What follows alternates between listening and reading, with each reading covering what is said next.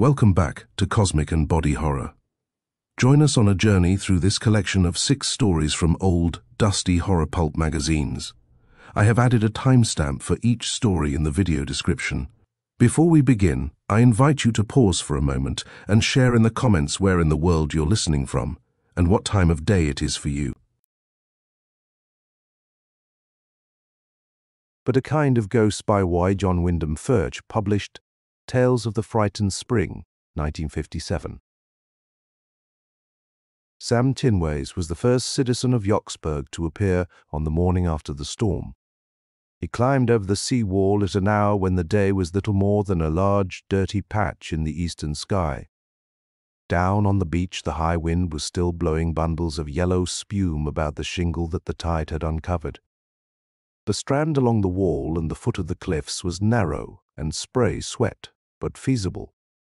Sam huddled himself into his coat and set out to plod along it with eyes cast down, intently searching the stones. Most of the town of Yoxburg used to stand further east, where, now, the grey waves of the North Sea roll. Immemorially, this has been a troubled coast. Its men have had to take on Norsemen, Danes, Saxons and Dutchmen, Frenchmen and Germans in turn, but always the most persistent enemy has been the sea, an enemy that has sometimes been slowed but who never retreats. Dikes and breastworks, houses and churches have century after century fallen before it, and still with every storm the waves carve further into the cliffs on the south side.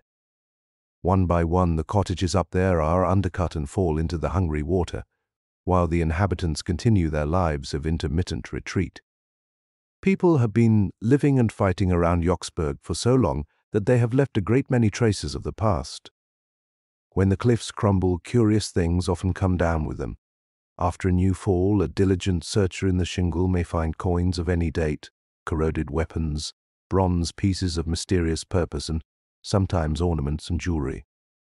In the newly exposed cliff face, too, there may be unexpected sights, a scrap of metal catching the light, bones protruding. Once there was a bleached skull which kept up its last sightless stare at the sea for several weeks, until another storm brought it down and ground it up in the pebbles. But it is unusual for the prowlers on the shore to lift their eyes for a moment from their search. It was only to reassure himself that a half-house balanced on the cliff edge was not about to fall upon him that Sam looked up and so happened to notice the chest.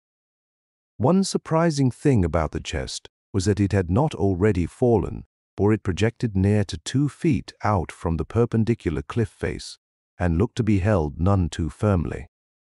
Another thing was the depth at which it had originally been buried, all of 10 feet below the surface, Sam reckoned. Even so, and although Yoxburg's cliffs are modest, that put it out of reach, some 15 feet above his head. Sam considered it for a moment. Clearly, it must be old, therefore it had possibilities. He looked round quickly to make sure no other searchers were out yet. To leave now would mean abandoning the chance of finding a bit of jewelry that he might give to Mary, or a few loose coins for himself. On the other hand, the box might be full of coins and jewelry. He decided to take the risk and hurry towards the cliff ladder further on.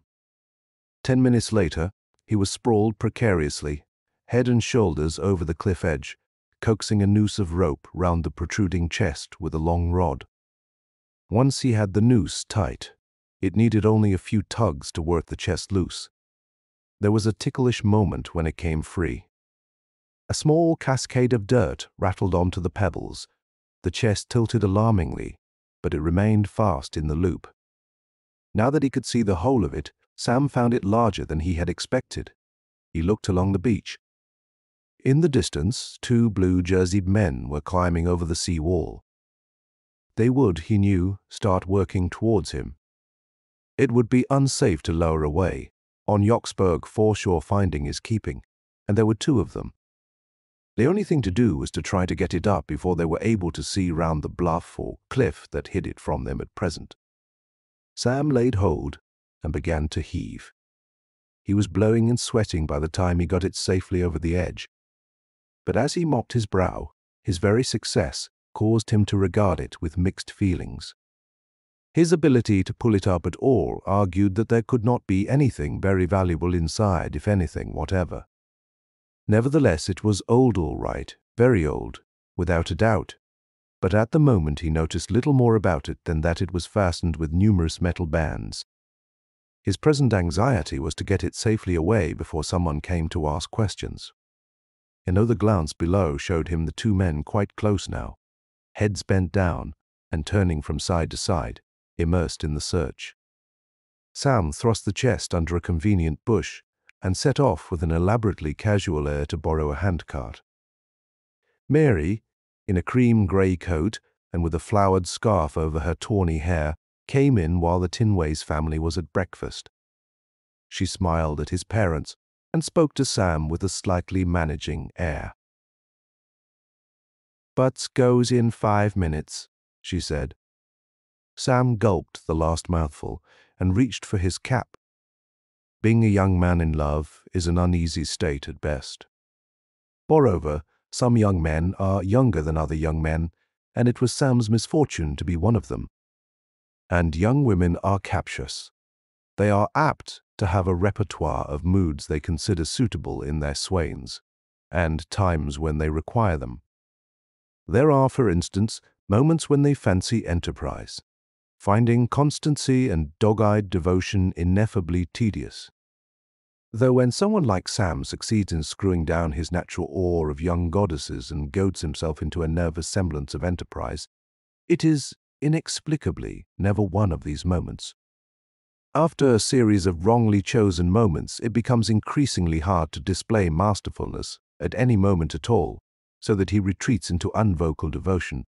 And that's wrong, too. "Sam," Mary explained to the Tinways' parents, "is taking me to Bexwich Fair," and she swept him out. Mary moved irritably at Sam's side and raised her voice above the bus noises. "Not woken up yet?" she inquired coolly.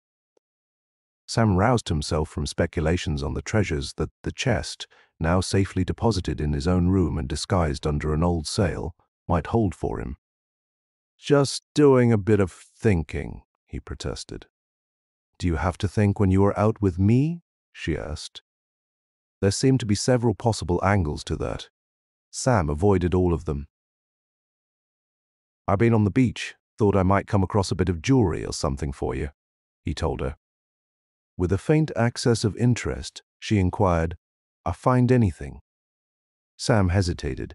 He would look a fool if there turned out to be nothing in the chest. Besides, there were other people in the bus to overhear him. "No," he said, "but one time I will." She gave a small sniff.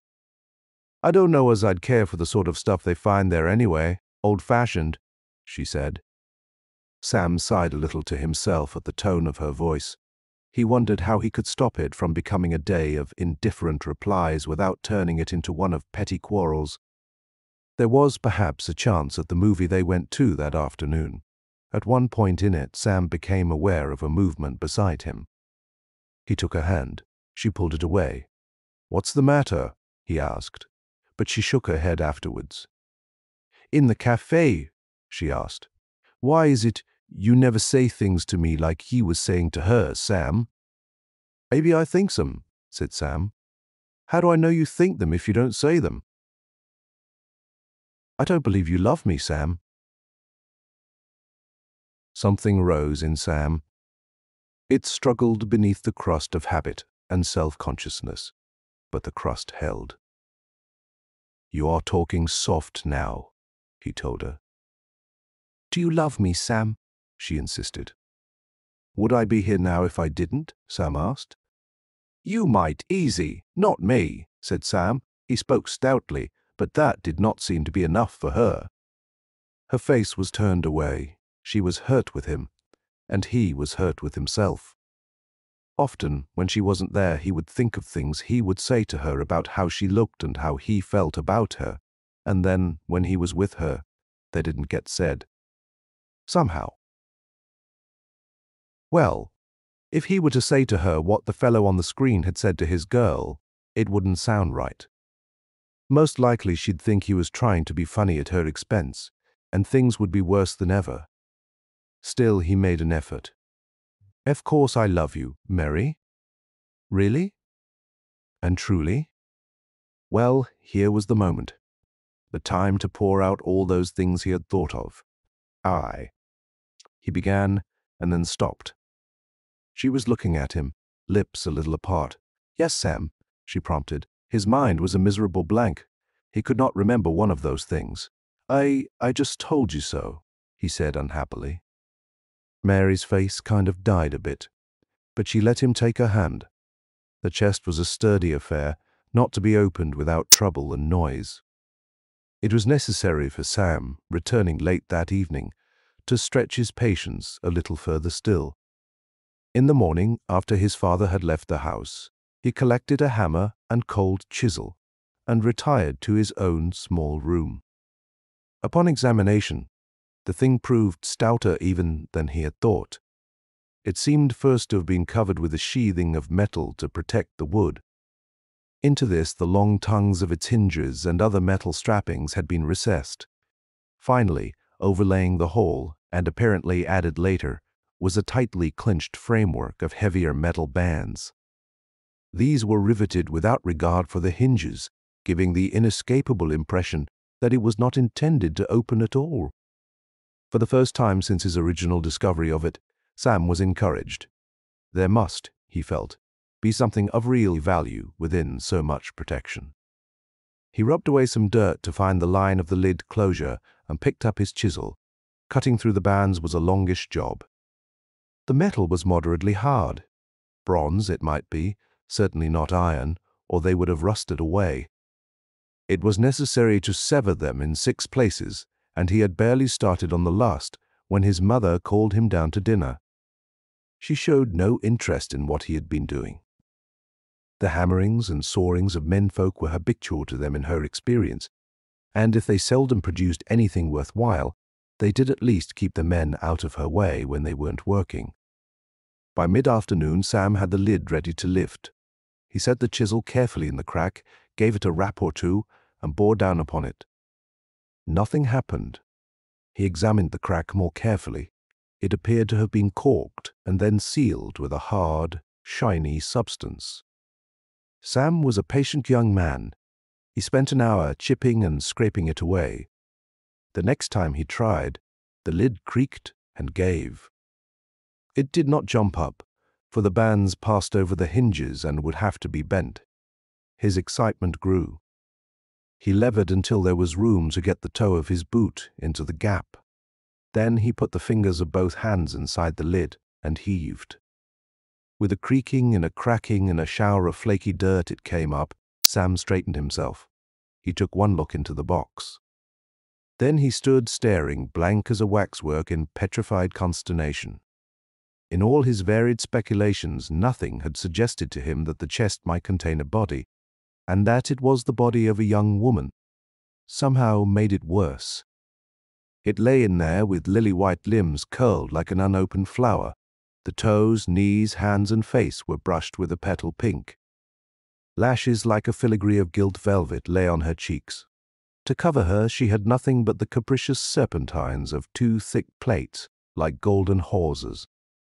Sam stood thunderstruck while a variety of sensations tangled inside him in wild competition.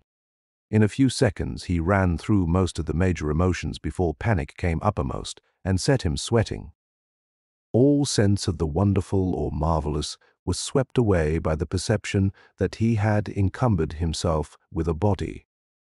He had a quick-cut vision of innumerable policemen and officials eagerly disbelieving every word he told them about it. Panic did not wait to consider the enormity, the impossibility of what he now saw. It simply issued an order. Sam, get rid of it quick. Let somebody else hold this baby. And Sam hesitated no longer. He thrust down the lid and pulled the canvas round the box to hide it. He could hear his mother safely at work in the scullery as he stole down with the load on his shoulder. It was just luck that his father entered the door as he reached the bottom step. "Hello, son. What you got there?" inquired Tinways Sr., amiably enough. Panic is a neglecter of details. Sam could not have looked more put out had he been carrying the corpse openly in his arms. "Nothing," he said, in a way that made two simple syllables ooze with discomfiture and guilt. Even he himself felt the reply inadequate. "Just an old box off the foreshore," he added. His father's expression changed. He remembered how Sam had looked when caught in youthful misdemeanors. "Let's have a look," he suggested. "It's nothing," said Sam. "Just an old box, like I told you." His father twitched the canvas aside. "Ah, it's an old box, all right," he said. "And what's inside?" "Nothing," Sam protested again. The older Tinway's suspicions became firm. "Look here, my lad. We've always done right by you. Share and share alike. It's always been here. But there ain't nothing in there, Dad." "Well, then there'll be no harm in us having a look, will there?" A hopeless feeling came over Sam. He knew his father with his mind made up. He put the box down on the floor. At that moment his mother entered from the scullery. "Bringing that dirty thing in here," she said. "What have you got in it?" "Nothing. It's empty, I tell you," muttered Sam. His father took hold of the lid. Sam gave up and averted his eyes, preparing for the thunder and lightning. The lid creaked as it was raised, but the lightning failed to strike. Sam looked down. There she lay, lovely as a statue in tinted shell, pearl mounted with gold. Said his father. Sam goggled. It was the most improbable sound he had ever heard. He looked quickly at his mother, expecting to see her transfixed with horror and outrage. She was not. Her expression was matched to his father's grunt. Sam felt his reason sliding. He was not certain of the forms parental reactions might take at the sight of a comely young woman's corpse stowed in a box with none of her beauty hidden, but this seemed to him to be none of them. "Well," he said desperately. Grunted his father again. He leant forward and reached down. Sam watched his father's hand hover over the smooth white shoulder and then descend. It went on descending, disappearing into the milky skin, until he heard its knuckles rap on the bottom of the box. Tinways went on to rap the sides. The figure lay in the box unaffected by the arm, which by its motions should have dissected her into several parts. "Queer thing to do, a box up like that with nothing inside of it," Mr. Tinway said ruminatively. He looked hard at Sam's expression of moonstruck vacancy. "Very queer," he added. "Still, I'd not be surprised if someone mightn't give quite a bit for the box anyway, seeing as it's old." "All right, put it in the shed, lad, and we'll see about it." Sam, in a cloudy-minded way, shouldered the box again and took it outside. Mr. Tinways gave a quick nod to his wife and slipped upstairs into Sam's room. In half a minute, he was down again. "Nothing up there," he said. "Funny him, acting that queer, though." Out in the shed, Sam placed the box carefully on a pile of sacks and stood staring at it. He hesitated, and then raised the lid again. One thing was inescapably clear. Neither his father nor his mother had seen what he saw. He looked down on her tentatively. He put forward a hand to touch. He hesitated again. It looked like a brutish paw above smooth alabaster. He stretched one finger out gently towards the shining shoulder. It met nothing.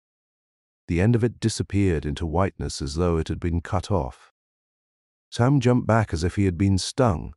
He slammed down the lid and hurried back into the cottage.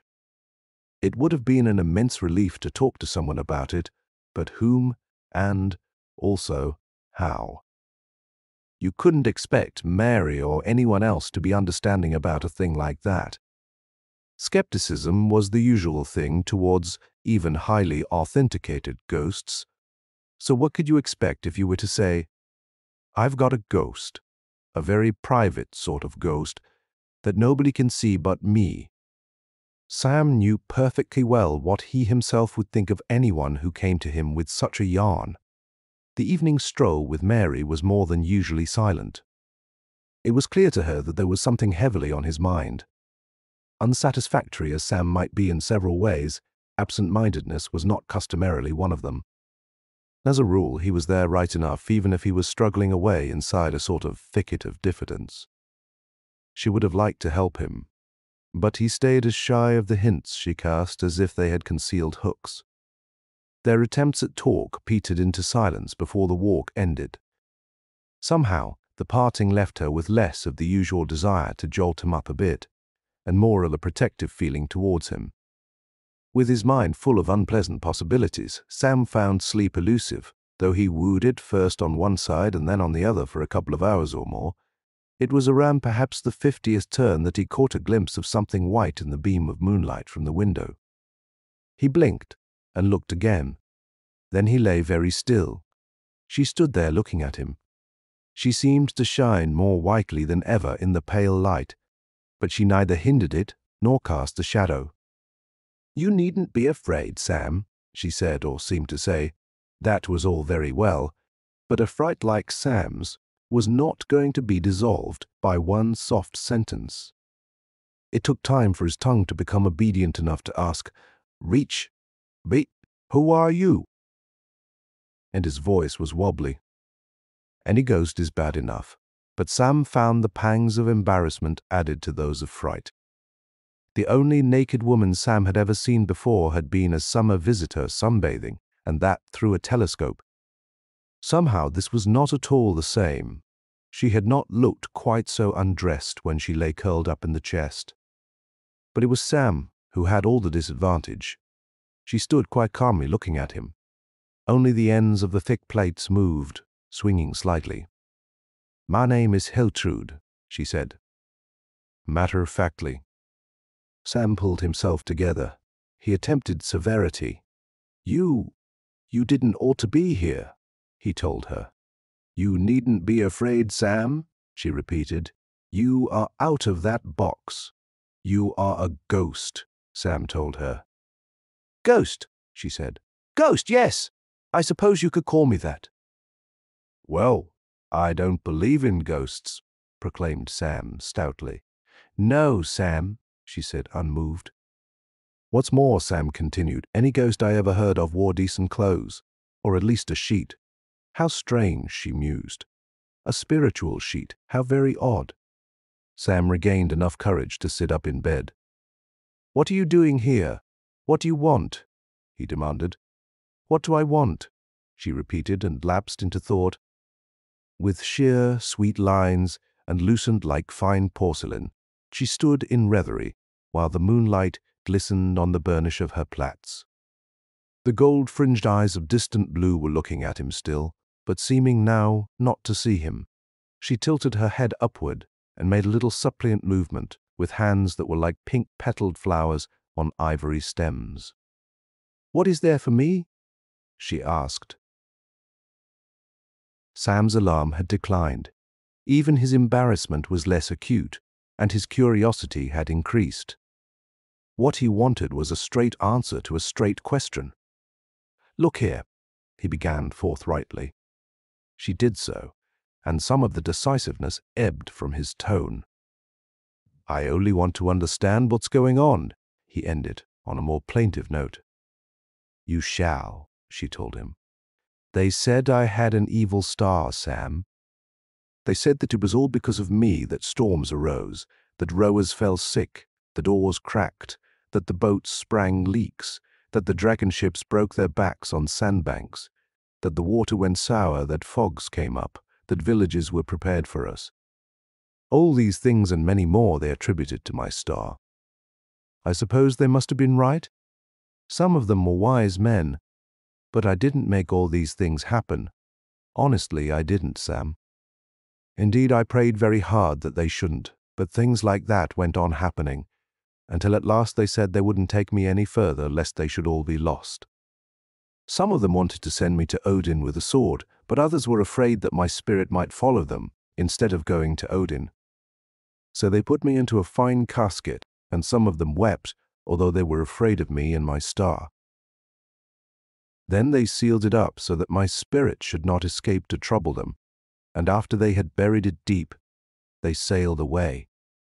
Though Yoxburg folk are used to history that is a living tradition rather than something pressed dry in the pages of a book, Sam was moved to say doubtfully, "That must have been a goodish while ago," she agreed, reflectively. "Yes, I should think so. The world seems to have changed a great deal, and the people too." She studied him with a thoughtful frankness which caused him some discomfort. "I've always heard they talked very different in those days," he said with pointed suspicion. "But I'm not talking to you, Sam, not as you mean. No one but you can hear me unless I want them to." Sam reverted to an earlier question. "What do you want here, anyway?" he asked. She shook her head slowly so that the golden cables slid on her satin shoulders. "I don't know yet, Sam. It is clear since you have set me free that my star still shines. Whether or not it is indeed an evil one, we shall doubtless find out quite soon. Has any misfortune already overtaken you since you opened the casket?" "No," said Sam, "and I don't want none, neither. I got enough troubles as it is. You go away somewhere and leave me alone. You got no right to be here at all, certainly not indecent like that." She looked down at her shapely breasts and rounded arms. "Don't you think I look nice, Sam? The world can't have changed that much. It must be you that's queer." Before he could think of an adequate response, she went on, "I can decide nothing now. There have been so many changes I must try to understand. I shall watch. I will come again soon." "Now, look here," Sam began. But even as he spoke, she began in some way to lose definition. She blurred. She contracted into an opalescent pillar, trickled with gold. Then she vanished away. During the days that followed, Tinway Sr. was in no hurry to get rid of the chest. "With old stuff like this, it don't do to jump at the first offer," he told Sam. "Got to feel your way around till you get hold of a chap as knows the stuff when he sees it." Sam would have been a great deal happier for knowing that the chest was out of the shed at any or no price. But as the days and nights continued to pass without incident, he was able to reach the point where he could tell himself that the whole thing was a dream, though he did not get quite as far as opening the chest again to check on it. And then, perhaps a week later, he awoke in the night to find Hiltrude standing beyond the foot of his bed. There was no moonlight this time, but he found he could see her just as clearly as before. She had the same easy grace. She seemed textured as softly as a dove's breast. Her hair shone like gilded silk, but this time her face wore a pensive, rather puzzled expression. "I have been watching," she remarked. "This is a very strange place, Sam, and full of strange people, too. The women look different, though they are still women, but the men, what has happened to them? Have they become children? Are they slaves? And they don't fight? Why don't they fight? It is very strange." "Well, if you'd come a few years ago," Sam began, but she paid no attention to him. "The men I knew were strong and fierce. They fought, they took, they were jealous, they loved and hated. These I have seen here not like that, not men. Now, look here," Sam began. In protest, she turned a serious and wondering regard upon him. "You have told me to look here before. I am not much impressed," she told him, but she continued to look. "You are not much of a man, Sam," she remarked at length. "Look," began Sam again, but she held up a hand, delicate as a silver leaf, to stop him. "I have watched you," she said. "I have seen you and the others working, sweating like slaves for a few coins, instead of taking what you want. Like men. What is wrong with you all?" "Well, it's kind of different now. Things aren't like that anymore," Sam said.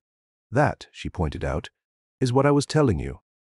But why? We're born sort of civilized, we, and men cannot even make love anymore. That is very sad for women.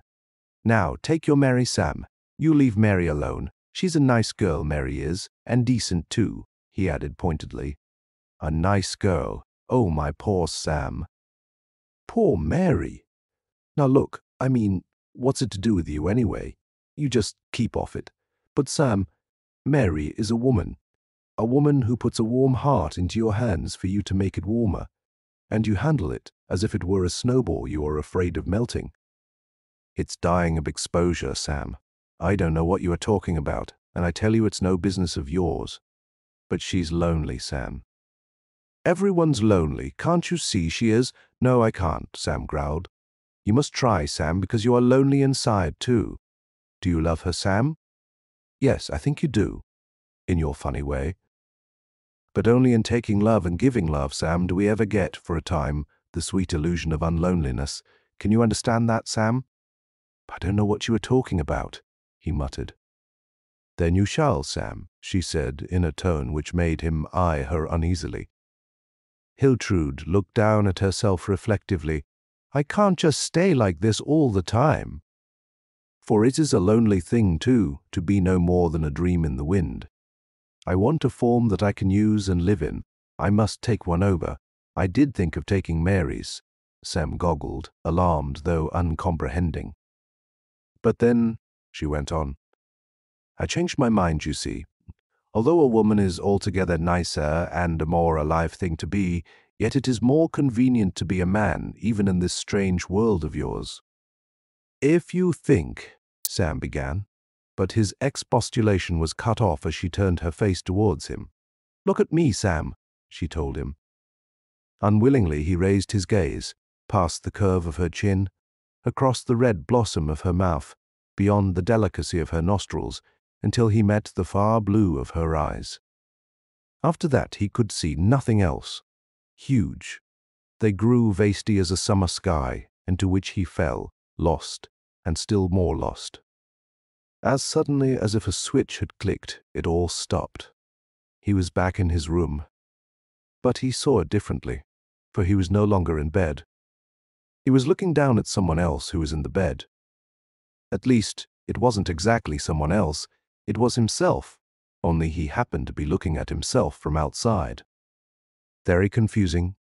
The sham Sam, the Sam usurper, in the bed, smiled up at him. The standing Sam lowered his eyes to look down at himself. Herself? It was well it was. He blushed and averted his eyes, gathering the great golden plaits about him herself for what modesty they afforded. It was not warm, it was not cold, it was not anything much. There was little sense of presence, or of time for the most part, though occasionally something would solidify out of the shiftingness for a while, and become perceptible with true shape. There was no need for rest, yet ever the desire for it, no place to rest. Yet everywhere one was more tenuous than the wind, more insubstantial than a sigh. One floated in the ether like an unformed wish, yet there were currents, gently magnetic fluxes to sway one's nothingness hither and thither. One had only to think, and one could be there. Sometimes it was misty and vague, sometimes so real that you could see every detail, hear every word, seeming so solid that you wondered that nobody saw you. Sometimes the persuasion was from outside.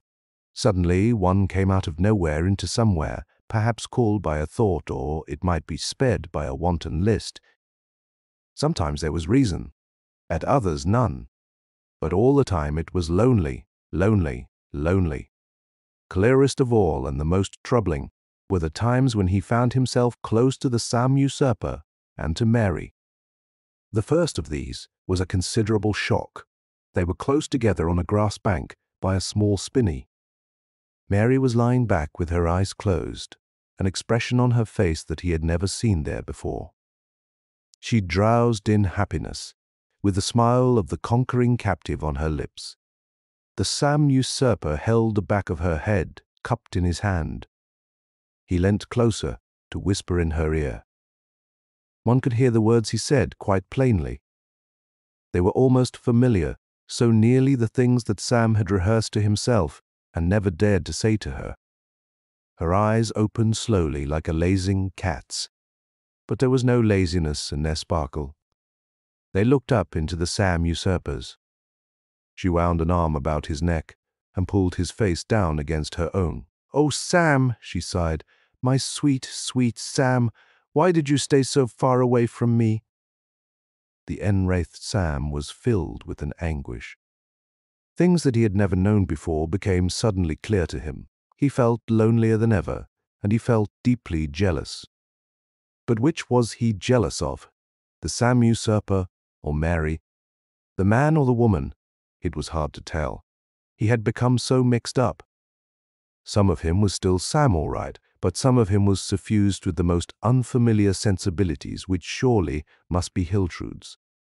And then suddenly he knew he was jealous of them both, not because either of them was a man or a woman, but because they were both of them, for a time, unlonely. Another time when the Sam usurper was perfectly clear to him was when he discovered him alone in the shed behind the cottage. The Sam usurper was at work on the chest there. He had pulled off the heavy outer metal bands and thrown them aside. He seemed quite unaware that he was not alone. With intent care, he was using a screwdriver as a lever to prise up one of the ornamental bindings from its recess. When at length he had some 10 inches of it free, he worked it backwards and forwards until it broke off. He rolled it up as if it had been a ribbon of lead, pressed it still flatter between his palms, and put it in his pocket. Then he went out. Sam wanted to follow, but before he could, he lost entity. Something seemed to disperse him. He became part of everything once more, like water poured into water. When awareness took him again, it came differently. He did not just happen somewhere. There was a coercive gathering together, an impulsive thrust. And there he stood, facing his dispossessor. The room was narrow, white, and lit by one small, high window with bars across it. Almost the only furniture was a shelf of boards against the wall. At one end of it lay a blanket, neatly folded. At the other sat the Sam usurper, eyeing him moodily. "This is a very strange world," remarked the Sam usurper. "You said that before," Sam told him. "I don't care for it. It's good enough for me," said Sam. "Probably," agreed the Sam usurper, with a touch of scorn. "Anyhow, your form is no good to me now. It's in prison, so I shall go." "Prison," echoed Sam, looking round with a new understanding. "What have you?" he began. But he was not able to finish the question. The Sam usurper's eyes were fixed on his own, and he was falling towards them. Suddenly he was sitting down, and Hiltrude was standing in front of him, and with a catch of his breath he understood her loveliness as if he had never seen it before. She was the sweet things of the earth, the soft curves of hills, falling water in the sunlight, a flower in spring. He looked at her a long time. "Hiltrude," he said, "I didn't understand. You are like a goddess." She smiled, but she shook her head slowly. "Oh, Sam," she said reprovingly, "have I wasted my time on you?" It was nicely meant, but no woman is like a goddess. She doesn't want to be. So will you please remember that, Sam? "All right," said Sam. "But all the same, goodbye, Sam," she said. Her white limbs hazed. They mingled with the golden glints of her hair. Her rose-red mouth lost form. The blue of her eyes softened and dispersed. For an instant, there was a column, iridescent as a pearl. Then there was nothing at all. A long time later, a key turned in the lock. A face looked in, a hand beckoned, and a voice said, "Air." They led him in front of a desk. Sam noticed with relief that the place was not a prison, but the charge room at Bexwich police station. A sergeant behind the desk looked at him severely. "Now, my lad, let's have it," he said, not unkindly. "I don't know why I am here," Sam told him simply. The inspector picked up a familiar-looking strip of metal and laid it on the blotting pad. Some of the dirt had been rubbed off in places, and where the metal showed it gleamed yellow. "Did you or did you not go to old Soames down the street this afternoon and ask him what he'd give you for this?" asked the sergeant, placing a massive forefinger upon it. Suppose I did, countered Sam. Suppose you did, agreed the sergeant. Then we'd like to know where you got it. Maybe it's all right, but Soames just isn't used to people walking about with loose strips of gold in their pockets. Nor are we, for the matter of that. Better cough it up, lad. All right, Sam decided and told him about the chest. The sergeant shook his head. You didn't ought to, you know, he said in paternal reproof. There has to be an inquest on things like that to decide who can claim them. You've still got it. Sam assured him it was still in the shed at home. The sergeant nodded. Well, they tell me from Yoxburg you are a decent lad, he said. I've a mind to let you cut along now, on condition you take it round to the local station first thing tomorrow morning, just as it is, mind. I'd sooner take it round tonight, Sam said. The sun was near to setting when Sam, disburdened in both body and mind of the chest, left Yoxburg police station and hurried to Mary's home. The light in her eyes when she saw him at the door was something new and very precious. Come along out, said Sam. There were still those things that he had wanted to tell her. Now he could, and in a grassy hollow, with the twilight settling about them, he did. Possibly the Sam usurper had told her some of the same things before, but she didn't seem to mind quite a long time passed before they started to wander back. On the cliff path they paused, looking out over the darkling sea. Sam heard her murmur something under her breath. He thought he caught the word ghost at the end. His arm tightened round her. What was that? He asked with misgiving. She looked up at him, smiling. Something I once found in an old book, Sam.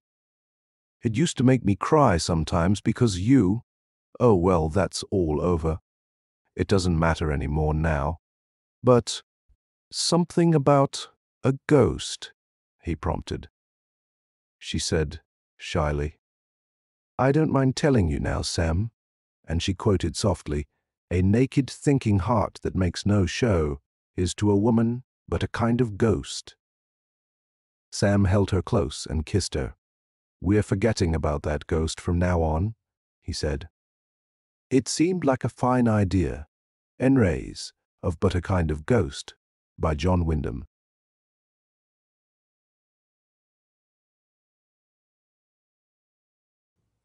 Chamber of Centuries by John Russell Fearn. First published thrilling mystery. September 1940.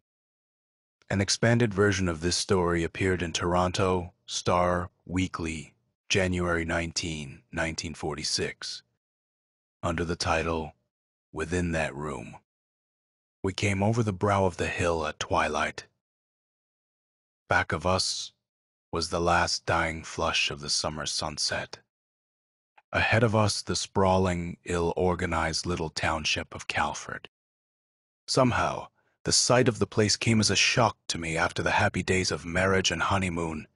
The whirlwind travel in and between cities, it was exceedingly depressing to find the journey's end a shambles of makeshift shops and houses, dominated on the eastern side by a solitary residence in its own grounds. That the place? I asked Jane. As our car coasted down the long slope, she gave a quiet nod but did not speak. I had noticed that expression of gloom on her usually bright young face for some time now. Her dark eyes stared somberly through the windscreen. Well, anyway, you sure didn't exaggerate when you said the place was gloomy, I murmured presently. But I still think it's a lot of bunk. About the phantom, I mean. There aren't any such things. She turned on me suddenly, just as she always did when I derided her notions on spooks. It's true enough, Dick. Oh, why did you have to insist we come back to make sure? We could have made our home in New York as you suggested, and I could have sold this old place. We. Now, wait a minute, Jane. I'm not having my wife going all through the rest of her life haunted by a crazy memory. I am going to prove to you that it's simply your own imagination that has conjured up the ghost theory. We're going to stay in this old place of yours for the rest of the vacation, and before it's over, I'll prove how wrong you are. She gave a rather bitter smile. All right, but you'll see. I sped up through the town and in 5 minutes was driving up the elm-lined entrance to the residence. The trees were in full foliage, wet and sticky with summer evening dew. Jane rang the doorbell while I unloaded our bags from the rumble seat. A thin, dark-eyed woman, with skin too tight for her bones, opened the door and gave a little exclamation. "Well, Miss Jane, glad to see you back. Good evening, sir," she added as I came up the steps. We spent a few moments in introductions. The woman was the housekeeper, Mrs. Baxter, with her husband, who was odd job man and general factotum. She kept the place in general order. My inner thought was that it must be a pretty lonely job. Old Baxter himself, who took the car into the garage, was strong for his age, gray-haired, and with a certain hard fixity of expression which I could not like. When we sat down to dinner in the immense and rather chilly dining hall, Jane asked Mrs. Baxter a question. "Has anything happened? Has he appeared yet?" The woman shook her head. "Not yet, Miss Jane. It's only the 21st of June yet, you know. He only appears on the longest day tomorrow." Jane nodded moodily. I saw Mrs. Baxter hesitate for a moment. Then she went on earnestly. "Why don't you leave, Miss Jane? Why don't you get out of this place? Take that offer from Chicago and sell the place. Don't worry about Tom and me. We'll get fresh places. You are married now, and a young wife like you oughtn't to be in a gloomy old place like this." "Good advice, and she'd probably take it except for me," I put in calmly. "It was my idea to come back here, and I am stopping here until I lay the family ghost. Once that's done, we're leaving anyway. I believe you folks have lived here so long the place had gotten into you, but not so me. I've led a city life, and no ghost in existence can give me the jitters." Mrs. Baxter eyed me steadily for a moment, a queer look on her face. Then she shrugged her shoulders and went out without a word. "Listen, Jane," I went on quietly. "I want the whole truth on this. So far, you have only given me snatches. What is the real dope on this family phantom?" "It dates back to 1800, Jane said, pondering. "My great-great-great-grandfather was Sir Jonathan Melrose, an English lord. He was a great traveler, journeyed to various lands, made plenty of friends and also plenty of enemies. The enemies he made mainly by practical jokes, which were not infrequently pretty alarming, even dangerous. Anyway, he made Hampshire the English county where he resided. Too hot for him by one of his stunts, he had to quit England. But rather than do just that, he decided to take his residence, the Elms, with him. So he had it transported to America here, stone by stone, and rebuilt. In those days there was no village in Calford, of course. So I imagine. What happened then? His enemies followed him to America, so the record reads, and killed him in his bedroom upstairs.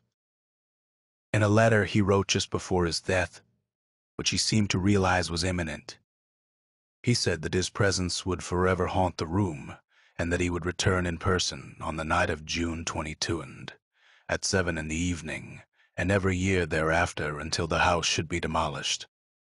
Certainly, his presence is always noticeable in the room. There is an atmosphere of the grave in that locked chamber in the east wing, and he had appeared at the times predicted. All save 3 occasions. He has become a legend. Successive generations have seen him. Successive generations have been appalled by the mystic forces in the room. My father and mother knew of them. I have known them just once. I have grown up with the legend, and the truth was passed on to me 2 years ago when my father died. My mother died when I was born, as you know.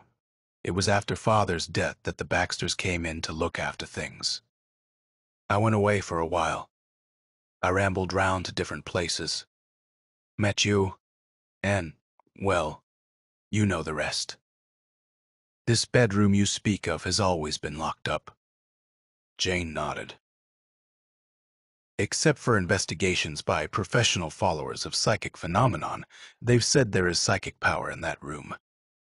No person can stay in it above 3 minutes without collapsing. Charming place, I murmured, and Jane looked at me seriously. Now you know why I want to get away, why I was so against us coming back here. I patted her hand gently. I am only doing it to eradicate the fear of the unknown, which has been with you ever since you were a child, I told her slowly. I don't believe for a moment that Sir Jonathan actually returns. Anyway, he's an original ghost, I added, grinning. Most of them come about Christmas time. He chooses midsummer. Nice going. Honestly, Dick, it isn't a joking matter, Jane said, going on with her dinner rather huffily. You'll find that out tomorrow when he appears. How long does he stop as a rule? About 3 minutes. Then he fades as mysteriously as he appears. I went on eating, thinking hard. So Sir Jonathan had been a practical joker, had he? Maybe this was a posthumous trick beating anything he had done during his life. I started putting odds and ends together. Jane, mesmerized by the constant superstition of the place, could not see things as detachedly as I could. It struck me as queer for a ghost to turn up at midsummer, and even queerer for his presence to turn anybody crazy at any time of the year. I did not credit the psychic implications. No ghost surely would fix the date and time of his coming so accurately. Well, Jane asked quietly, and I started from my preoccupation. I'm going to have a look at that room tonight before the old boy shows up. I stated quietly. She gave a sigh. All right, but I am warning you it's dangerous. I'd much rather you didn't, she added earnestly, getting up and coming round to me.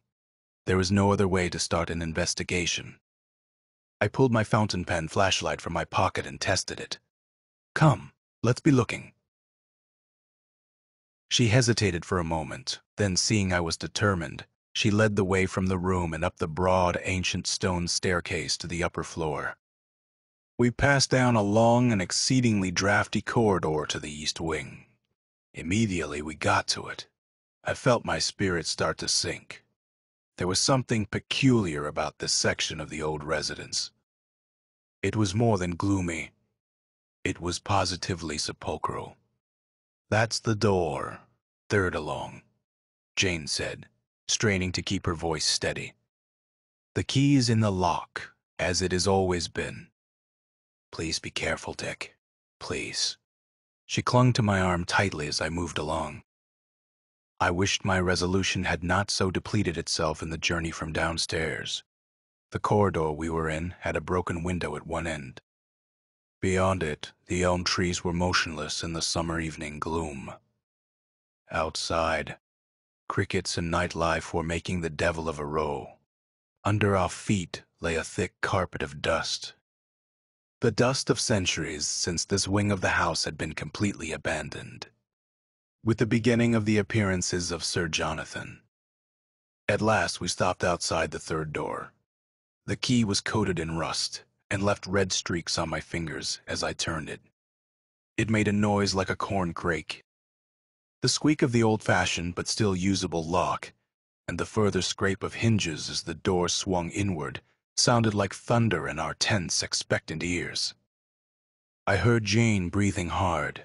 I felt her try ineffectually to pull me back. The pair of us stood motionless on the threshold of the room, my small light flashing an investigatory beam in all directions. The beam was not steady, for I was trembling. It was not so much because I was frightened, but because my nerves were all shot to pieces. Jane, too, was dithering like a jelly.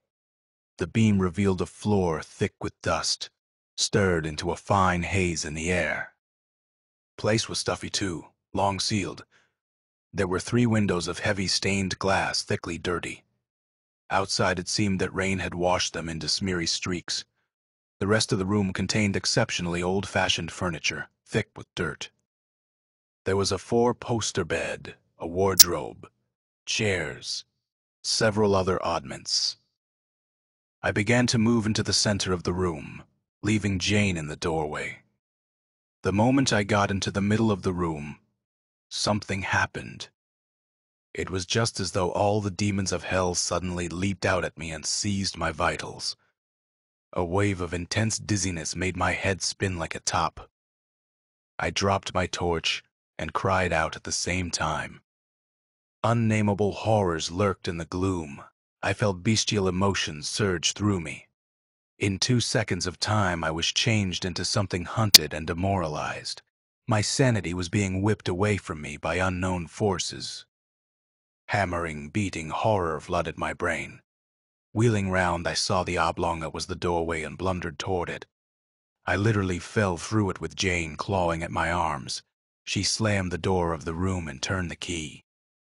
Slowly, very slowly, the horrible thoughts receded from my mind. But I felt like a wet sack as I got to my feet, knees trembling, perspiration streaming down my face, covered as it was in dirt and cobwebs. I must have made a sorry picture.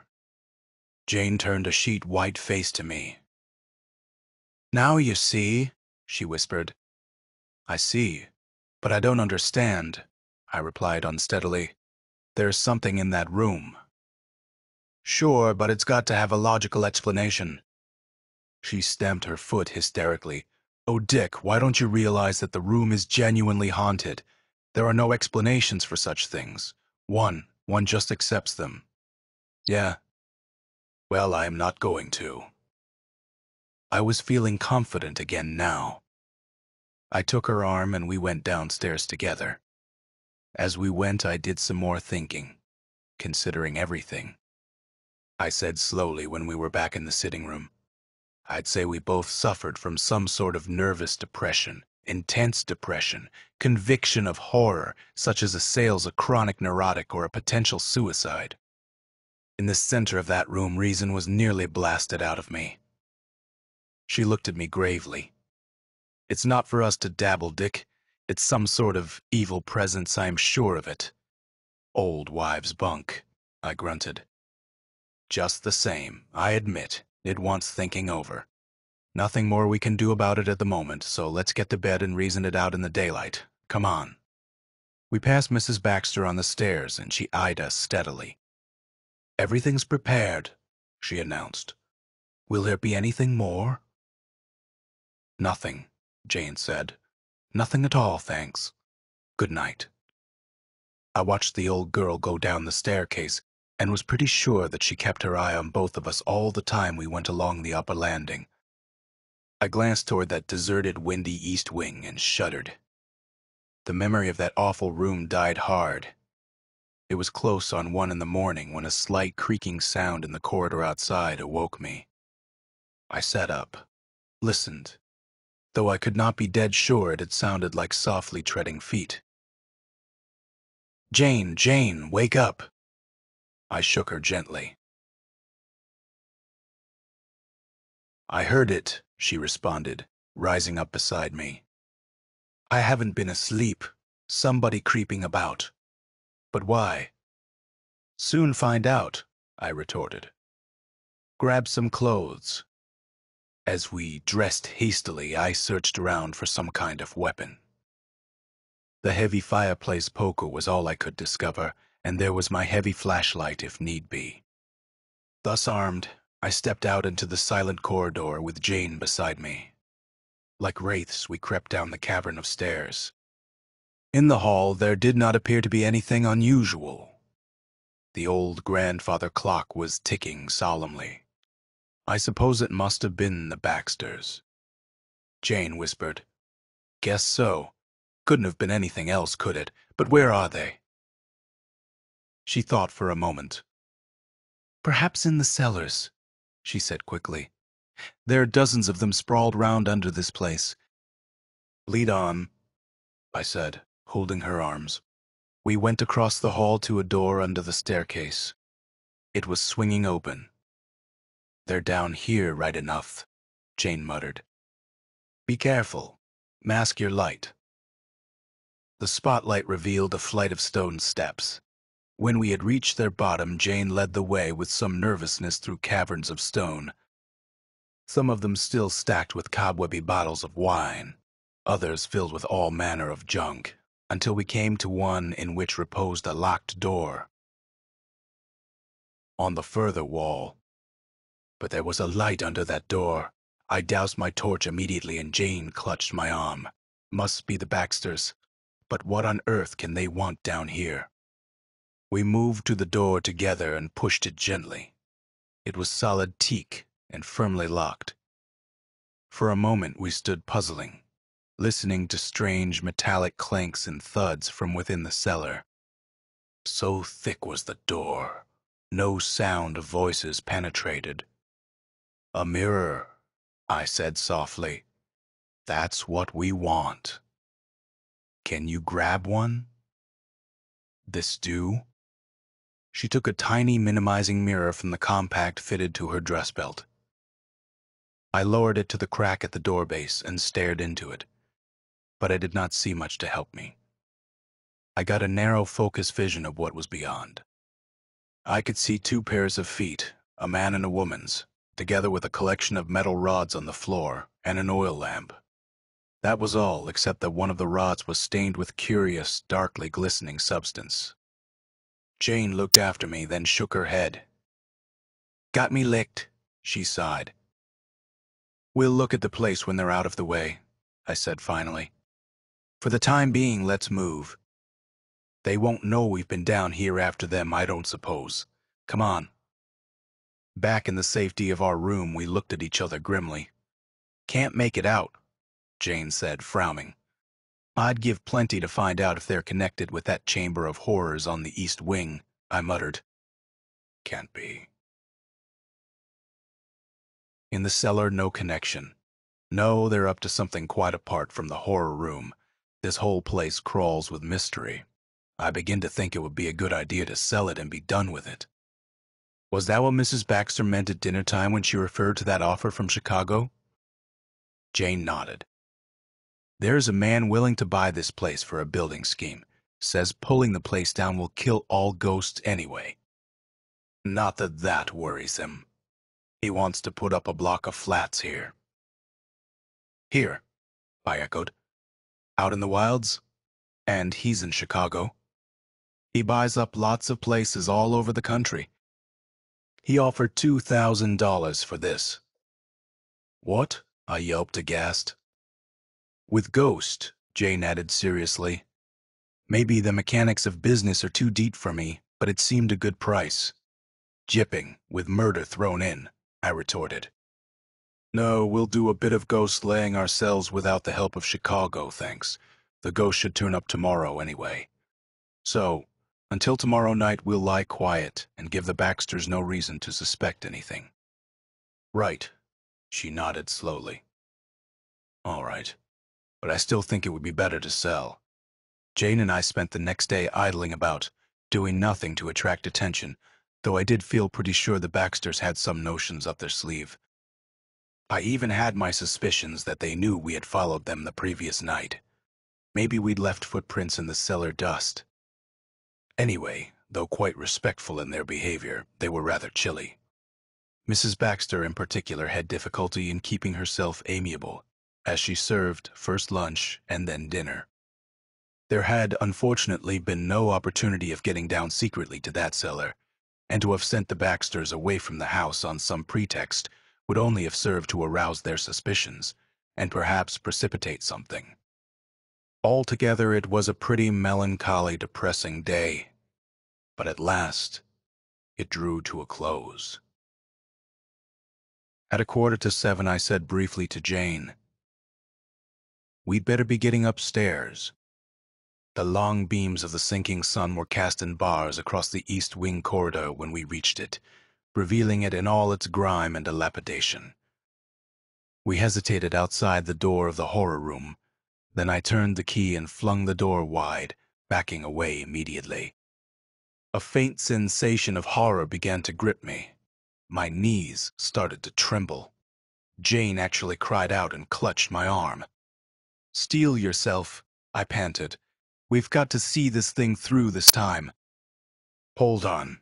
She nodded rather desperately and stared with me into the chamber. It looked rather different with the sunlight glancing into it. The stained and blotched walls, for instance, were covered in many parts with fleshy-looking nodules. Something I had not observed last time by flashlight. Nothing else was changed. My small light still lay where I had dropped it. The conviction of horror seemed to come in waves as we stood there, but its force was nowhere near that existing inside the room itself. We both stood trembling helplessly, watching as the sun moved from the third window to the second, then to the first and last, illuminating half its 30 length.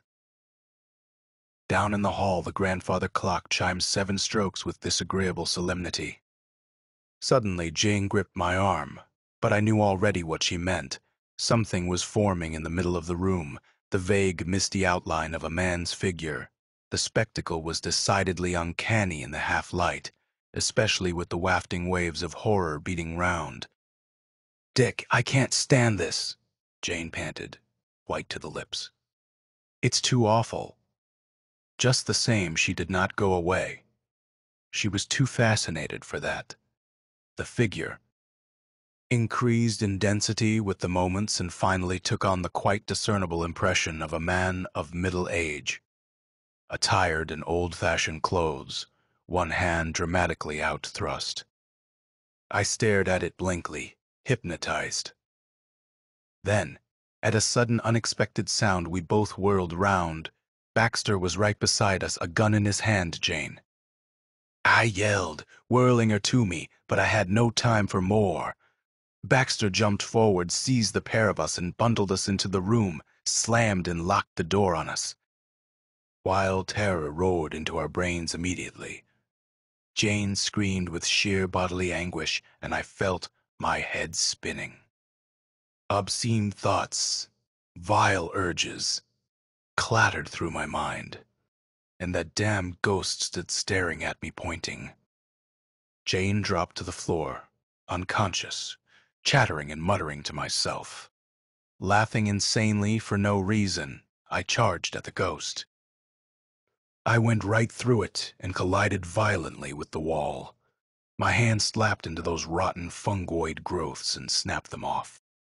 An overpowering stench, and with it increased madness, surged to my brain instinctively. I pinched my nostrils to shut out the smell, and became aware of something else at the same time.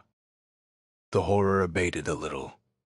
Weakly, I staggered to the window, slammed my fist right through it. The stained glass smashed, and with it the ghost vanished. I stared stupidly, comprehending vague notions. The cool evening wind blew gloriously in my face. I caught Jane up, hauled her inert form to the window, and smashed out the remaining glass. She lay in my arm, gulping, slowly recovering. With the fresh air, the horror slowly receded, left us weak and trembling. "The ghost!" Jane whispered. "It's gone!" "Yeah. And I think I know why," I retorted. "In fact, I think I've tumbled to the whole rotten setup in this room. Come on, outside.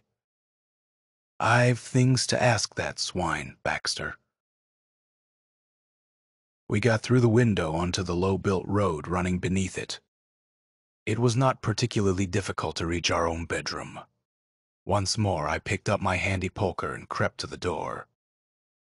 I opened it just as footsteps came hurrying along the landing. It was Baxter, obviously racing back from the east wing after being sure we had got the full benefit of the room's horrors. When he saw me, he slid to a stop, hesitated momentarily in amazement, then fired. His aim went wide because I hurled the poker at the same moment. It struck him right across the hand and brought a yelp of anguish from him.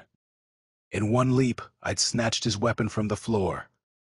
"Not so smart, eh, Baxter?" I snapped. "Jane, phone for the police from the bedroom."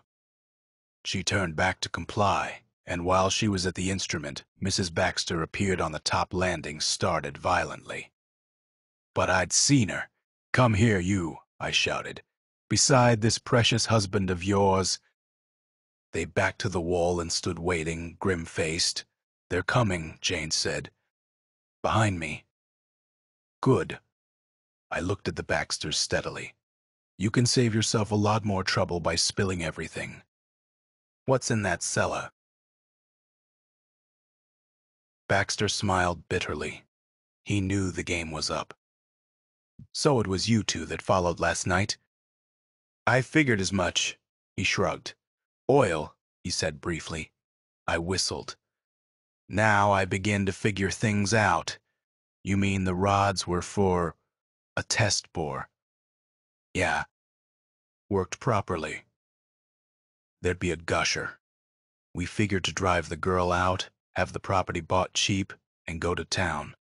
We knew from charts of the district there was oil somewhere around here. That's why we came as servants.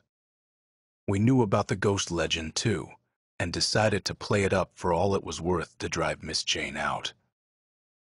"You deliberately arranged all that?" Jane shouted hotly. "Not all of it," I said grimly. "The ghost was actually caused by a tiny figure in the stained glass, wasn't it?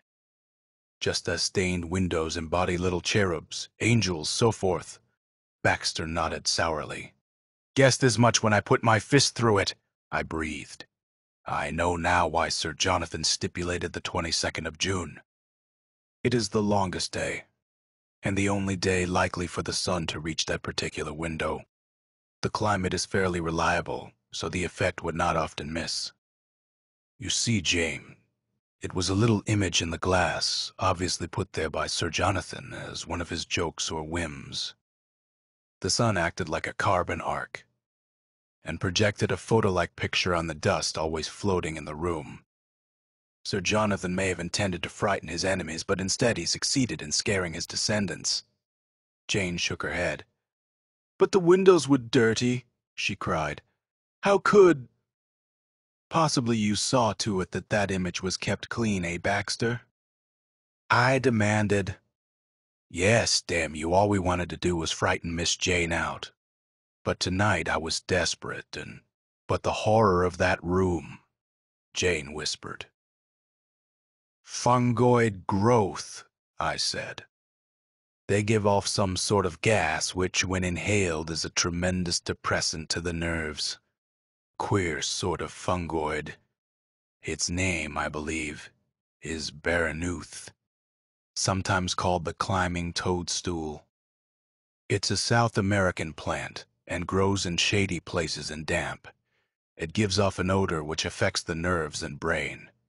Sir Jonathan, a world traveler, probably picked it up in his travels and added it to his ghost idea. Its roots are in the cellar, and it grows up between the walls." "Damned ingenious," I broke off and glanced up sharply. The sound of an approaching police siren came clearly on the night air.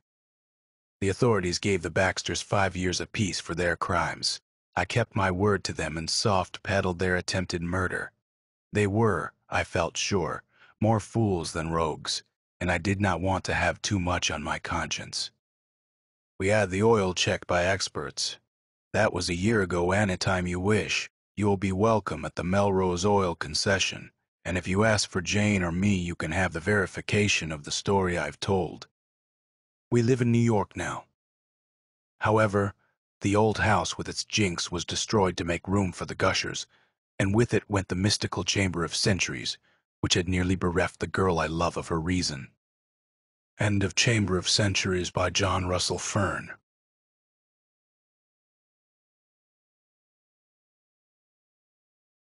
It by Hayden Howard. Slowly, inexorably, the struggling Earthman was metamorphosed into a Siamese twin, a twin whose partner was jellied death.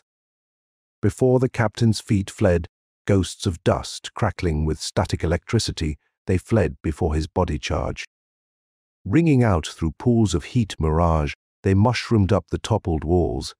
In his ears their crackling was laughter. In his brain, he screamed at them, "Crazy dust ghosts, you are more self-willed than I." His runaway feet splatted on and on over Hogan's deep-toed running boot prints. In a race of death, he could not stop. Crazy dust ghosts. They at least could settle and die. He had the thing on his back. He had it driving him endlessly on, his body burning with exertion, his uncontrollable hands clutching the auto-electric rifle. He had already killed one of his men, fool, Joe Hogan. At least stop and try to kill me. This way you are only leading me to the spheroid. Then it will be able to kill you all. Stumped. Stumble. Anything, damn you. Now he was thinking at his feet. But they never faltered. Suddenly the thing shifted its soft weight and drove his feet hard, hurling him face down behind a fallen girder. An instant before, Hogan's man-made lightning clanged along the girder and flushed sparrows of dust into the sky. Behind the dust, the captain's body leaped to a new location and, bobbing from its cover, fired not blindly as if dust-veiled eyes had aimed, but deliberately with the slow squeezing aim of its organic radar. But its bat sense was too late, for it quivered angrily on his neck as his body burst through the dust. The captain's good eye caught the far-off glint of sun on moving steel, where Hogan fled into a jungle of girders. The captain's long legs drove hard in pursuit, but after a few hundred yards they began to stagger. "Bloodsucker!" his thoughts rang. "You are as stupid as a man. Keep driving me this fast, and you'll have a dead horse. And what will you be without me? Black gunk frying in the sun. Perhaps I'll die soon," he hoped, as his quivering legs rebelled and the city misted before his good eye.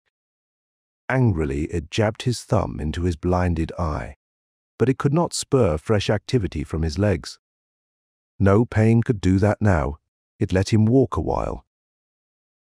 Soon he crossed the blurry tracks his men had left when he led them into the dead city, unsuspecting.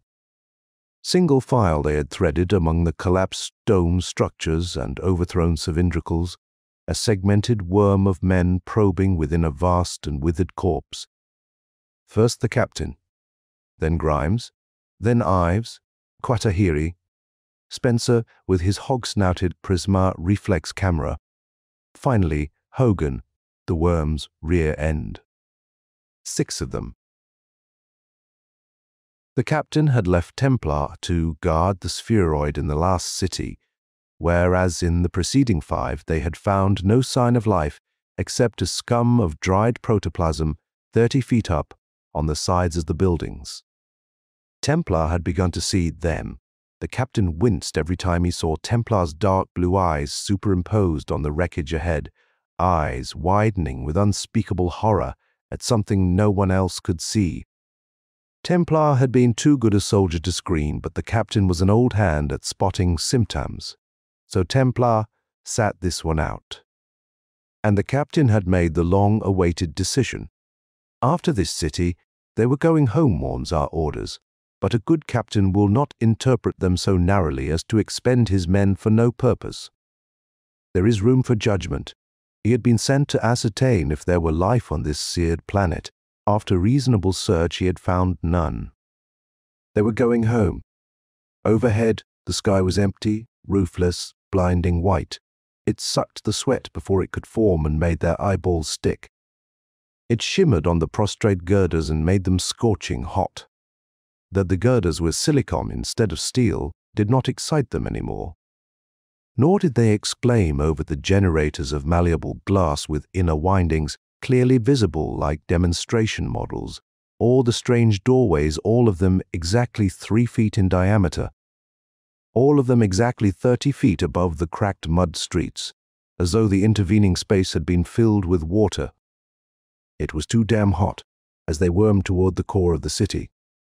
Hogan, who followed Spencer, began to hum softly about a red-haired baby with 2 great big hums.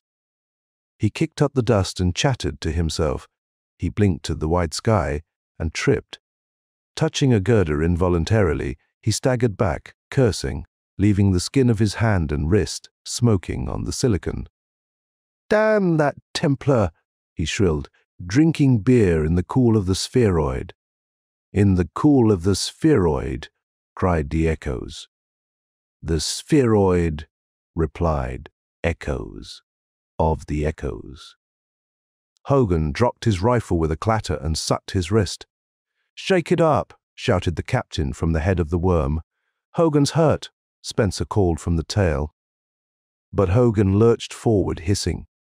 "Tend your own jet hole." The captain was back there, tall and concerned, grabbing Hogan's arm, making him show the burn. Deftly he bandaged it. "You can go back to the ship if you want to. Hell no, and let you guys find something worth something," Hogan retorted, and spat near Spencer's foot. The captain watched the gob of saliva sizzle and vanish. He looked across into Hogan's red-veined eyes, then down into Spencer's wide grey ones. Spencer's cheeks were puffed, flaming red. His lips were puffed, cracked, and quivering slightly, as though he was getting ready to laugh or cry. He shivered when the captain squeezed his shoulder. "Too young?" the captain thought. "I shouldn't have brought him out here." But he didn't say anything, just squeezed Spencer's shoulder again and trotted back to the head of the worm. The monster had 1,000,000 legs, and it was shiny blue, a smooth hemisphere. It squatted on the hubcap of the city, holding the dead lifelines, the puppet strings of the city, python-thick, electrical conduits that radiated out in all directions to tie the city together, to integrate the myriad mechanisms of the ultra-technical city, to bleed the streams of electrons that were the lifeblood to the city. There was life in the old boy yet. When the captain stepped too near a conduit, lightning knocked him down. When Spencer started to help the captain up, a 4-inch spark bit his finger. Hogan hee-hawed, but when the captain jumped up and grinning poked his finger an inch from Hogan's dished-in nose, Hogan yelped with pain. "Yes, Hogan," the captain laughed. "If you had gone back, you'd have missed this. Here is the brain of the city, perhaps of the planet. If there is life on this planet, we should find it here." "Check this," Spencer shouted. He had backed away to include the entire monster in camera focus. Now he was running toward them, waving a print. While the captain examined it, Spencer turned the pointer knob on the back of the camera, watched the needle creep across the dial, then opened the back and removed a second print. But the captain was still staring at the first one. He turned it upside down, held it to the light, looked at the back. Hogan elbowed between the two men and poked a black-rimmed fingernail at the top of the print. "When did you climb on top, Spencer? I never saw you." "I didn't." "Hogan," he hauled. "Then how'd this picture show you standing up there? You were up there, and the captain took the picture. Come on, quick kidding, my eyes don't fool." Very carefully, trying to keep his hands steady, the captain lit a cigarette and inhaled. He watched the smoke rise. It could be a trick reflection or a mirage, Spencer filled in. "It's hot enough for a mirage." Then he handed over the second print. "But in this one I am opening a trap door." "Ho!" Hogan shouted. "This one wasn't taken from the ground. Look at the angle. This was taken from a copter." The captain exhaled very slowly. "Due to the curve of the hemisphere, this trapdoor could not be seen from their location on the ground. But from 30 feet up, the level of the scum line, it would have been visible if the trapdoor was really there. He was afraid it was somewhere. Was it on Pluto? He had heard tales of people, or were they machines, who had been able to rearrange molecular patterns when initial cohesion was not great, by remote control. But there was no life here. The flare-up of this planet's sun had surely extinguished all life, even far below the surface. Without a warning, Hogan clipped Spencer on the mouth. Even sane, he was dangerous when he thought he was being made to play the fool. Now he was a harshly breathing windmill of fists and boot toes, until the captain stunned him with a judo blow to the back of the neck. "You're right, Spencer. Just hold your head between your legs. You'll be all right." The captain turned. "Grimes, would you bring me your climbing rope?" "No, don't tie him up. I'm going to use it to get on top of that dome. He bent on the grappling hook. On the third attempt, he snagged something up there he couldn't see. Don't look at him, Spencer. Go take 3 more pictures. That's an order. By the time he had dragged himself to the top, Spencer was back. First picture, I am climbing inside, he shouted. Second picture, you are climbing inside. Third picture, Grimes is climbing inside. So, your camera thinks it photographs the future, does it? The captain shouted. Ives and Quatahiri, come on up. No, Quatahiri, stay there. Spencer, better stick with me today. Bring the gun, Ives. After Spencer skinned up the rope, Ives stood holding onto it, shifting his weight from one foot to the other. I guess the captain forgot how I burned my hands yesterday. That's okay, Grimes said. He don't care who goes. You stay here and I'll go. Bye-bye, Hogan. Hogan swore and rubbed his neck. All of 'em, crazy and Templar, he muttered, and he crawled over in the shade and swigged Spencer's canteen. No one was going to rabbit punch him and get away with it. When Grimes caught up with the other 2, they were already deep inside the control chambers. The translucent walls bathed the rows of blank-faced dials and drooping levers in a blue light. Further down, where they passed below ground level, they had to switch on their flashlights. The narrow ramp corkscrewed tighter and tighter as it plunged into the depths until the captain began to feel mild twinges of claustrophobia. But it was cooler down there, and his legs kept hurrying him downward. Hurry up, Cap, Spencer panted behind him. Why hurry, thought the captain, but he began to run. Why hurry? With what amounted to a great effort of will, he stopped. Spencer rammed into him, knocked him sprawling, scrambled right over him without a word of apology. Grimes stepped on the captain's back as he tried to force his way past, but the captain grabbed his ankle. Leggo, sir, I gotta be first, Grimes gasped. First where? I dunno. But he tried to twist away without hurting the captain. If you let me go, I'll find out for you, he added craftily. By this time, even the glow of Spencer's light had disappeared. The captain shouted for Spencer to come back, but there was no answer. I'll find Spencer, Grimes pleaded. Please, sir. With that, he kicked the captain's wrist and escaped. Sitting up, the captain watched Grimes' light vanish into the depths. After a moment of hesitation, he followed. He wanted to go back to get another gun to stop and think this thing out, but he kept on walking, part of his brain reassuring him that he was doing the right thing, searching for his men, doing his duty. But he knew that wasn't right. He was being pushed. When the ramp leveled off, he managed to stop again, sitting down determinedly on the stones. He slapped his face and shook his head, but when he arose, he shuffled forward again until his light cast a dark shadow on the floor. Happy for an excuse to stop, he dropped on his knees beside it. A toy, a tiny monstrosity with a sausage-shaped thorax, 6 webbed feet beneath, nearly a dozen hands or feelers on top. Some of them, specialized pincers or hooks, others as generalized as the hands of a man, all of them semi-retractable. It had a rubbery feel. What bothered him was the head. There really wasn't any, only a mount, the 2 frog-like eyes, no space for a brain. Where the neck should have been clung, a small blob of waste, but he had difficulty in pulling it off, and when he did, he saw it was part of the design, an auxiliary creature bloated like a wood-tick, a bladder and a fang-ringed mouth, nothing more than a toy parasite. Repressing a shudder, he fitted the toy back together and dropped it in his pocket. Then his feet hurried him down the ramp. It was plunging again, steeper and steeper, until he tripped and rolled, cradling his flashlight and banged against something hard and vibrant. All around him in the darkness, water-choked voices sang, "Go on, go on, go on," until he flashed his light about, and his eyes assured his ears that the voices were only the sounds arising from tall glass cylinders of rhythmically perking mercury. Abruptly, he realized that the mercury columns operated the tall black machine in the center, and that this was a hydraulic press which, in turn, fed the humming electric motor beside it.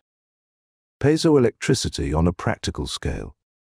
Electricity produced from the compression-expansion of rock crystals in the press. Power for the press produced from the expansion of mercury vapor. The heat for expansion drawn from the core of the planet. The whole setup was as immortal as machinery could be. It might have been running for thousands of years, but everything was swept from his mind by the overpowering vision of a round red door with a handle shaped like the letter S. And his body hurried across the room, down another passageway, around a curve, and there was the door with Grimes and Spencer struggling to turn the handle. They didn't bother to look up until he shoved them aside. Seizing Grimes' rifle, he jammed the barrel into the S and levered the handle, oblivious of the fact that he was smashing the front sight. Slowly the door opened from its center, widening like Spencer's camera's eye. "Stay back, that's an order," he heard his voice say. Then his body lunged through the aperture into freezing darkness. The cold room arched away in all directions, drawing his flashlight through metal grillwork into nothingness. The light caught something black and swollen up there almost directly above his head, but the foul odor at his feet drew the light down onto black ruptured sacks that had fallen from their perches in the grill and spoiled and smeared the floor with corruption. Unwillingly, he knelt to touch one of them cold, and the floor was icy cold, throbbing gently beneath his feet. Refrigerated. Overhead, something hissed, and his mind tried to break for the door. He saw himself doing it, rushing past the two faces in the doorway, fleeing up the ramp to the surface. But he was still there, almost devoutly kneeling, when the thing rustled silkily and plopped upon his neck. He gasped instinctively, throwing up his arm to knock it off. But it froze his arm midway, and he knelt there, a statue, trying to make his arm obey. A sharp pain told him it was boring into his neck. Then he fell on his side, his legs kicking like a dying rabbit's. In a moment, he couldn't even do that. By the time Spencer reached him, he was completely paralyzed and voiceless. But his mind was clear again, clearer than it had been since he approached the great control dome on the surface, almost as though the thing had to devote its entire teleforce to the control of his body. There was none left for Spencer and Grimes. As they raised his head and chafed his hands and made ineffectual suggestions, they seemed perfectly normal again. He realized that in the semi-darkness they had not noticed it on his back. His horror, he felt the big muscles of his body moving one by one, experimentally. His hands clasped and unclasped of their own accord, his vocal cords emitted a frightened croak as his left hand closed about the barrel of the flashlight. Without other warning, he clubbed Grimes' forehead and fell bone-crushed beneath the blow. Mouth sagging open with the amazement of death, Grimes sank to the floor. The captain's body lunged clumsily over him, flailing the flashlight at Spencer's head. "Captain, you hit Grimes!" the young man shrilled, the self-evident as he back-pedaled, forearms shielding his head from the captain's awkward left-handed blows. Whirling, he fled through the doorway and along the corridor, but he was a short-legged young man running too long in the same spot, and the captain loped behind him, heavy flashlight raised to strike. With a terrific effort, the captain struggled to recapture his own body. Concentrating a rush of thought on his right knee, he made it buckle, pitching him on his face upon the stones. It had not yet learned to put out his hams to break his fall. When it managed to raise his head, Spencer's footsteps had faded away, and it was quivering angrily. Then came further horror. His own fingers punished him. Experimentally, they probed his left eye. When the thing felt his tremors of agony, it screwed his thumbnail into the eyeball. When he regained consciousness, the pain was on the other side of a wall of numbness. His body sat up, and he realized that it had been unable to move him while he was unconscious. "Perhaps I can catch it by surprise," Cautiously, he raised his right hand toward the back of his neck, thinking a jumble of thoughts that he hoped would conceal his purpose. He almost reached it. Quivering angrily, it forced his hand down again to discipline his eye. Through the curtain of pain, he thought back. If it had access to the thinking part of my brain, my first thought about catching it would have given me away. As it was, I very nearly succeeded. It is torturing me now because it is frightened. Next time it is off guard, I will strike quickly. As it stood him up, he tried again. Its punishment made him faint, but that was a moral victory for him. If it became over-emotional and killed him, that would be a moral victory too. With the death of Grimes, he had lost interest in survival, but the thing had not. He suspected. It knew it was the last of its species. Probably its drive for survival and reproduction was tremendous.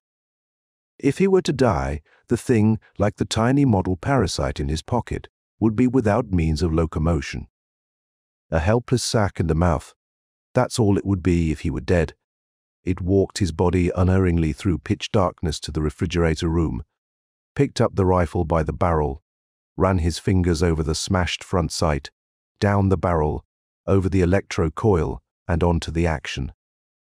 When it started pulling the switches while the muzzle still leaned against his chest, he became hopeful that the end was in sight. But the safety catch proved to be on. Finally, it released that. Resting the barrel on his shoulder, it went after the switches again, while he tried surreptitiously to aim the muzzle where it should be. Lightning scorched the back of his neck, and the gun clattered to the floor, but he felt it shaking violently on his back. When he made a grab for it, he almost caught it off guard. Then it didn't even punish him, just clung there shaking. Inside his brain, the captain smiled. Apparently it was unfamiliar with such weapons. He was surprised its first move had not been to retrieve some powerful weapon of its own. Perhaps the planet had been so well organized or even civilized that there had been no stimulus to invent or use weapons of this sort. Cautiously, it raised the rifle, this time pointing the muzzle the other way. Lighting flared. It dropped the rifle. Quickly, it picked it up and fired again and again like a child with a new toy. When it raised his hand, instead of gouging his eye, it gently stroked his cheek. He shuddered. Bending him over, the thing ran, his hands over Grimes. It felt Grimes' wrist, then felt his, then felt Grimes again. Suddenly it released him, and he sank limp and exhausted across Grimes' body. Perhaps it wanted to see if he could help Grimes bring him back to life. Otherwise, why this solicitude? He considered making another grab for it, but he knew it would be on guard. He would be smarter to cooperate. He went through the motions of artificial respiration, then shrugged. What would it make of this gesture? He began to talk to the thing, then to tap out Morse code on the floor, finally to trace out triangles, squares, pentagons with his fingers. No response. Without warning, he grabbed with both hands. It did not even bother to punish him. It set his hands to gathering the small, cold bodies of its species. When he was through, they made only a double handful that he carried up a twisted ramp, through doors that creaked automatically in the darkness, to a warm, faintly sweet-smelling room. Here, he laid the bodies on a corrugated ledge. In darkness, he knelt and beat his knuckles on the floor. Rising, his fingers pressed a button. Something clicked, and it began to swing its weight rhythmically, as if it danced to a sound he could not hear. Or could it be rhythm received through some other sense perception unknown to man? After a while, he pressed several buttons in rapid succession.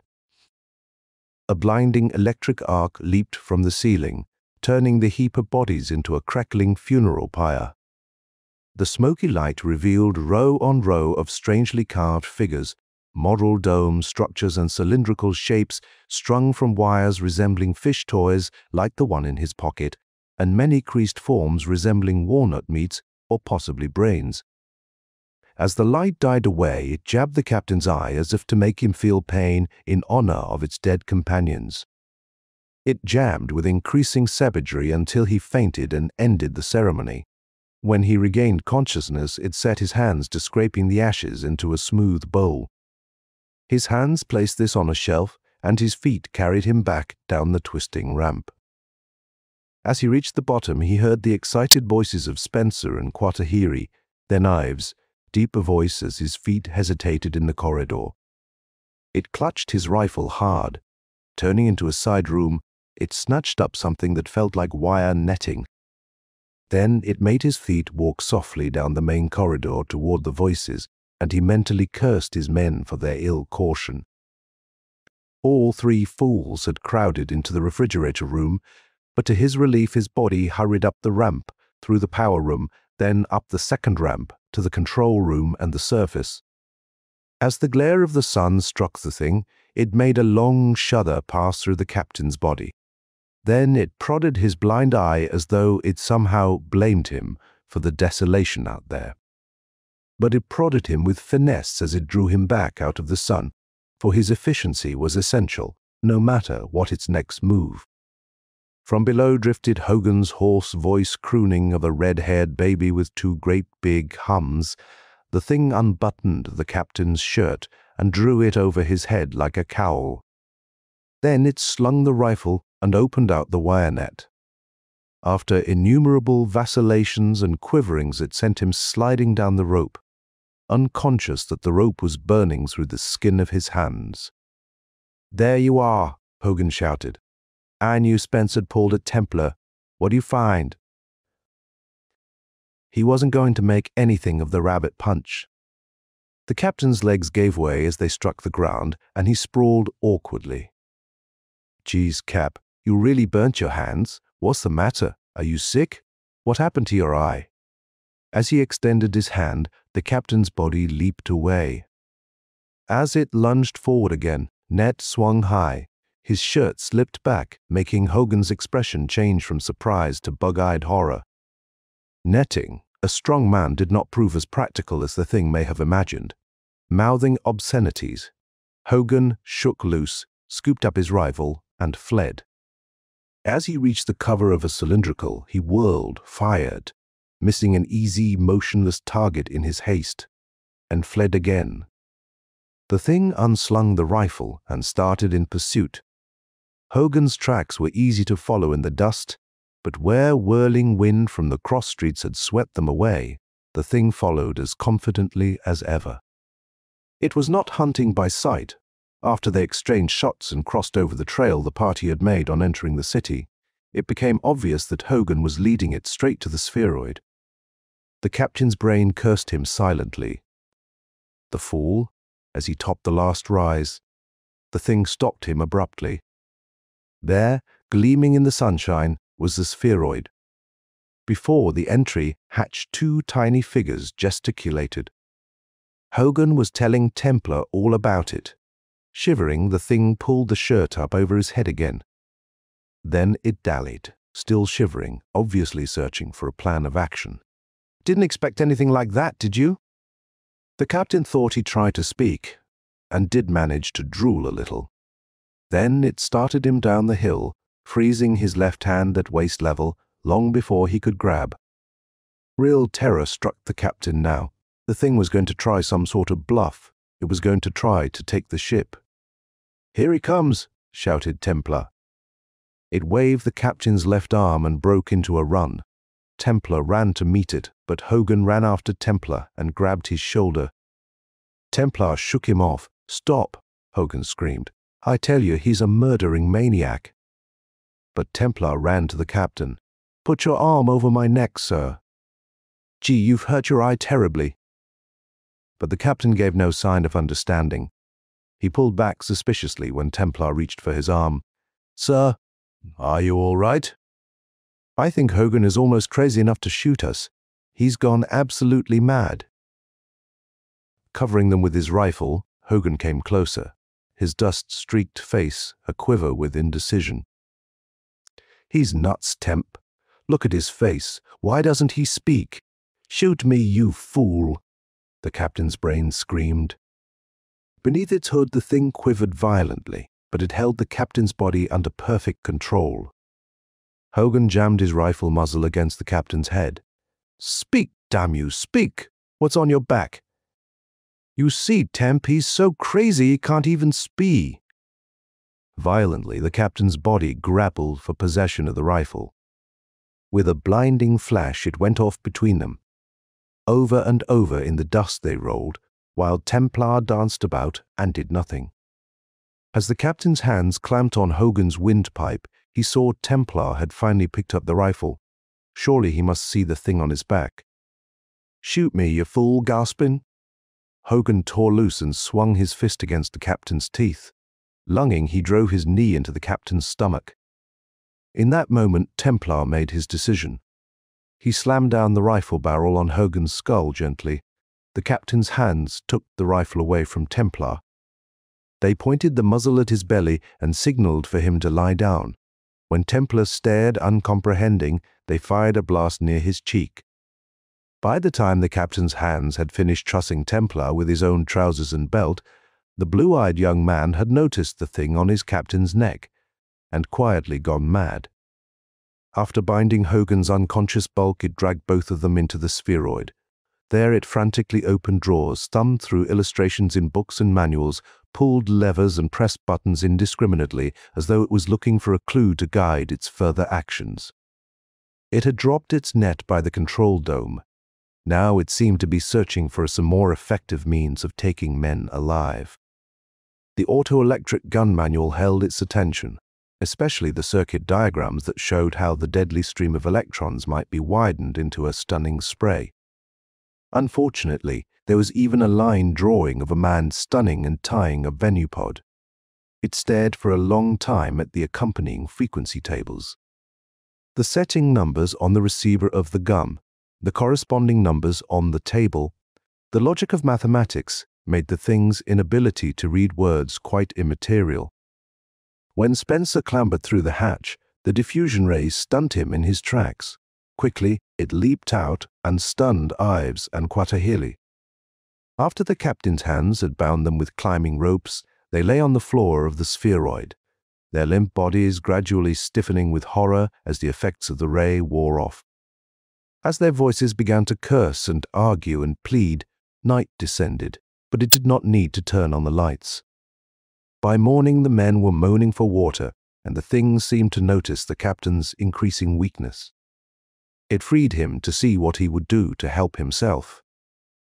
The captain lunged for the water faucet, but as the cool water trickled before his eyes, and the men on the floor cried out for it, the captain was thinking. Taking down the small bottle of poison intended for zoological specimens, he poured a few drops into a glass, not much. His stomach would throw back a large dose before it had time to take effect. He had seen that Ives had already rubbed his wrist bonds thin. In a few hours, Ives would be free to help the others. As the captain raised the glass, the thing quivered and forced his arms down. It made him kneel beside Hogan, hold the glass to Hogan's lips. The still-dazed man drank greedily while Hogan was dying, a slow process. It savagely punished the captain's eye. But he welcomed the pain. Even the thing was unable to control the heaving of his chest or the tears coursing from his good eye. Spencer raised his head. "Captain, if you can hear me, I want you to know that we understand what has happened. We are still with you if you are there. If you have to kill us to beat this thing, that's all right." After that, it gave the captain no more freedom.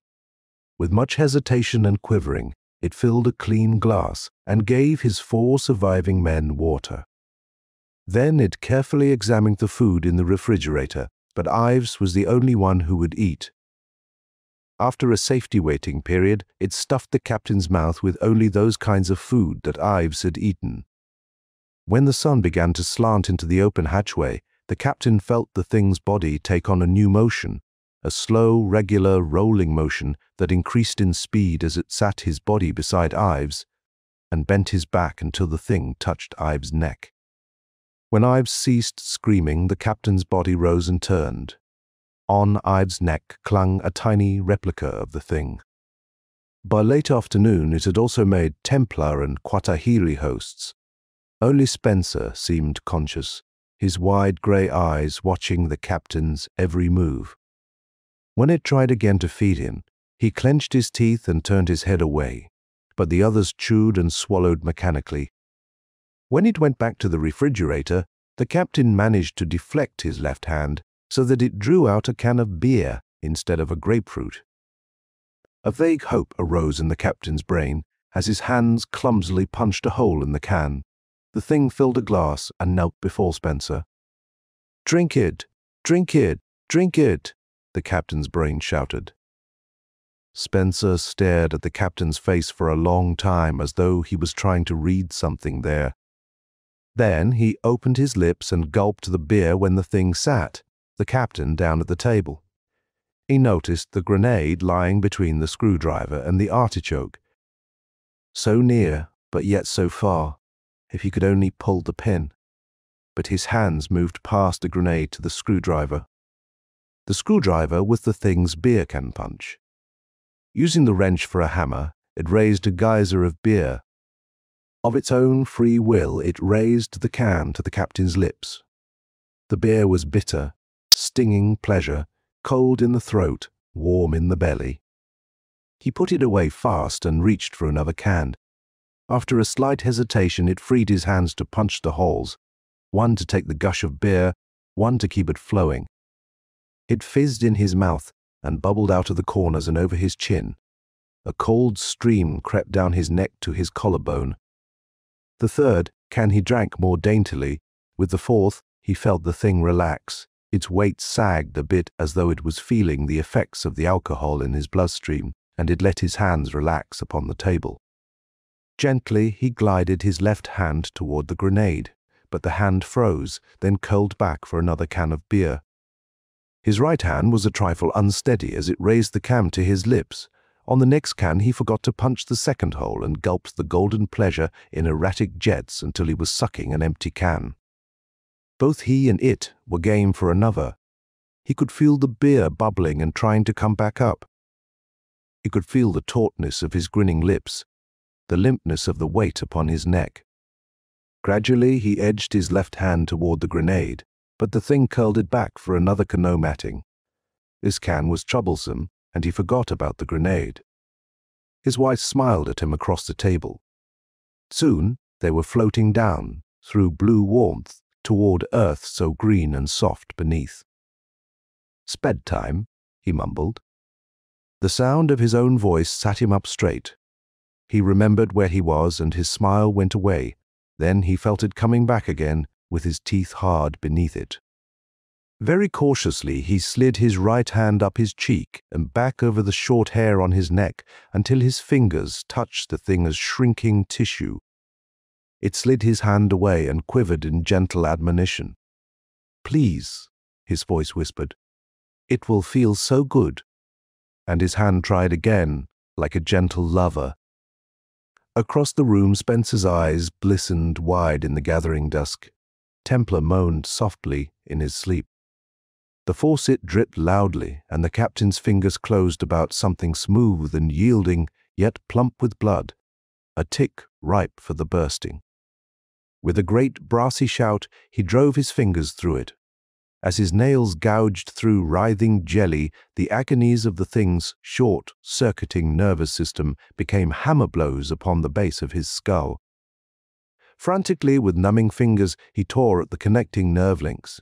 He was a Siamese twin whose partner was death. The floor spun by a blazing nova.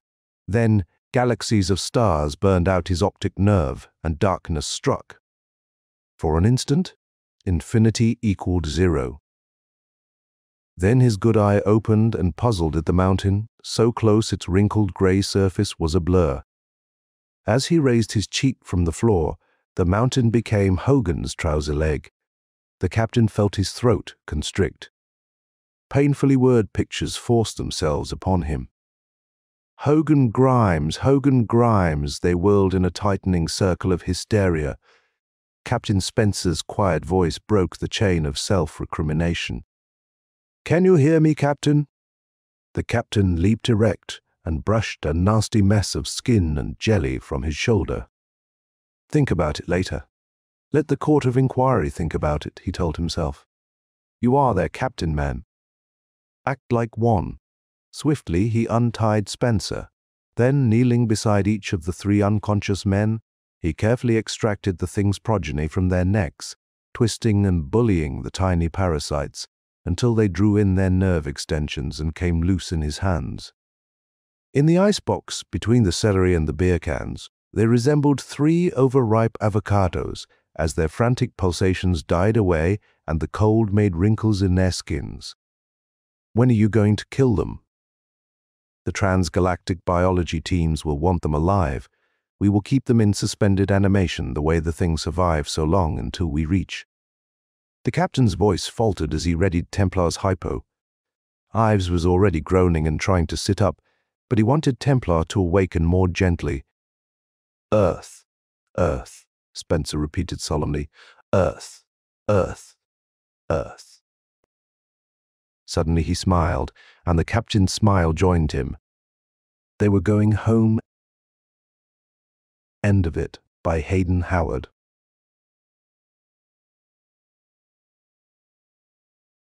The Big Leap, by Charles E. Fritch. It did not terrify Cantrell to know he was up so high and going so fast, going higher and faster than any human before him. He would be up even higher the next day, he remembered. Going so high and so fast, he would not come down again. It would be a shame to leave Earth, he knew. There was security in her firmness, was no great space underfoot through which to drop down, down, down. Up here there was emptiness all around. Emptiness and, except for the dull throb of the rocket engines, silence. Out there, he looked up, there would be a greater emptiness, a greater silence, an infinity of nothingness in all directions. He felt suddenly cold at the thought, and then shame swept over him, forcing the paralysis aside. Fear of the unknown again, he thought distastefully. No matter how much the psychologists tried, they could not erase that icy prickling sensation that came with its contemplation. They were all children when it came to space, kids frightened by the dark alleys of the universe, fearing the bogeyman that waited lurking in the velvet depths through which no one had passed before. Probably they would find nothing out there to fear, nothing at all, and yet the feeling would go on and on whenever men had to face the unknown, whenever they had to force themselves whistling past silent graveyards that contained only the fear of fear. With swift precision he pressed studs on the control panel before him, and a bank of jets on the side of his rocket flared into sudden life, pushing, turning, pulsing flame into the thin air of the outside. His gyro chair made an effortless compensation for the altered direction. The ship banked, leveled, then leaped forward on a new course. Cantrell smiled. He could handle the ship now as though it were a part of him. On the Big Leap he expected no trouble. Not so the planners, who refused to leave the minutest stone unturned in their search for flaws in man or rocket. Physical checkups were made as often as twice a day. Psychiatrists had analyzed him constantly during the past 6 months, probing for any hidden factors that might make a space flight futile, fearing perhaps a mental return to the womb for a security that could not be found in untraveled space. We're all children when it comes to space, he reminded himself, and he laughed and wondered half seriously if he were really as psychologically free as he thought he was, excepting his animality, of course, which was insignificant. There were many facets of the human mind the clinical instruments of psychology could never hope to touch. The mind was like an iceberg, and the submerged 9/10 could hold a great many unfathomable hidden in the vast depths, subtle monstrosities waiting to spring out and claw at his sanity. He smiled grimly as he realized where his thoughts were leading him. To fear of the unknown again. Of course it was only the intellectual contemplation of it, but the mere thought disturbed him, and he began to feel angry at himself for allowing the thought to exist at all. Irritably, he jabbed at the controls and felt the reassuring thrusts that drove him gently into the heavy padded cushions of the seat. With a smile, this time of satisfaction, He watched the speedometer needle rise to a new height. Below him, Earth was an unfamiliar blur, and he touched off the braking rockets to look at it. The landscape took on more familiar features, with its surface pock-marked by the ravages of wind and rain, its broad fields stretching out in all directions like the fur on some great animal. He failed to suppress a shudder of disgust at that last thought. He'd be glad to get off Earth, onto the moon, where he would be alone for a while, and away from the unpleasantnesses of ordinary life. These past months, with Jarvis and his dogs, the psychiatrist's incessant questioning, the radio said into his ears, "Okay, Cantrell, that's enough of a workout. Bring her in and report to HU Colonel Enders wants a word with you, right?" Cantrell said into a microphone. He switched off the radio and muttered, "Damn Colonel Enders, what's he want this time, to check the nipples on my beer bottles?" Angrily, he flipped the rocket into a soundless dive that reached screaming proportions as he entered heavier atmosphere. The outer metal glowed, and the temperature rose in the control room. He twisted the rocket onto a tail of flame and settled. And that's that, until tomorrow, he told himself. He threw switches to inactivate the motors and looked out an observation window. A fast-moving jeep curved across the stretch of sand towards him. Behind the jeep, a dog came running. At the sight of the animal, Cantrell felt nausea tug at him. He reached for the radio. He said into it, "Control, get that damn dog off the field." "Sorry," Control said. "I'll contact the jeep. One of Captain Jarvis' dogs got loose, and—" "I am not interested in your excuses," Cantrell said angrily. "And I don't care if it does belong to Captain Jarvis. Get it off the field or I'll blast it off." Irritably, he cut communications. He looked out the window. The jeep had stopped, and someone had gotten out and was walking back to collar the dog and return it. The jeep started up again. Cantrell breathed a sigh of relief. He felt annoyed with himself, as he always did when something like this happened, but the self-condemnation failed to placate him. Damn it! Jarvis was a psychiatrist. The man knew how these things affected him. To make matters worse, it was Jarvis' dog. Probably trying another of his experiments. Cantrell thought disgustedly. He crawled out of the airlock and down the long metal stairs to the ground. The jeep pulled up and the khaki-clad driver said, "Sorry about the dog, sir." "But—" "Skip it," Cantrell snapped, climbing into the jeep. "Just take me to HU." The soldier nodded and spun the jeep around. They went flashing toward a fat clump of buildings that squatted alone at the edge of the landing field. As Cantrell had expected, Captain Jarvis was with Colonel Enders in the latter's office.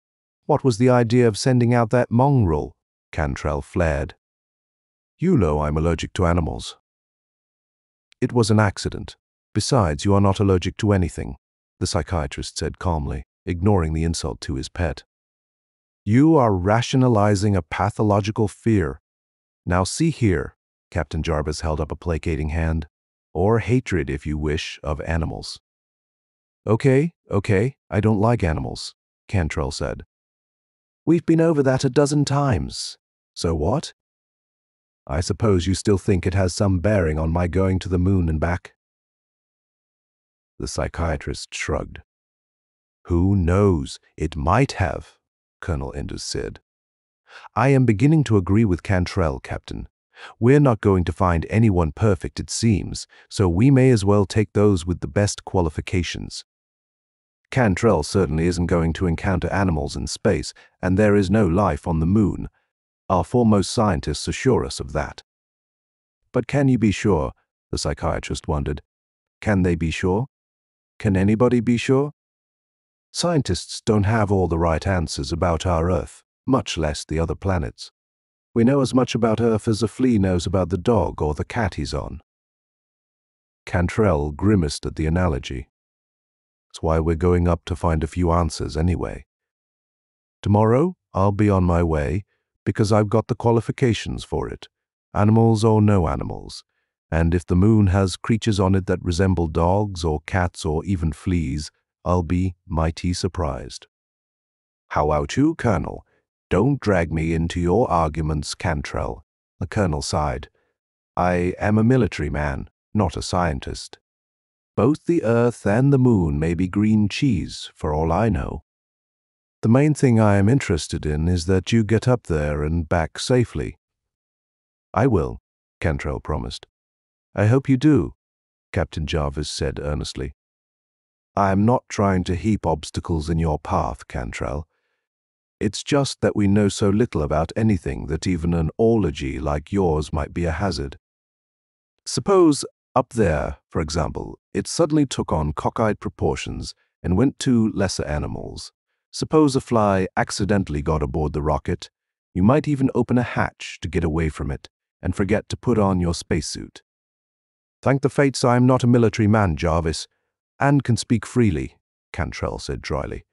You already know I don't like you, and I am beginning to like you even less. Come, Colonel Evans said hastily. There is no point in arguing. We can't get perfection, I am afraid. Cantrell here is the closest to our qualifications we could get, physically and psychologically, consistent with the right background for the job. Tomorrow at noon, the rocket's going to take off with Cantrell aboard. And then we'll know. Yes, the psychiatrist said steadily. And then we'll know. Cantrell turned to Colonel Evans. Will that be all, Colonel? Evans glanced hastily at Jarvis and nodded. That's it, I guess, until tomorrow at noon. Right, Cantrell said. See you? And he went out. Once outside in the warm afternoon sun, he mentally damned Jarvis and Evans, classifying them both as incompetents who drew military salary for putting red-taped impediments in the way of progress. The rocket should have taken off months ago. He shrugged, trying to content himself with the thought that tomorrow he'd be away from them, away, floating in the pure emptiness of space. Even so, the mere thought of Jarvis irritated him, made his fingers itch for the man's throat. Him and his talk of animal fears. Okay, so he hated animals. Well, he had good reason to. Ever since that dog had attacked him when he was a child, he'd hated dogs, and then the hatred spread to other animals. Why not? For they all were potentially dangerous, and sometimes it even made him sick to think of them. It made sense when you stopped to consider it carefully. He'd moved to the city, to the great steel canyons that imprisoned only specimens of humanity, and for years never saw an animal. Now he was in the open again, in the great desert and the plains, but there were no animals, only the dogs. Captain Jarvis insisted on keeping. Nuts to Captain Jarvis, he said. The next morning he felt the same way. He was called into HQ for last-minute instructions that were the same as those laid out months ago. Cantrell knew them by memory, but the excitement of the impending blastoff prevented his being bored or even from being annoyed by the psychiatrist's inevitable presence. Now there was nothing to prevent the leap of the Earthbound into space. Not even Jarvis could delay it now. The jeep drove Jarvis, Evans, and Cantrell to the waiting rocket. They got out. Evans offered his hand. Goodbye, Cantrell. Come back in one piece. Sorry I was so hard on you, Cantrell, Jarvis said, extending his hand. I hope you make it okay. Cantrell nodded and took the man's hand. Thanks, I expect to. He climbed the ladder to the airlock door and stood there for a moment watching the jeep carry its passengers across the field to a safe distance. Then he went inside and strapped himself into the seat. Okay, Cantrell, Control said. Blast off when ready, right? Cantrell said into the radio. He closed the airlock door and checked pressure gauges. In 10 seconds, he said, activating the firing mechanism. Mentally, he counted 10, 9, 8, 7. The rocket shuddered, and Cantrell found himself pressed suddenly into the seat. In the view screens, Earth spun dizzily away from him. After a few minutes, the push ceased, and weightlessness began. Everything okay, Cantrell? The radio said after a while. It was Evans. Fine, Colonel, Cantrell said. Not a dog or a cat in sight. Can you see Earth? Cantrell manipulated dials, activating the lower television eyes. "There she is," he said. "Looks real impressive. I can see nearly all of North America now, and a good part of the Pacific. The land looks queer from up here," he frowned.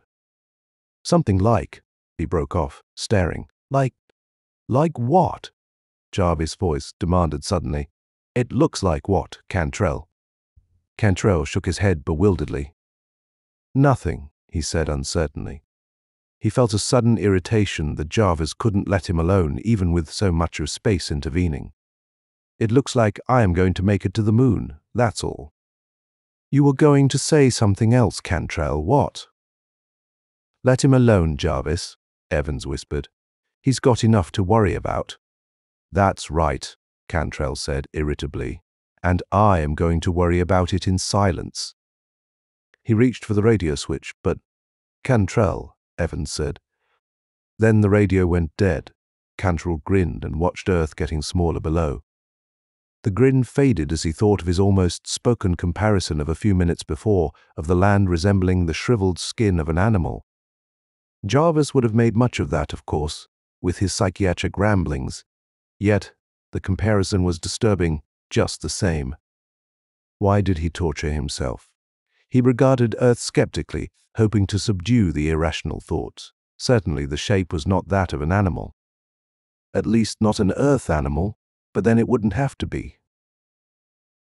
He reminded himself, and felt doubly irritated at the reminder. It looked very different from the globes he'd seen picturing the planet. It looked almost alive. From this height, great forests resembled tiny hairs. Mountain ridges and canyons were skin blemishes and pores. The great oceans looked like giant mouths, open and hungry. Cantrell laughed nervously. It was ridiculous. Yet the more he looked, the more Earth receded below him, the more the resemblances increased. He stared at the planet. It was ridiculous. But there were even several portions below that looked like great eyes staring at him. As he watched, one blinked. Cantrell screamed. The sound was shrill in the narrow control chamber, and he cursed and felt ashamed.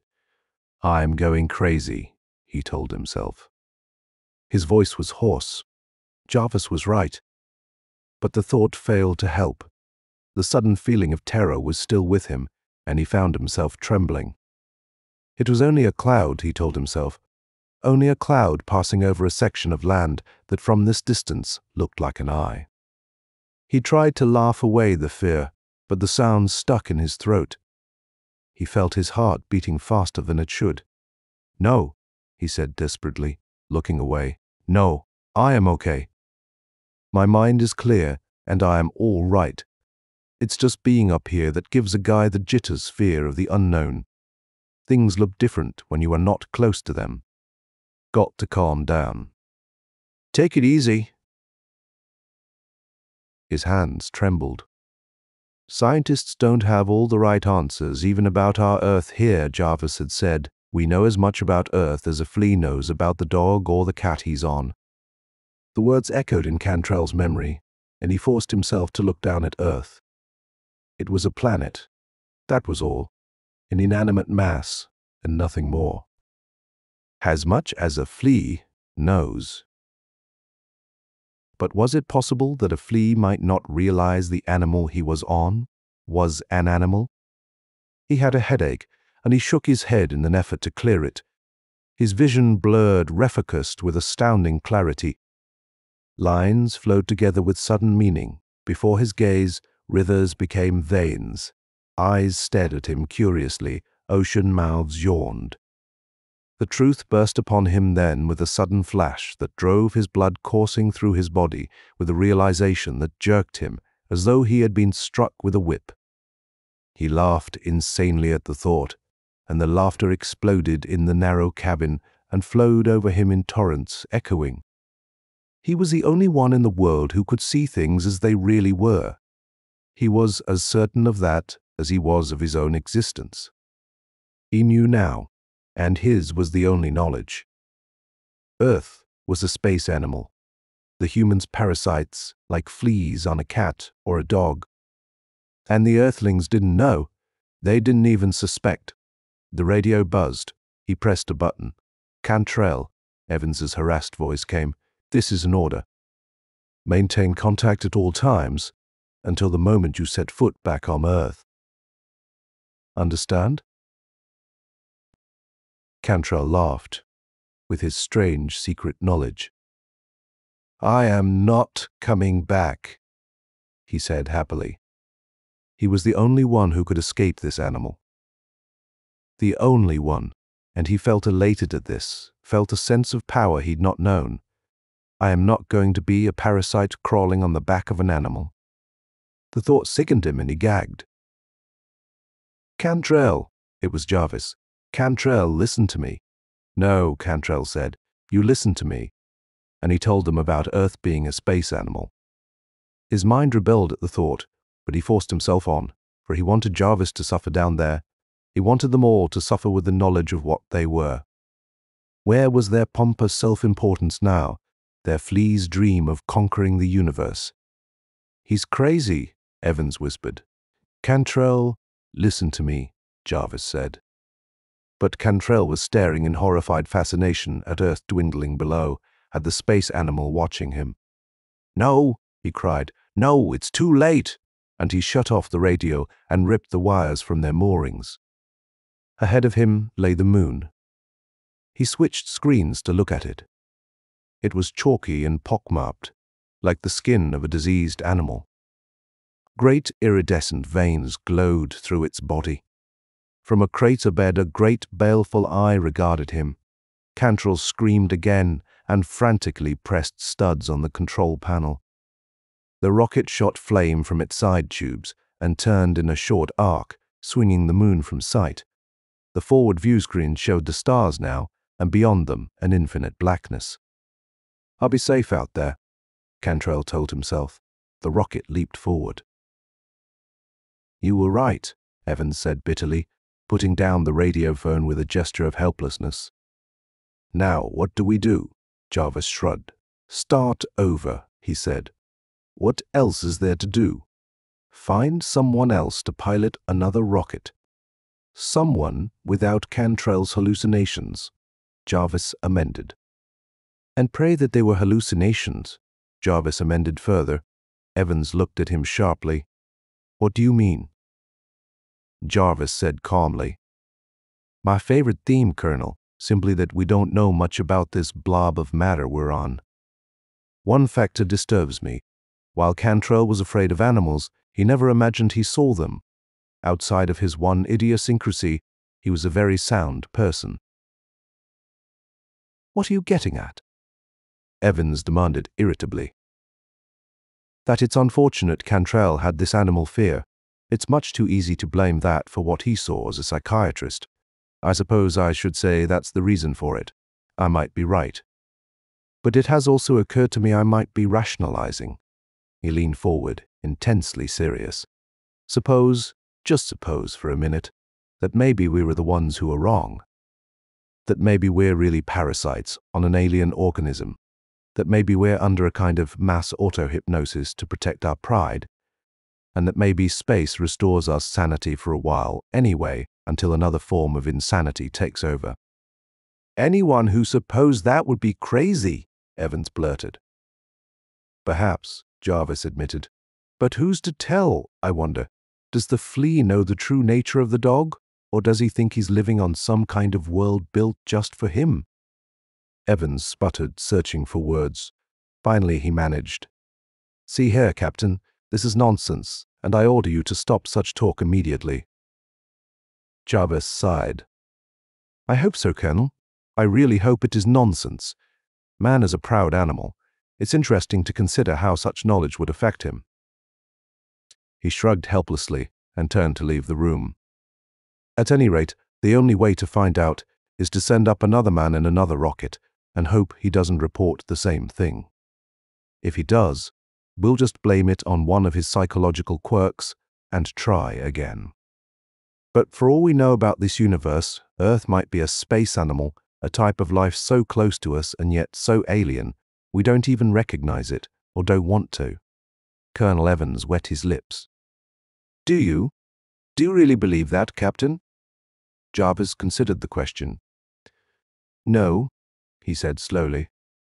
No, I don't. But I do think it points up an important fact. When a man gets out there in space, cut off from everything he's ever known, allergies, idiosyncrasies, personal likes and dislikes, everything on a conscious and a subconscious level may take on an exaggerated importance. You make it a big problem, Evans said. It is a big problem, Jarvis sighed. At any rate, I am going to volunteer for the next flight. That's the least I can do for Cantrell. He went out.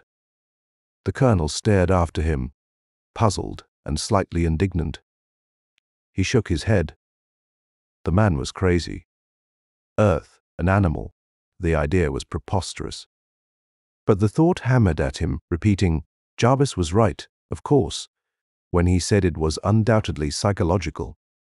And yet, suppose, just suppose. Trembling, he shook off the thought and looked out at the field, the buildings, the sky, Earth's pale satellite emerging from the sky like a child following in the wake of its mother. They say the moon came out of Earth, he thought suddenly. And the analogy struck home. The man in the moon looked down at him, and he turned hastily away. The afternoon was warm, but Colonel Evans suddenly felt very cold.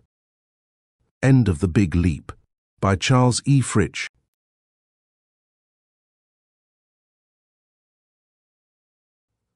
The Dunwich Horror by H.P. Lovecraft.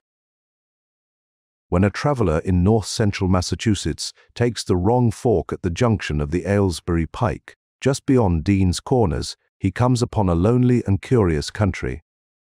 The ground gets higher, and the briar-bordered stone walls press closer and closer against the ruts of the dusty curving road.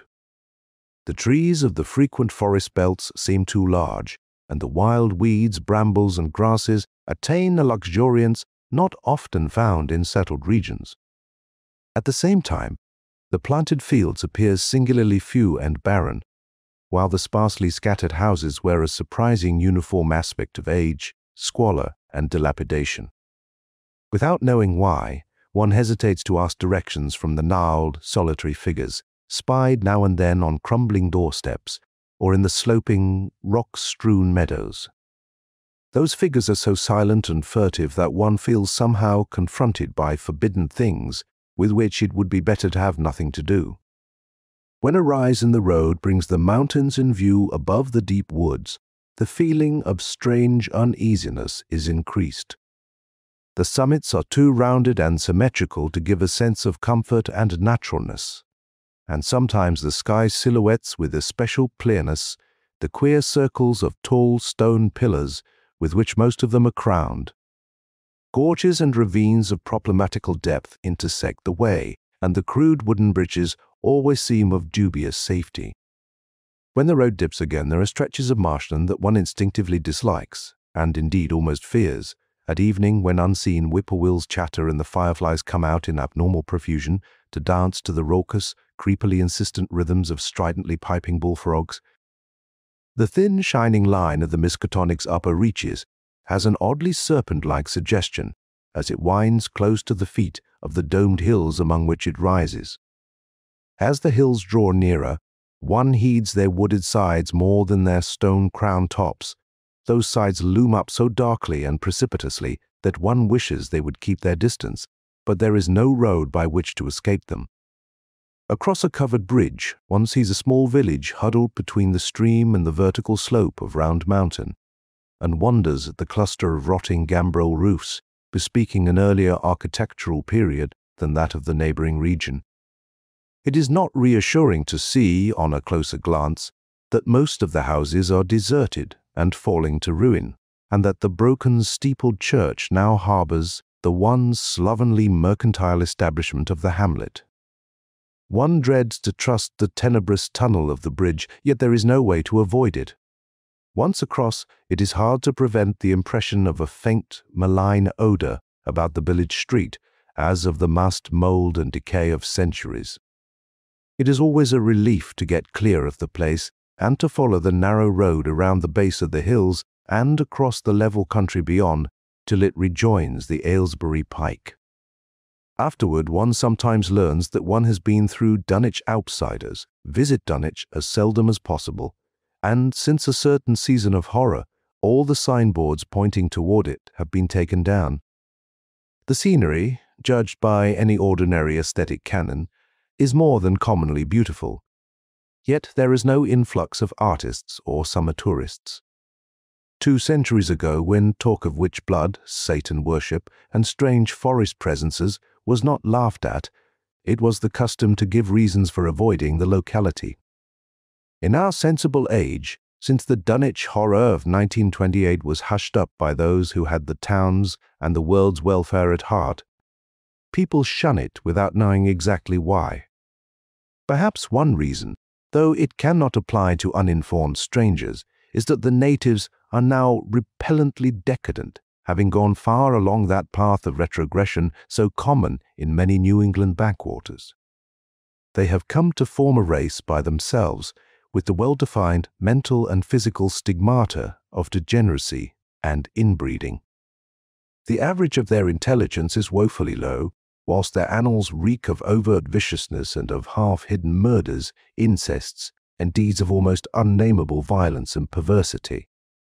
The old gentry, representing the 2 or 3 armigerous families which came from Salem in 1692, have kept somewhat above the general level of decay, though many branches are sunk into the sordid populace so deeply that only their names remain as a key to the origin they disgrace.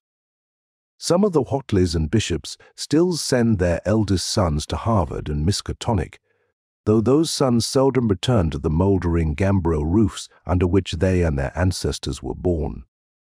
No one, even those who have the facts concerning the recent horror, can say just what is the matter with Dunwich, though old legends speak of unhallowed rites and conclaves of the Indians, amidst which they called forbidden shapes of shadow out of the great rounded hills and made wild orgiastic prayers that were answered by loud crackings and rumblings from the ground below. In 1747, the Reverend Abijah Hoadley, newly come to the Congregational Church at Dunwich village, preached a memorable sermon on the close presence of Satan and his imps, in which he said, "It must be allowed that these blasphemies of an infernal train of demons are matters of too common knowledge to be denied. The cursed voices of Azazel and Buzrael, of Beelzebub and Belial, being heard from underground by above a score of credible witnesses now living. I myself did not more than a fortnight ago catch a very plain discourse of evil powers in the hill behind my house, wherein there were a rattling and rolling, groaning, screeching, and hissing, such as no things of this earth could raise up, and which must needs have come from those caves that only Black Mohammed can discover and only the Divel unlock." Mr. Hoadley disappeared soon after delivering this sermon, but the text, printed in Springfield, is still extant. Noises in the hills continue to be reported from year to year and still form a puzzle to geologists and physiographers. Other traditions tell of foul odors near the hill, crowning circles of stone pillars, and of rushing airy presences to be heard faintly at certain hours from stated points at the bottom of the great ravines, while still others try to explain the Devil's Hop Yard, a bleak, blasted hillside where no tree, shrub, or grass blade will grow. Then, too, the natives are mortally afraid of the numerous whippoorwills which grow vocal on warm nights. It is vowed that the birds are psychopomps, lying in wait for the souls of the dying, and that they time their eerie cries in unison with the sufferer's struggling breath. If they can catch the fleeing soul when it leaves the body, they instantly flutter away chittering in demoniac laughter, but if they fail, they subside gradually into a disappointed silence. These tales, of course, are obsolete and ridiculous, because they come down from very old times. Dunwich is indeed ridiculously old, older by far than any of the communities within 30 miles of it. South of the village, one may still spy the cellar walls and chimney of the ancient bishop house, which was built before 1700, whilst the ruins of the mill at the falls, built in 1806, formed the most modern piece of architecture to be seen. Industry did not flourish here, and the 19th century factory movement proved short-lived. Oldest of all are the great rings of rough-hewn stone columns on the hilltops, but these are more generally attributed to the Indians than to the settlers. Deposits of skulls and bones found within these circles and around the sizable table-like rock on Sentinel Hill sustain the popular belief that such spots were once the burial places of the Pocumtucks. Even though many ethnologists, disregarding the absurd improbability of such a theory, persist in believing the remains Caucasian, it was in the township of Dunwich, in a large and partly inhabited farmhouse, set against a hillside 4 miles from the village and 1.5 miles from any other dwelling, that Wilbur Whatley was born at 5 a.m. on Sunday the 2nd of February 1913. This date was recalled because it was Candlemas, which people in Dunwich curiously observe under another name, and because the noises in the hills had sounded and all the doves of the countryside had barked persistently throughout the night before. Less worthy of notice was the fact that the mother was one of the decadent Whatleys, a somewhat deformed, unattractive albino woman of 35, living with an aged and half-insane father, about whom the most frightful tales of wizardry had been whispered in his youth. Lavinia Whatley had no known husband, but according to the custom of the region made no attempt to disavow the child, concerning the other side of whose ancestry the country folk might, and did, speculate as widely as they chose. On the contrary, she seemed strangely proud of the dark, goatish-looking infant, who formed such a contrast to her own sickly and pink-eyed albinism, and was heard to mutter many curious prophecies about its unusual powers and tremendous future. Lavinia was one who would be apt to mutter such things, for she was a lone creature, given to wandering amidst thunderstorms in the hills and trying to read the great odorous books which her father had inherited through 2 centuries of Whatleys, and which were fast falling to pieces with age and wormholes. She had never been to school, but was filled with disjointed scraps of ancient lore that old Whately had taught her. The remote farmhouse had always been feared because of old Whatley's reputation for black magic, and the unexplained death by violence of Mrs. Whatley when Lavinia was 12 years old had not helped to make the place popular. Isolated among strange influences, Lavinia was fond of wild and grandiose daydreams and singular occupations, nor was her leisure much taken up by household cares in a home from which all standards of order and cleanliness had long since disappeared. There was a hideous screaming which echoed above even the hill noises, and the dogs barking on the night Wilbur was born, but no known doctor or midwife resided at his coming. Neighbors knew nothing of him till a week afterward, when old Whatley drove his sleigh through the snow into Dunwich village and discoursed incoherently to the group of loungers at Osborne's general store. There seemed to be a change in the old man, an added element of furtiveness in the clouded brain which subtly transformed him from an object to a subject of fear, though he was not one to be perturbed by any common family event. Amidst it all, he showed some trace of the pride later noticed in his daughter, and what he said of the child's paternity was remembered by many of his hearers years afterward. "I don't keer what folks think. If Lavinia's boy looked like his pa, he wouldn't look like nothing ye expect. Ye needn't think the only folks is the folks hereabouts. Lavinia's read some, and has seed some things the most o' ye only tell about. I calculate her man is as good a husband as ye can find this side of Aylesbury, and if ye knowed as much about the hills as I do, ye wouldn't ask no better church wedding nor hern. Let me tell ye something. Some day you folks will hear a child of Lavinia's a-calling its father's name on the top of Sentinel Hill. The only persons who saw Wilbur during the first month of his life were old Zechariah Whatley, of the undecayed Whatleys, and Earl Sawyer's common-law wife, Mamie Bishop." Mamie's visit was frankly one of curiosity, and her subsequent tales did justice to her observations.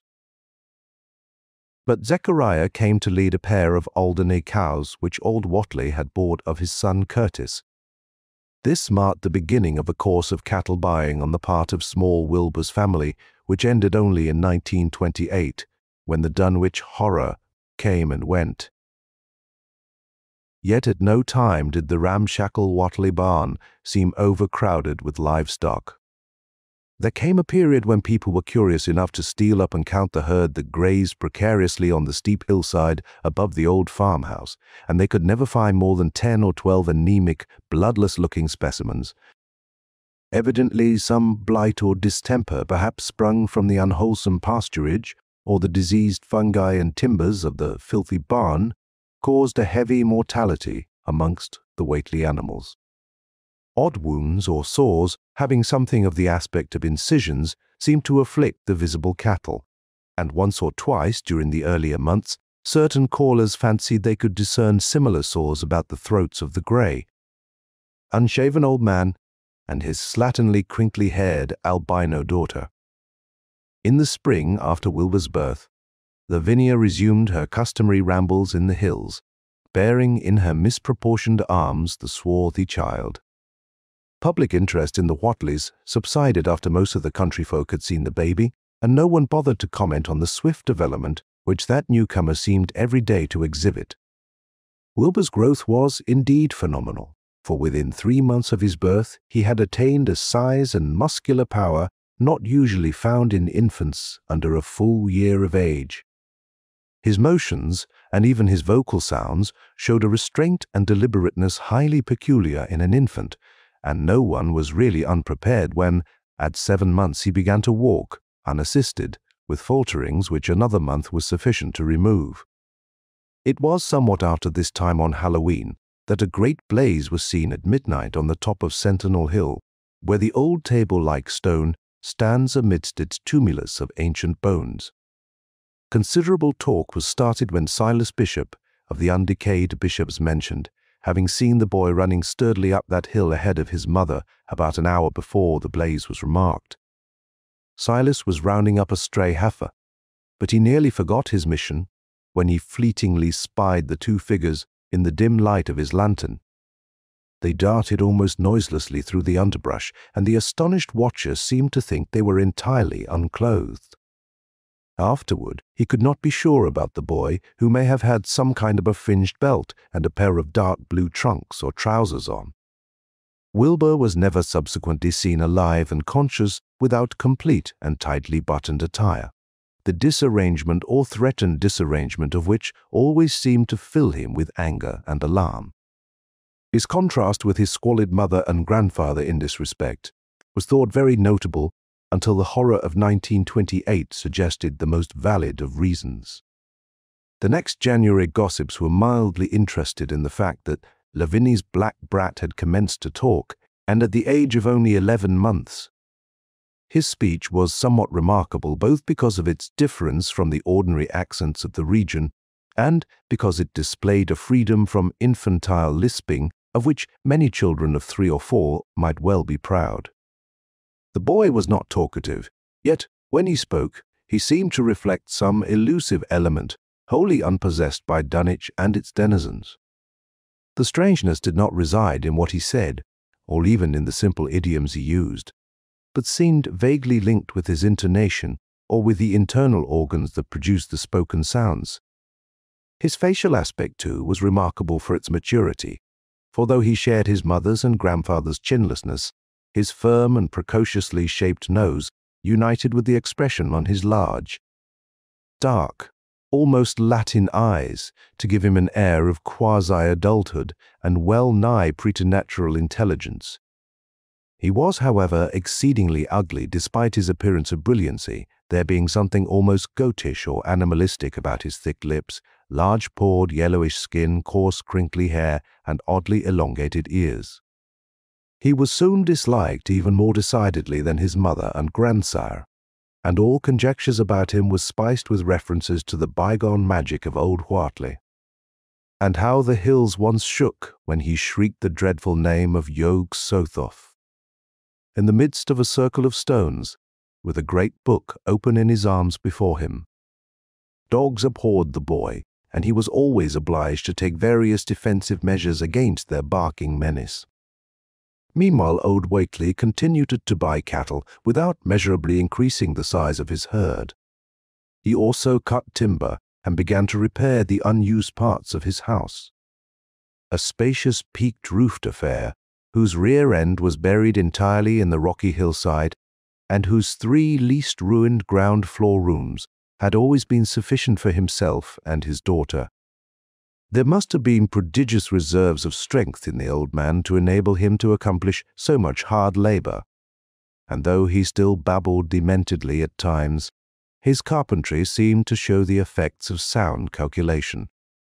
It had really begun as soon as Wilbur was born, when one of the many tool sheds had been put suddenly in order, clampboarded and fitted with a stout, fresh lock.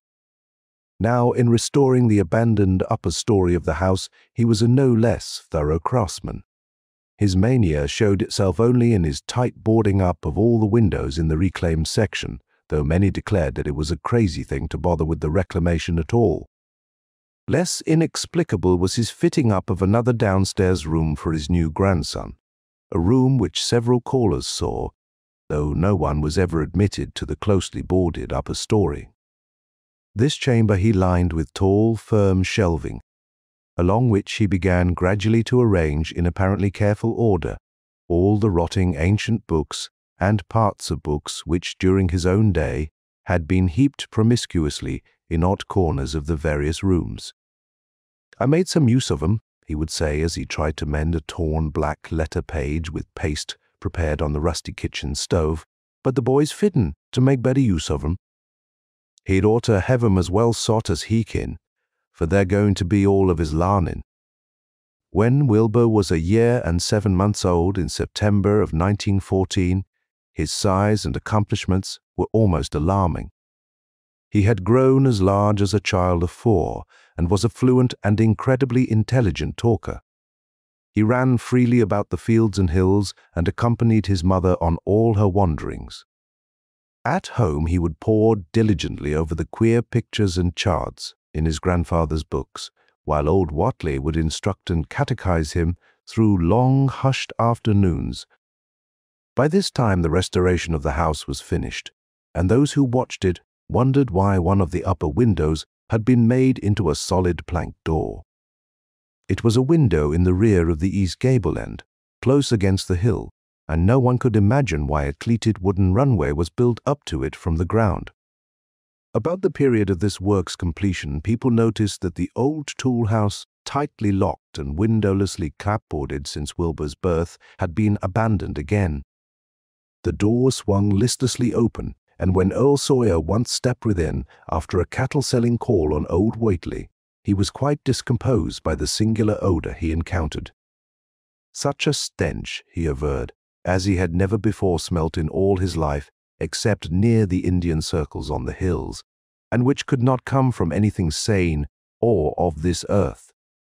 Then, the homes and sheds of Dunwich folk have never been remarkable for olfactory immaculateness. The following months were void of visible events, save that everyone swore to a slow but steady increase in the mysterious hill noises. On May Eve of 1915, there were tremors which even the Aylesbury people felt, whilst the following Halloween produced an underground rumbling queerly synchronized with bursts of flame. Them witch Whatley's doings from the summit of Sentinel Hill. Wilbur was growing up uncannily, so that he looked like a boy of 10 as he entered his 4th year. He read avidly by himself now, but talked much less than formerly. A settled taciturnity was absorbing him, and for the first time people began to speak specifically of the dawning look of evil in his goatish face.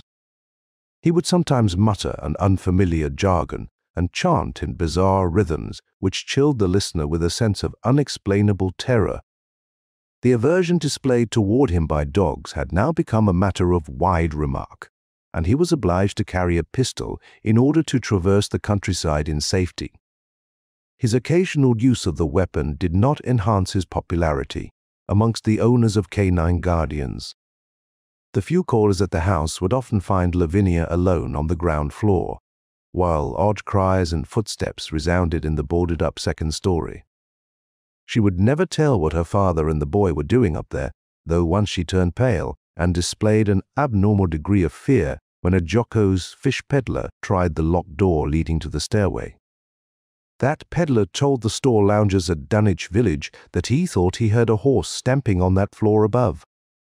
The loungers reflected, thinking of the door and runway and of the cattle that so swiftly disappeared. Then they shuddered as they recalled tales of old Whartley's youth, and of the strange things that are called out of the earth when a bullock is sacrificed at the proper time to certain heathen gods. It had for some time been noticed that dogs had begun to hate and fear the whole Whartley place as violently as they hated and feared young Wilbur personally. In 1917, the war came, and Squire Sawyer Whately, as chairman of the local draft board, had hard work finding a quota of young Dunwich men fit even to be sent to a development camp. The government, alarmed at such signs of wholesale regional decadence, sent several officers and medical experts to investigate, conducting a survey which New England newspaper readers may still recall. It was the publicity attending this investigation which set reporters on the track of the Whateleys and caused the Boston Globe and Arkham Advertiser to print flamboyant Sunday stories of young Wilbur's precociousness. Old Whatley's black magic, the shelves of strange books, the sealed second story of the ancient farmhouse, and the weirdness of the whole region and its hill noises. Wilbur was 4.5 then, and looked like a lad of 15. His lip and cheek were fuzzy with a coarse dark down, and his voice had begun to break. Earl Sawyer went out to the Whately place with both sets of reporters and cameramen, and called their attention to the queer stench which now seemed to trickle down from the sealed upper spaces. It was, he said, exactly like a smell he had found in the tool shed, abandoned when the house was finally repaired, and like the faint odors which he sometimes thought he caught near the stone circles on the mountains. Dunwich folk read the stories when they appeared and grinned over the obvious mistakes. They wondered, too, why the writers made so much of the fact that old Whartley always paid for his cattle in gold pieces of extremely ancient date. The Whateleys had received their visitors with ill-concealed distaste, though they did not dare court further publicity by a violent resistance or refusal to talk. For a decade, the annals of the Whateleys sink indistinguishably into the general life of a morbid community, used to their queer ways and hardened to their May Eve and All-Hallow orgies. Twice a year, they would light fires on the top of Sentinel Hill, at which times the mountain rumblings would recur with greater and greater violence, while, at all seasons, there were strange and portentous doings at the lonely farmhouse. In the course of time, callers professed to hear sounds in the sealed upper story, even when all the family were downstairs, and they wondered how swiftly or how lingeringly a cow or bullock was usually sacrificed. There was talk of a complaint to the Society for the Prevention of Cruelty to Animals, but nothing ever came of it, since Dunwich folk are never anxious to call the outside world's attention to themselves. About 1923, when Wilbur was a boy of 10, whose mind, voice, stature, and bearded face gave all the impressions of maturity, a second great siege of carpentry went on at the old house. It was all inside the sealed upper part, and from bits of discarded lumber, people concluded that the youth and his grandfather had knocked out all the partitions and even removed the attic floor, leaving only one vast open void between the ground story and the peaked roof. They had torn down the great central chimney too, and fitted the rusty range with a flimsy outside tin stove pipe.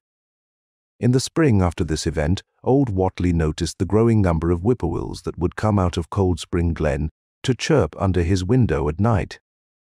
He seemed to regard the circumstance as one of great significance, and told the loungers at Osborne's that he thought his time had almost come.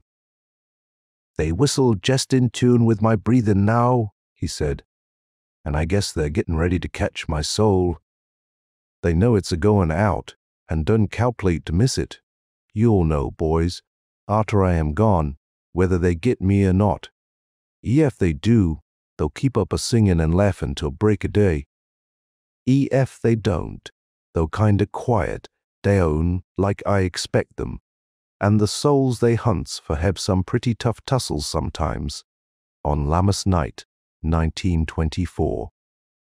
Dr. Houghton of Aylesbury was hastily summoned by Wilbur Whateley, who had lashed his one remaining horse through the darkness and telephoned from Osborne's in the village. He found old Whateley in a very grave state, with a cardiac action and stertorous breathing that told of an end not far off.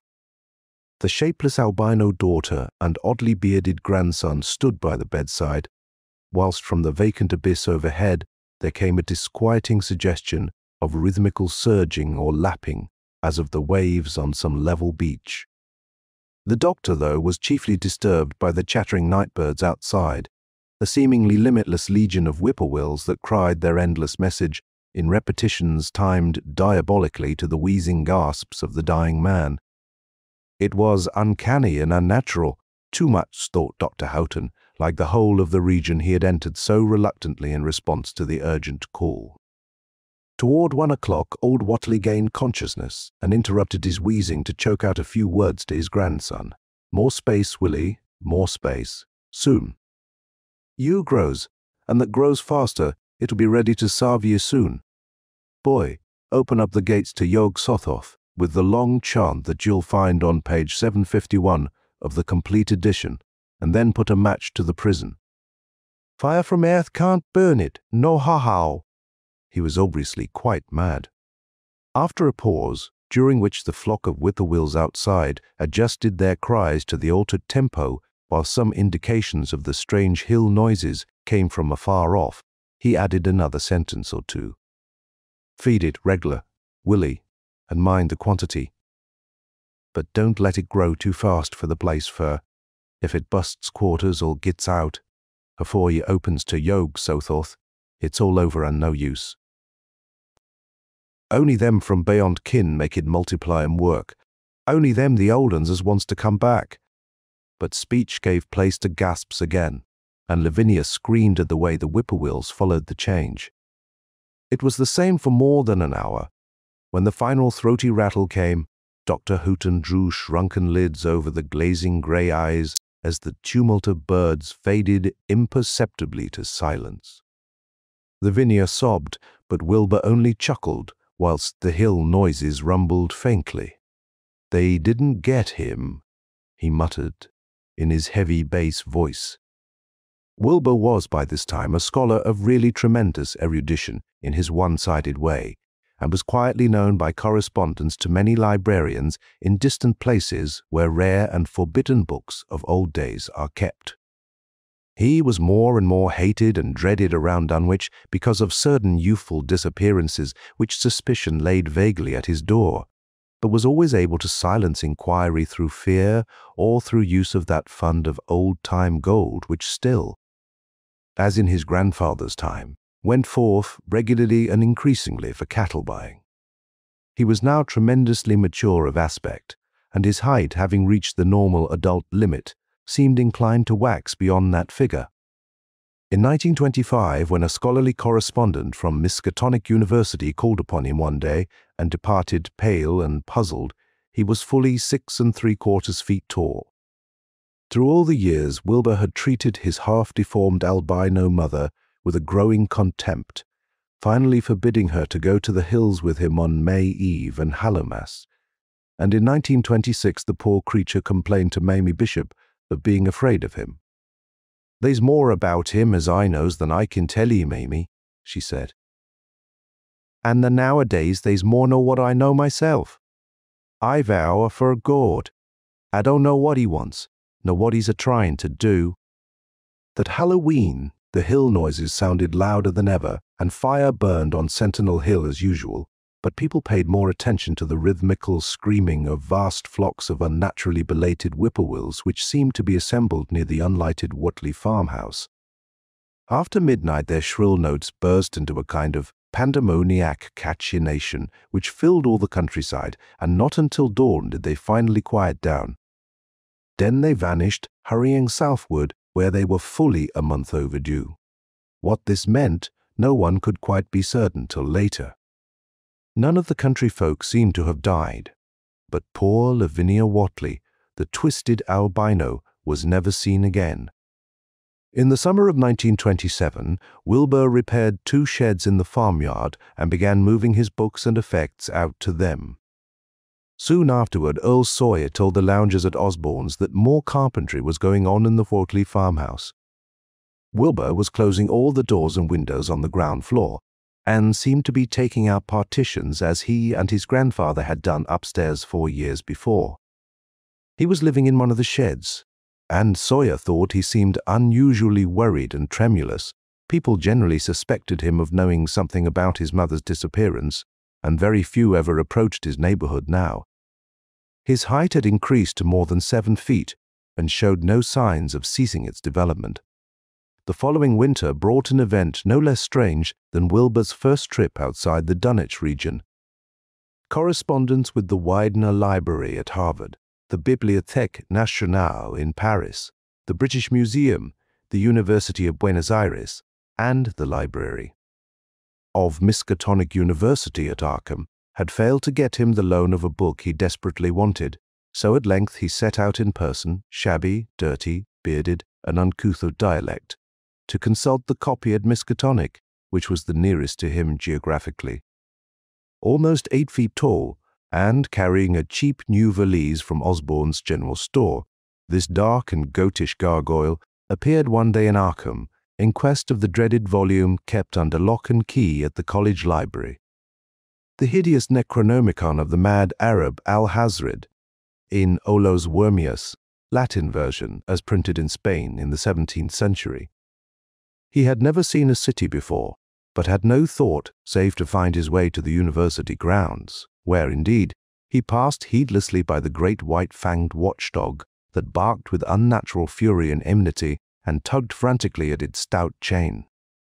Wilbur had with him the priceless but imperfect copy of Dr. Dee's English version, which his grandfather had bequeathed him, and upon receiving access to the Latin copy, he at once began to collate the 2 texts with the aim of discovering a certain passage which would have come on the 751st page of his own defective volume. This much he could not civilly refrain from telling the librarian. The same erudite Henry Armitage, M. Miskatonic, Ph.D. Princeton, Lit.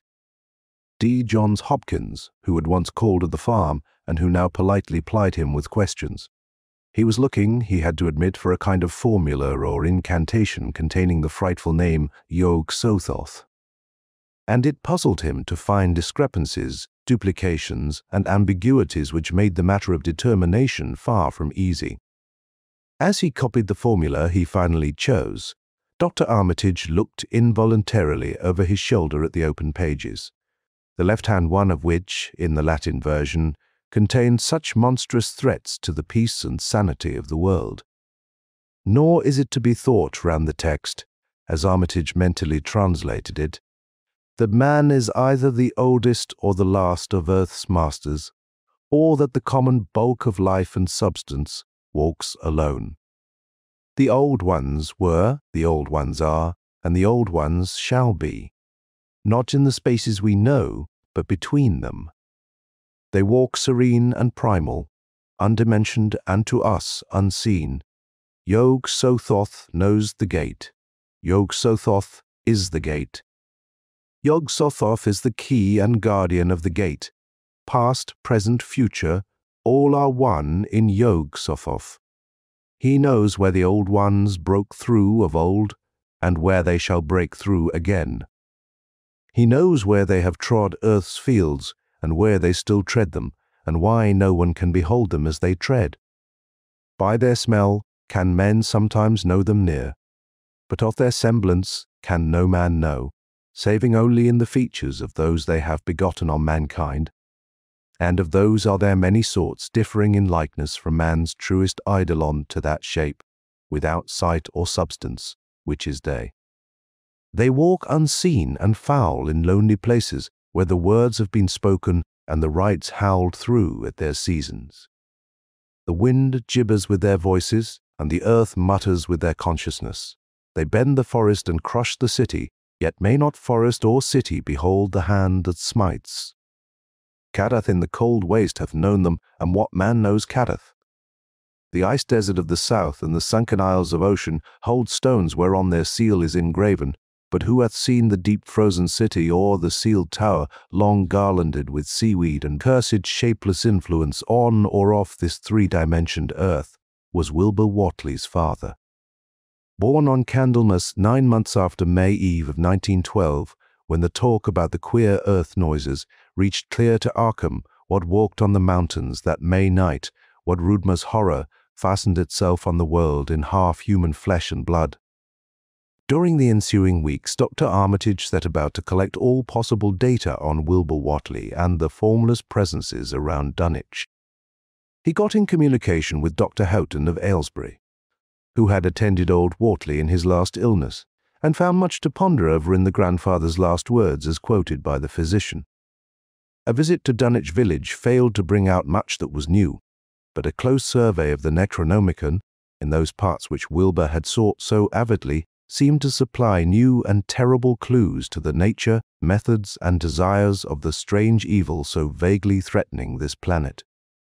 Talks with several students of archaic lore in Boston, and letters to many others elsewhere, gave him a growing amazement which passed slowly through varied degrees of alarm to a state of really acute spiritual fear.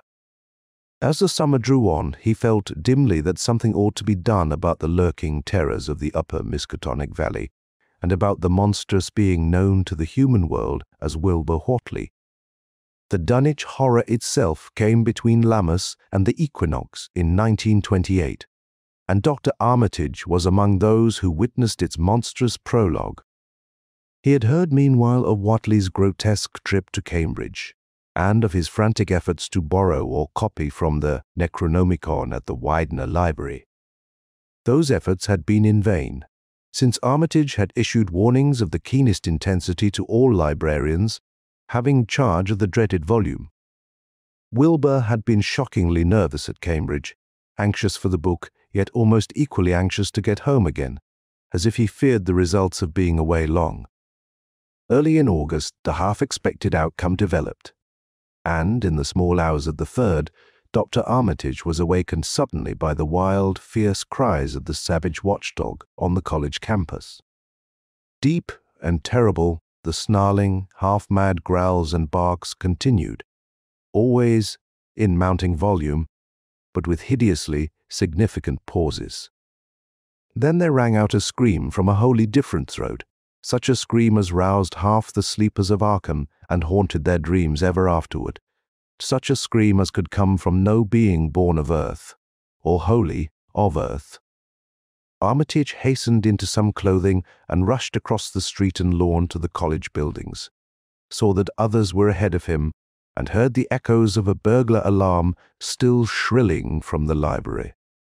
An open window showed black and gaping in the moonlight.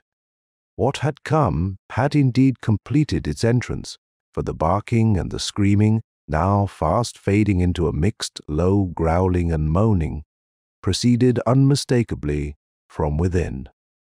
Some instinct warned Armitage that what was taking place was not a thing for unfortified eyes to see, so he brushed back the crowd with authority as he unlocked the vestibule door. Among the others he saw Professor Warren Rice and Dr. Francis Morgan, men to whom he had told some of his conjectures and misgivings, and these two he motioned to accompany him inside.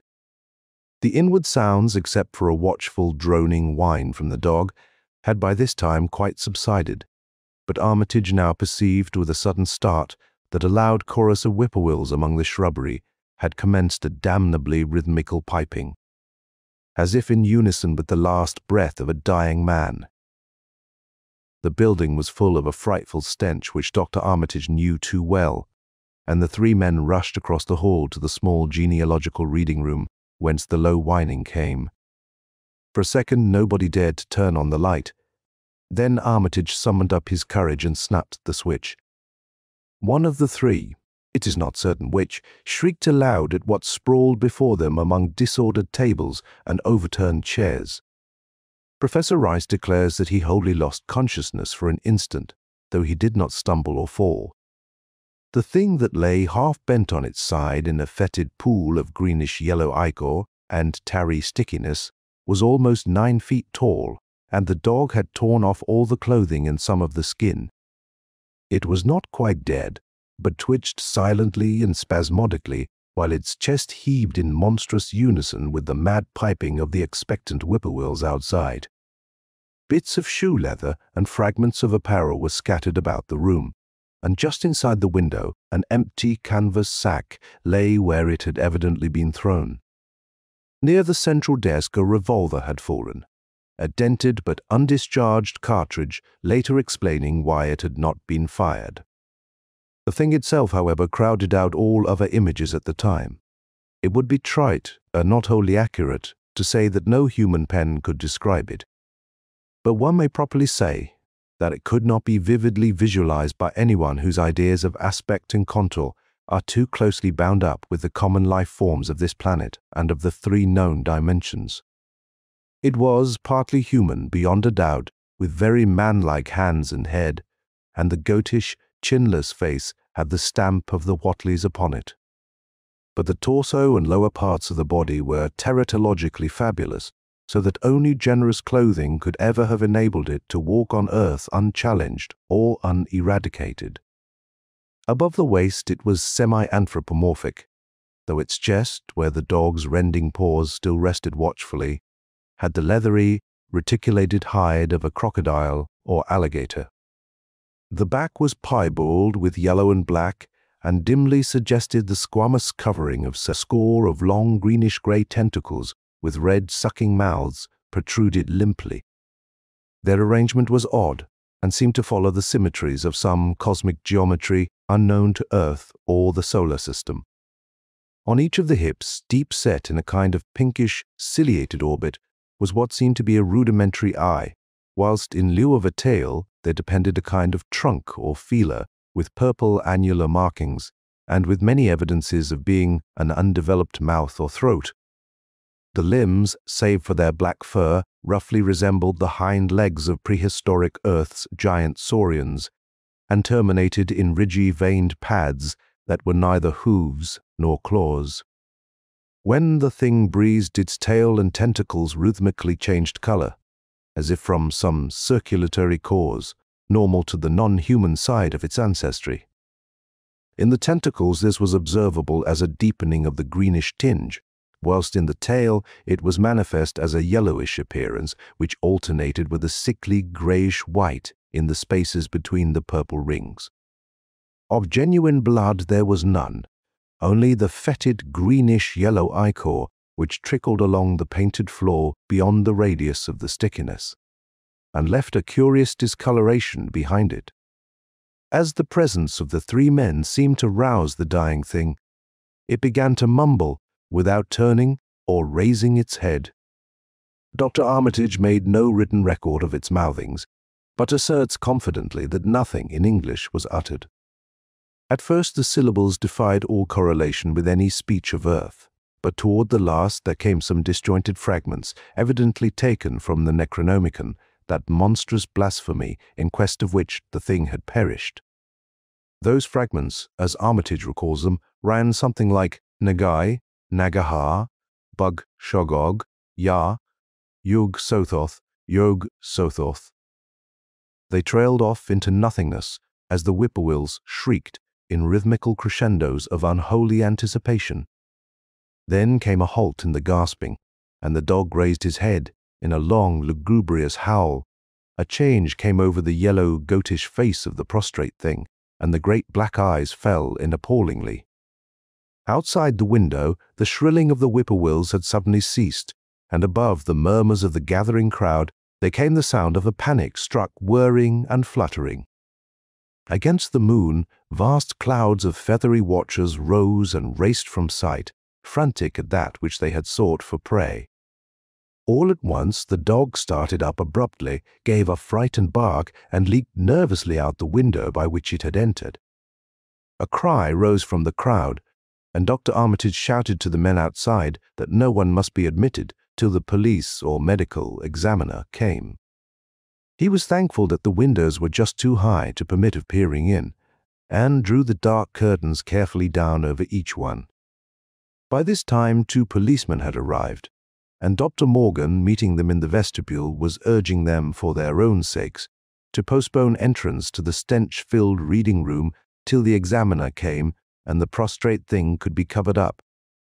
Meanwhile, frightful changes were taking place on the floor. One need not describe the kind and rate of shrinkage and disintegration that occurred before the eyes of Dr. Armitage and Professor Rice. But it is permissible to say that, aside from the external appearance of face and hands, the really human elements in Wilbur Whateley must have been very small. When the medical examiner came, there was only a sticky, whitish mass on the painted boards, and the monstrous odor had nearly disappeared. Apparently, Whateley had had no skull or bony skeleton. At least, in any true or stable sense, he had taken somewhat after his unknown father. Yet all this was only the prologue of the actual Dunwich horror. Formalities were gone through by bewildered officials, abnormal details were duly kept from press and public, and men were sent to Dunwich and Aylesbury to look up property and notify any who might be heirs of the late Wilbur Whateley. They found the countryside in great agitation, both because of the growing rumblings beneath the domed hills, and because of the unwanted stench and the surging, lapping sounds which came increasingly from the great empty shell formed by Whateley's boarded-up farmhouse.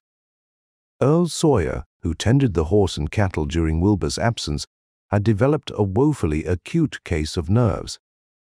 The officials devised excuses not to enter the noisome boarded place, and were glad to confine their survey of the deceased's living quarters, the newly mended sheds, to a single visit.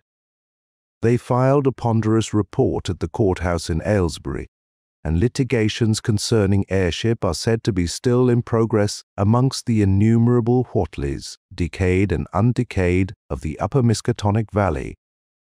An almost interminable manuscript in strange characters, written in a huge ledger and adjudged a sort of diary because of the spacing and the variations in ink and penmanship, presented a baffling puzzle to those who found it on the old bureau which served as its owner's desk. After a week of debate, it was sent to Miskatonic University, together with the deceased's collection of strange books, for study and possible translation. But even the best linguists soon saw that it was not likely to be unriddled with ease. No trace of the ancient gold with which Wilbur and old Whateley always paid their debts has yet been discovered. It was in the dark of September 9th that the horror broke loose. The hill noises had been very pronounced during the evening, and dogs barked frantically all night. Early risers on the 10th noticed a peculiar stench in the air. About 7 o'clock, Luther Brown, the hired boy at George Corey's between Cold Spring Glen and the village, rushed frenziedly back from his morning trip to 10-acre meadow with the cows. He was almost convulsed with fright as he stumbled into the kitchen, and in the yard outside, the no less frightened herd were pawing and lowing pitifully, having followed the boy back in the panic they shared with him. Between gasps, Luther tried to stammer out his tale to Mrs. Corey. Up thar in the rood beyond the glen, Miss Corey, they's suthin', ben thar. It smells like thunder, and all the bushes and little trees is pushed back from the rood like they'd a house been moved along of it. And that ain't the worst. Nuther, they's prints in the rood. Miss Corey great rayhound, prints as big as barrel-heads, all sunk down deep like a elephant had been along, only they's a sight more'n a 4 feet could make.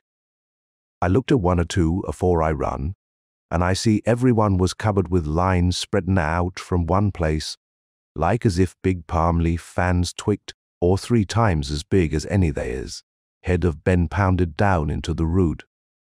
And the smell was awful, like what it is around Wizard Whateley's old house.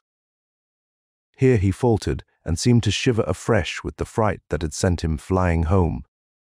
Mrs. Corey, unable to extract more information, began telephoning the neighbors, thus starting on its rounds the overture of panic that heralded the major terrors.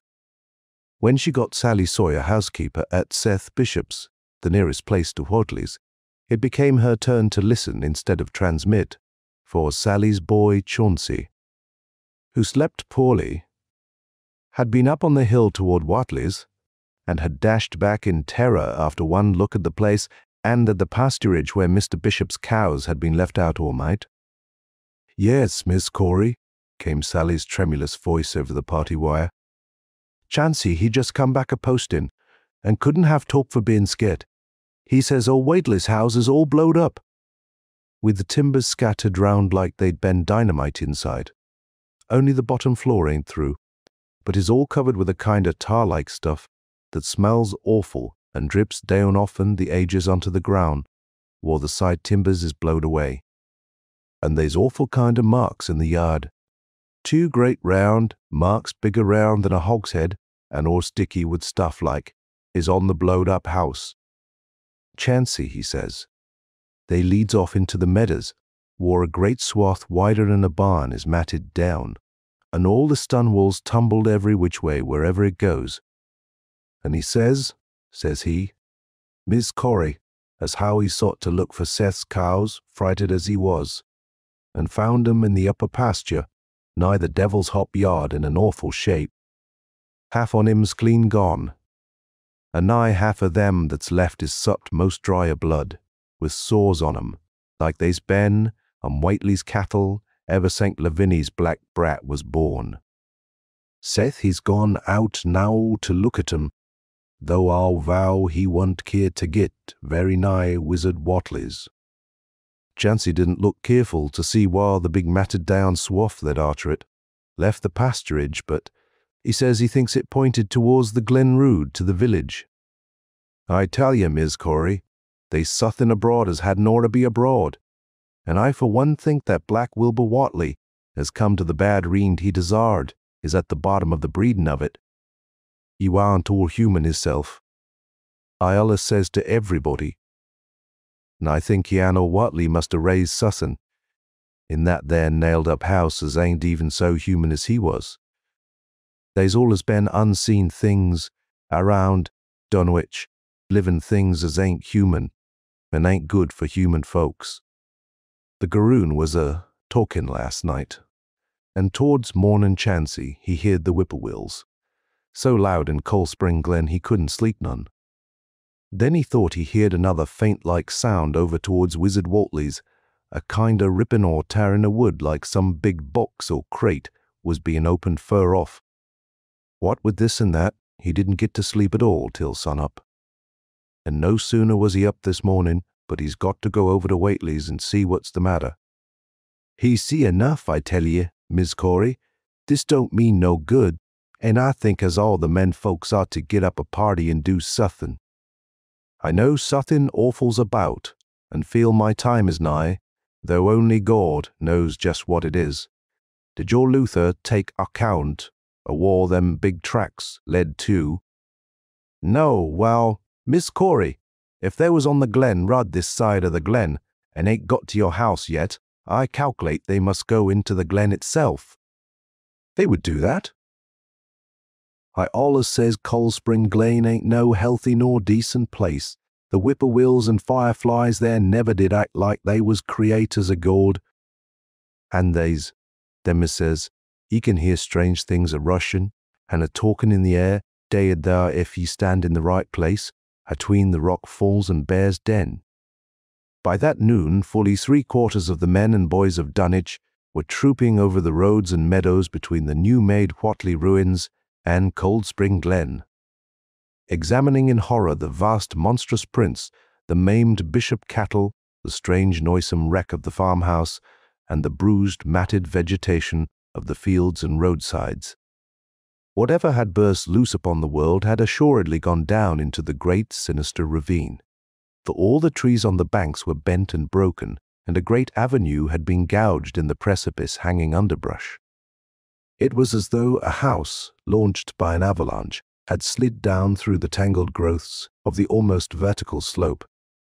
From below no sound came, but only a distant, undefinable fetor, and it is not to be wondered at that the men preferred to stay on the edge and argue rather than descend and beard the unknown Cyclopean horror in its lair. 3 dogs that were with the party had barked furiously at first, but seemed cowed and reluctant when near the glen. Someone telephoned the news to the Aylesbury Transcript, but the editor, accustomed to wild tales from Dunwich, did no more than concoct a humorous paragraph about it, an item soon afterward reproduced by the Associated Press.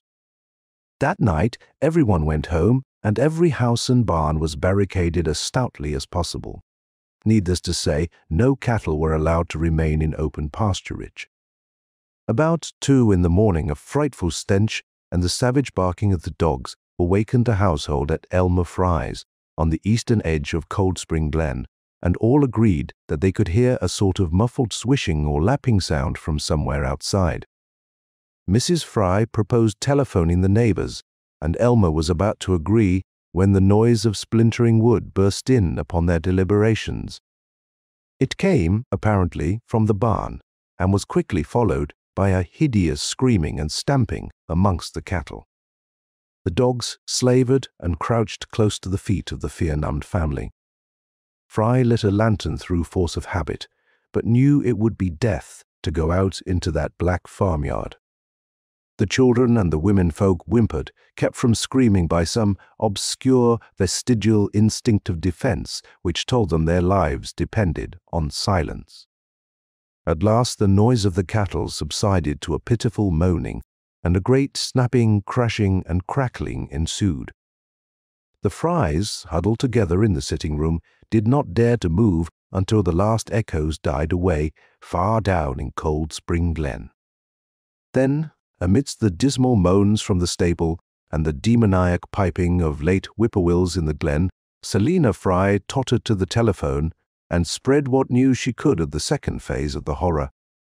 The next day all the countryside was in a panic, and cowed, uncommunicative groups came and went where the fiendish thing had occurred.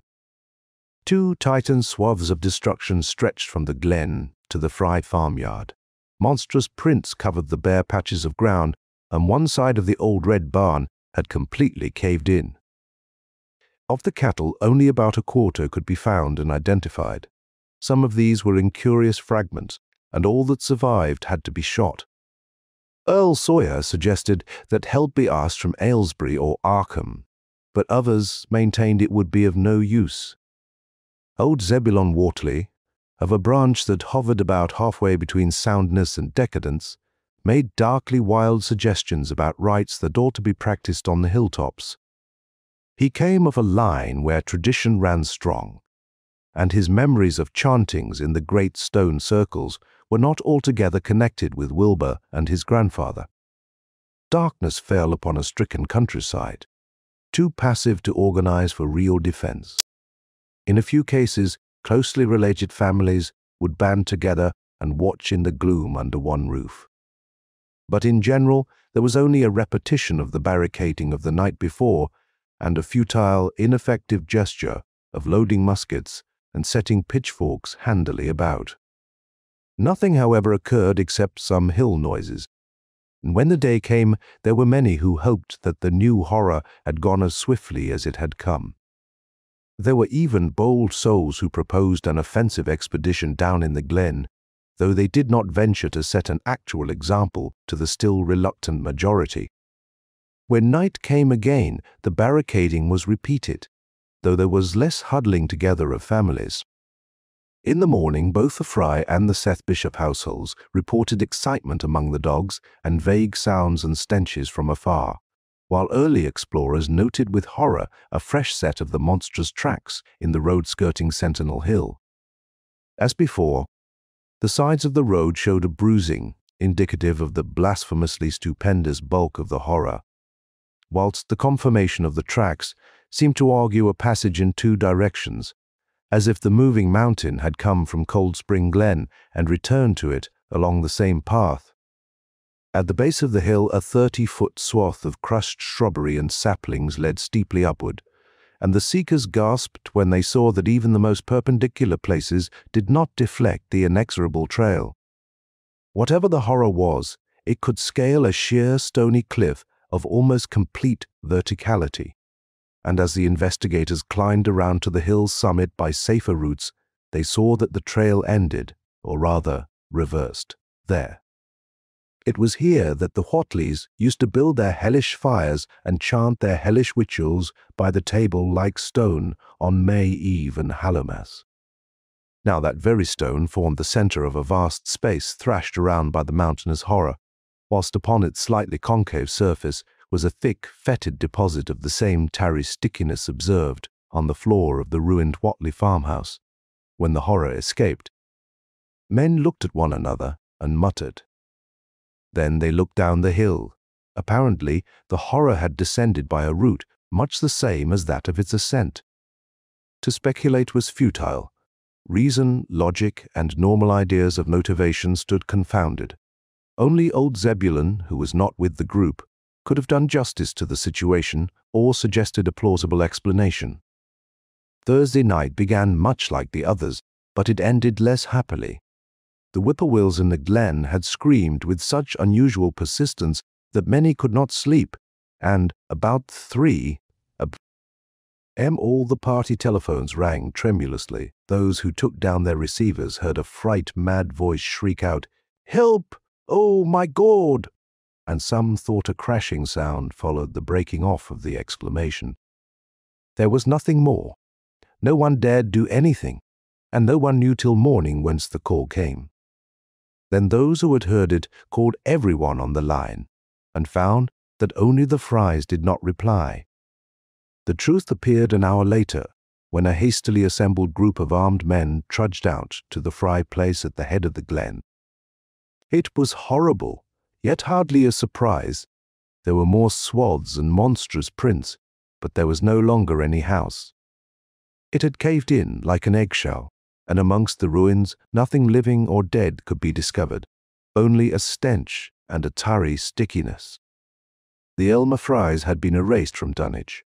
In the meantime, a quieter, yet even more spiritually poignant phase of the horror had been blackly unwinding itself behind the closed door of a shelf-lined room in Arkham.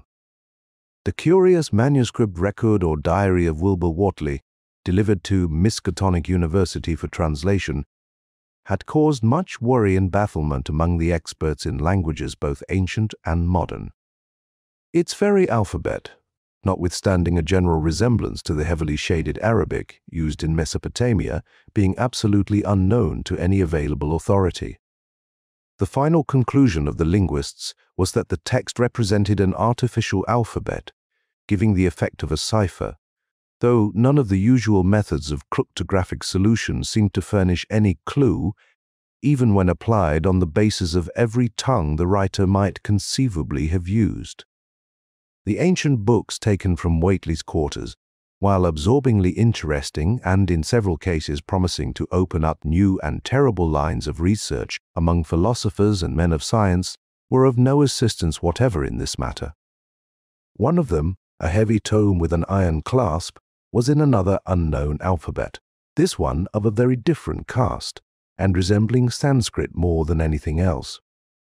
The old ledger was at length given wholly into the charge of Dr. Armitage, both because of his peculiar interest in the Whateley matter and because of his wide linguistic learning and skill in the mystical formulae of antiquity and the Middle Ages.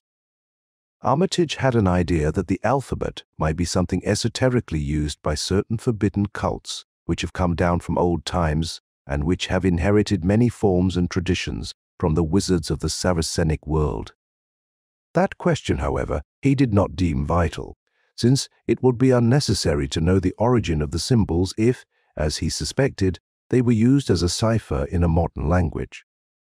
It was his belief that, considering the great amount of text involved, the writer would scarcely have wished the trouble of using another speech than his own, save perhaps in certain special formulae and incantations. Accordingly, he attacked the manuscript with the preliminary assumption that the bulk of it was in English. Dr. Armitage knew from the repeated failures of his colleagues that the riddle was a deep and complex one, and that no simple mode of solution could merit even a trial. All through late August, he fortified himself with the massed lore of cryptography, drawing upon the fullest resources of his own library and wading, night after night, amidst the arcana of Trithemius Polygraphia. Giambattista Porta's De Furtivis Literarum Notis De Visionaries Traité des Chefs, Falconer's Cryptomenesis Patefacta, Davis's and Thickness's 18th century treatises, and such fairly modern authorities as Blair von Martin and Cleno's Cryptographic. He interspersed his study of the books with attacks on the manuscript itself, and in time became convinced that he had to deal with one of those subtlest and most ingenious of cryptograms, in which many separate lists of corresponding letters are arranged, like the multiplication table and the message built up with arbitrary key words known only to the initiated. The older authorities seemed rather more helpful than the newer ones, and Armitage concluded that the code of the manuscript was one of great antiquity, no doubt handed down through a long line of mystical experimenters. Several times he seemed near daylight, only to be set back by some unforeseen obstacle. Then, as September approached, the clouds began to clear. Certain letters, as used in certain parts of the manuscript, emerged definitely and unmistakably, and it became obvious that the text was indeed in English. On the evening of September 2nd, the last major barrier gave way, and Dr. Armitage read for the first time a continuous passage of Wilbur Whateley's Annals.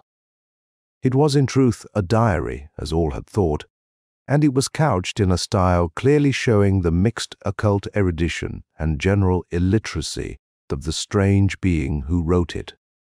Almost the first long passage that Armitage deciphered, an entry dated November 26, 1916, proved highly startling and disquieting. It was written, he remembered, by a child of 3½ who looked like a lad of 12 or 13. Today learned the Aklo for the Sabaoth, which did not like, it being answerable from the hill and not from the air. That upstairs more ahead of me than I had thought it would be, and is not like to have much earth brain. Shot Elam Hutchins's collie Jack when he went to bite me, and Elam says he would kill me if he dast. I guess he won't. Grandfather kept me saying the Dove formula last night, and I think I saw the inner city at the 2 magnetic poles. I shall go to those poles when the earth is cleared off, if I can't break through with the Dohana formula when I commit it.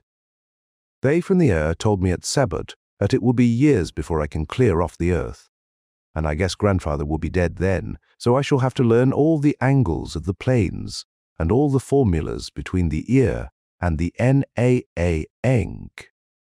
They from outside will help, but they cannot take body without human blood. That upstairs looks, it will have the right cast. I can see it a little when I make the Yorish sign or blow the power of Ibn Ghazi at it, and it is near like them at May Eve on the hill. The other face may wear off some. I wonder how I shall look when the earth is cleared and there are no earth beings on it. He that came with the Aklo Sabbath said, I may be transfigured, there being much of outside to work on. Morning found Dr. Armitage in a cold sweat of terror and a frenzy of wakeful concentration.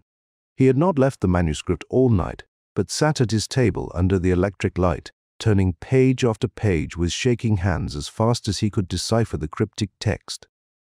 He had nervously telephoned his wife he would not be home, and when she brought him a breakfast from the house, he could scarcely dispose of a mouthful. All that day he read on, now and then halted maddeningly as a reapplication of the complex key became necessary. Lunch and dinner were brought him, but he ate only the smallest fraction of either.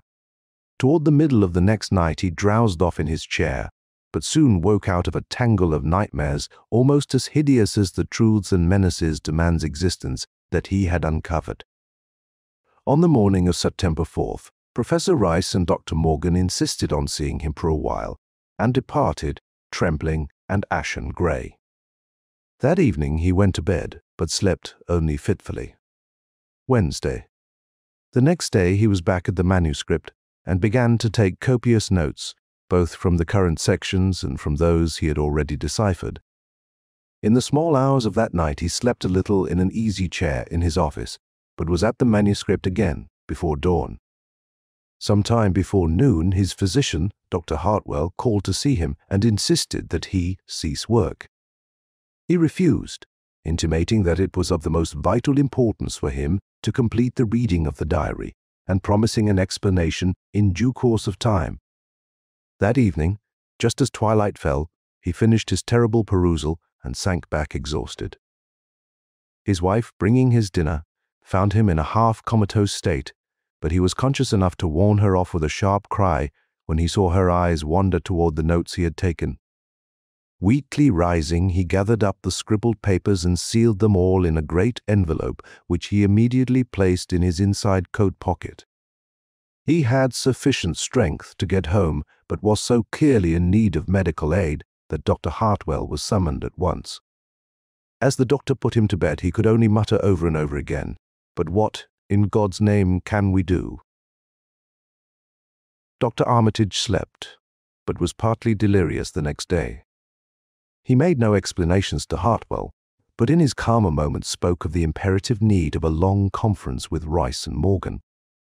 His wilder wanderings were very startling indeed, including frantic appeals that something in a boarded-up farmhouse be destroyed and fantastic references to some plan for the extirpation of the entire human race and all animal and vegetable life from the earth by some terrible elder race of beings from another dimension.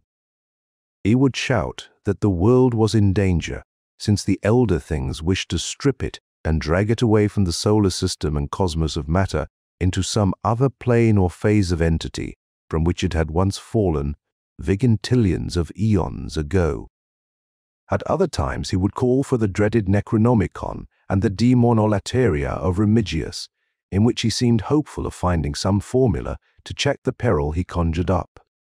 "Stop them! Stop them!" He would shout, "Those Wadleys meant to let them in, and the worst of all is left. Tell Rice and Morgan we must do something. It's a blind business, but I know how to make the powder. It hasn't been fed since the 2nd of August when Wilbur came here to his death, and at that rate."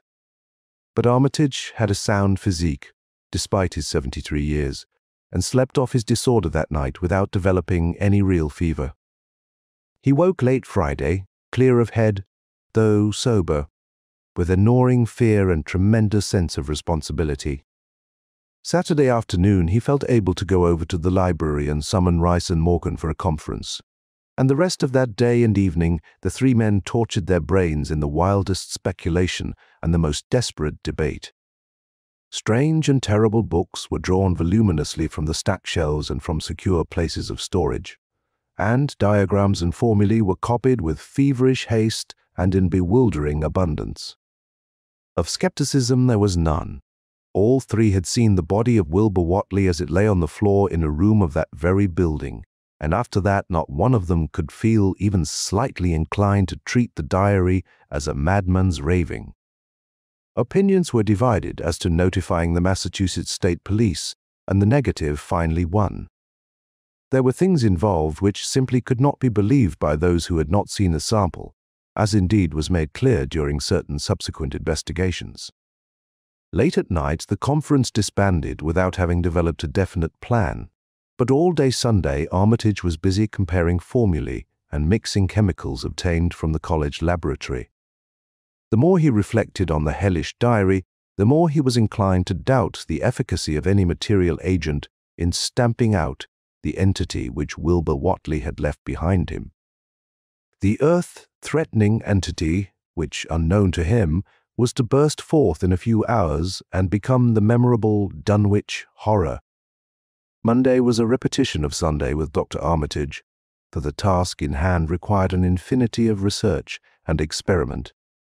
Further consultations of the monstrous diary brought about various changes of plan, and he knew that even in the end a large amount of uncertainty must remain. By Tuesday he had a definite line of action mapped out and believed he would try a trip to Dunwich within a week. Then on Wednesday the great shock came. Tucked obscurely away in a corner of the Arkham Advertiser was a facetious little item from the Associated Press telling what a record-breaking monster the bootleg whiskey of Dunwich had raised up. Armitage, half stunned, could only telephone for Rice and Morgan. Far into the night they discussed, and the next day was a whirlwind of preparation on the part of them all. Armitage knew he would be meddling with terrible powers, yet saw that there was no other way to annul the deeper and more malign meddling which others had done before him. Friday morning, Armitage, Rice, and Morgan set out by motor for Dunwich, arriving at the village about 1 in the afternoon. The day was pleasant, but even in the brightest sunlight, a kind of quiet dread and portent seemed to hover about the strangely domed hills and the deep, shadowy ravines of the stricken region. Now and then on some mountain top, a gaunt circle of stones could be glimpsed against the sky. From the air of hushed fright at Osborne's store, they knew something hideous had happened, and soon learned of the annihilation of the Elmer Fry house and family. Throughout that afternoon, they rode around Dunwich, questioning the natives concerning all that had occurred, and seeing for themselves, with rising pangs of horror, the drear Fry ruins with their lingering traces of the tarry stickiness. The blasphemous tracks in the Fry yard, the wounded Seth Bishop cattle, and the enormous swaths of disturbed vegetation in various places. The trail up and down Sentinel Hill seemed to Armitage of almost cataclysmic significance, and he looked long at the sinister altar-like stone on the summit.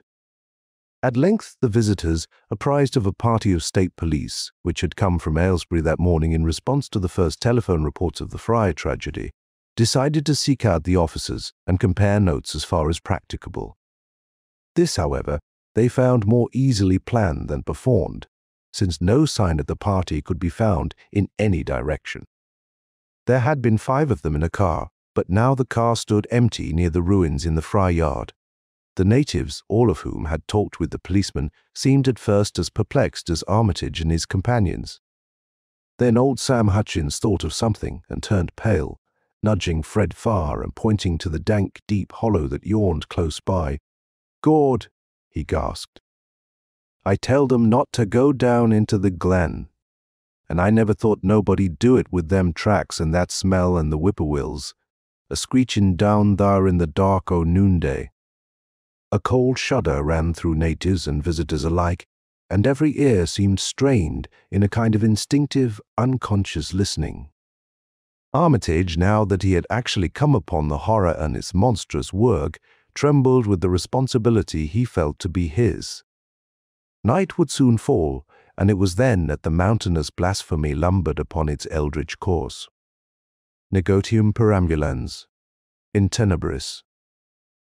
The old librarian rehearsed the formulae he had memorized and clutched the paper containing the alternative ones he had not memorized. He saw that his electric flashlight was in working order.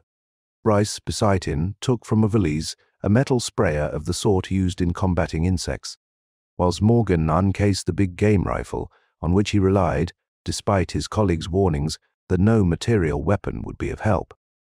Armitage, having read the hideous diary, knew painfully well what kind of a manifestation to expect, but he did not add to the fright of the Dunwich people by giving any hints or clues. He hoped that it might be conquered without any revelation to the world of the monstrous thing it had escaped. As the shadows gathered, the natives commenced to disperse homeward, anxious to bar themselves indoors despite the present evidence that all human locks and bolts were useless before a force that could bend trees and crush houses when it chose. They shook their heads at the visitors' plan to stand guard at the Fry ruins near the glen, and, as they left, had little expectancy of ever seeing the watchers again. There were rumblings under the hills that night, and the whippoorwills piped threateningly.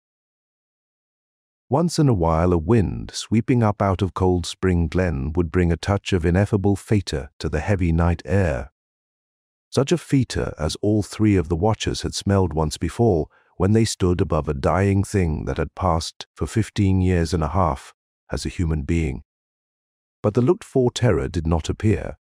Whatever was down there in the glen was biding its time, and Armitage told his colleagues it would be suicidal to try to attack it in the dark. Morning came wanly, and the night sounds ceased. It was a grey, bleak day, with now and then a drizzle of rain, and heavier clouds seemed to be piling themselves up beyond the hills to the northwest. The men from Arkham were undecided what to do. Seeking shelter from the increasing rainfall beneath one of the few undestroyed Fry outbuildings, they debated the wisdom of waiting, or of taking the aggressive and going down into the glen in quest of their nameless, monstrous quarry. The downpour waxed in heaviness, and distant peals of thunder sounded from far horizons. Sheet lightning shimmered, and then a forky bolt flashed near at hand, as if descending into the accursed glen itself. The sky grew very dark, and the watchers hoped that the storm would prove a short, sharp one, followed by clear weather. It was still gruesomely dark when, not much over an hour later, a confused babble of voices sounded down the road. Another moment brought to view a frightened group of more than a dozen men, running, shouting, and even whimpering hysterically. Someone in the lead began sobbing out words, and the Arkham men started violently when those words developed a coherent form. "Oh, my God, the voice choked out. "It's a-goin' again, and this time by day. It's out and a-movin' this very minute, and only the Lord knows when it'll be on us all." The speaker panted into silence, but another took up his message. "Nigh on a hour ago, Zeb Whatley here heard the phone a-ringin', and it was Mis' Corey, George's wife, that lives down by the junction. She says the hired boy Luther was out drivin' in the cows from the storm, arter the big bolt, and when he see all the trees a-bendin' at the mouth of the glen opposite side, to this and smelt the same awful smell like he smelt when he found the big tracks fust Monday morning. And she says he says they was a swishin' lappin' sound, more nor what the bendin' trees and bushes could make, and all on a sudden the trees along the road begun to get pushed one side, and they was awful stompin' and splashin' in the mud. But mind ye, Luther, he didn't see nothin' at all, only just the bendin' trees and underbrush. Then, fur ahead where Bishop's Brook goes, under the rood, he heard a awful creakin' and strainin' on the bridge, and says he could tell the sound of wood a-startin' to crack and split. And all the whiles he never see a thing, only them trees and bushes a-bendin', and when the swishin' sound got very fur off, on the road towards Wizard Whatley's and Sentinel Hill, Luther, he had the guts to step up where he'd heard it, fust and look at the ground. It was all mud and water, and the sky was dark and the rain was wiping out old tracks about as fast as could be. But beginning at the glen mouth, while the trees bed moved, there was still some of them awful prints big as bars like you seen Monday. At this point, the first excited speaker interrupted. "But that ain't the trouble now. That was only the start. Zeb here was callin' folks up, and everybody was a-listening in when a call from Seth Bishop's cut in. His housekeeper, Sally, was carryin' on fit to kill. She'd just seed the trees a-bending beside the road, and says there was a kind of mushy sound, like the elephant puffin' and treadin' a-headin' for the house.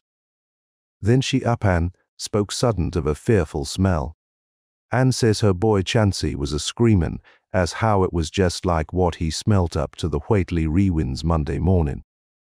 And the dogs was all barkin' and whinin' awful, and then she let out a turrible yell and says the shed down the rooted just caved in like the storm had blowed it over, only the wind warn't strong enough to do that. Everybody was a-listenin', and ye could hear lots of folks on the wire a-gaspin'. All to once Sally she yelled again, and says the front yard picket fence bed just crumpled up, though they warn't no sign of what done it. Then everybody on the line could hear Chansey and all Seth Bishop a-yellin' too, and Sally was shriekin' out that suthin' heavy had struck the house. Not lightnin' nor nothin', but suthin' heavy agin the front. That kep' a-launchin' itself agin and again though ye couldn't see. Nothin' out the front windows. And then, lines of fright deepened on every face, and Armitage, shaken as he was, had barely poise enough to prompt the speaker. And then, "Sally," she yelled, "out! Oh, help! The house is a-cavin' and on the wire we could hoar a turrible crashin' and a whole flock o' screamin', just like when Elmer Fry's place was took, only wuss." The man paused, and another of the crowd spoke. "That's all." Not a sound nor squeak over the phone after that. Just still like we that heerd it got out, Fords and wagons, and rounded up as many able-bodied menfolks as we could get. "At Corey's place, and come up here to see what you thought best to do, not but what I think it's the Lord's judgment for our iniquities that no mortal kin ever set aside." Armitage saw that the time for positive action had come, and spoke decisively to the faltering group of frightened rustics. "We must follow it, boys." He made his voice as reassuring as possible. "I believe there is a chance of putting it out of business. You men know that those Whateleys were wizards.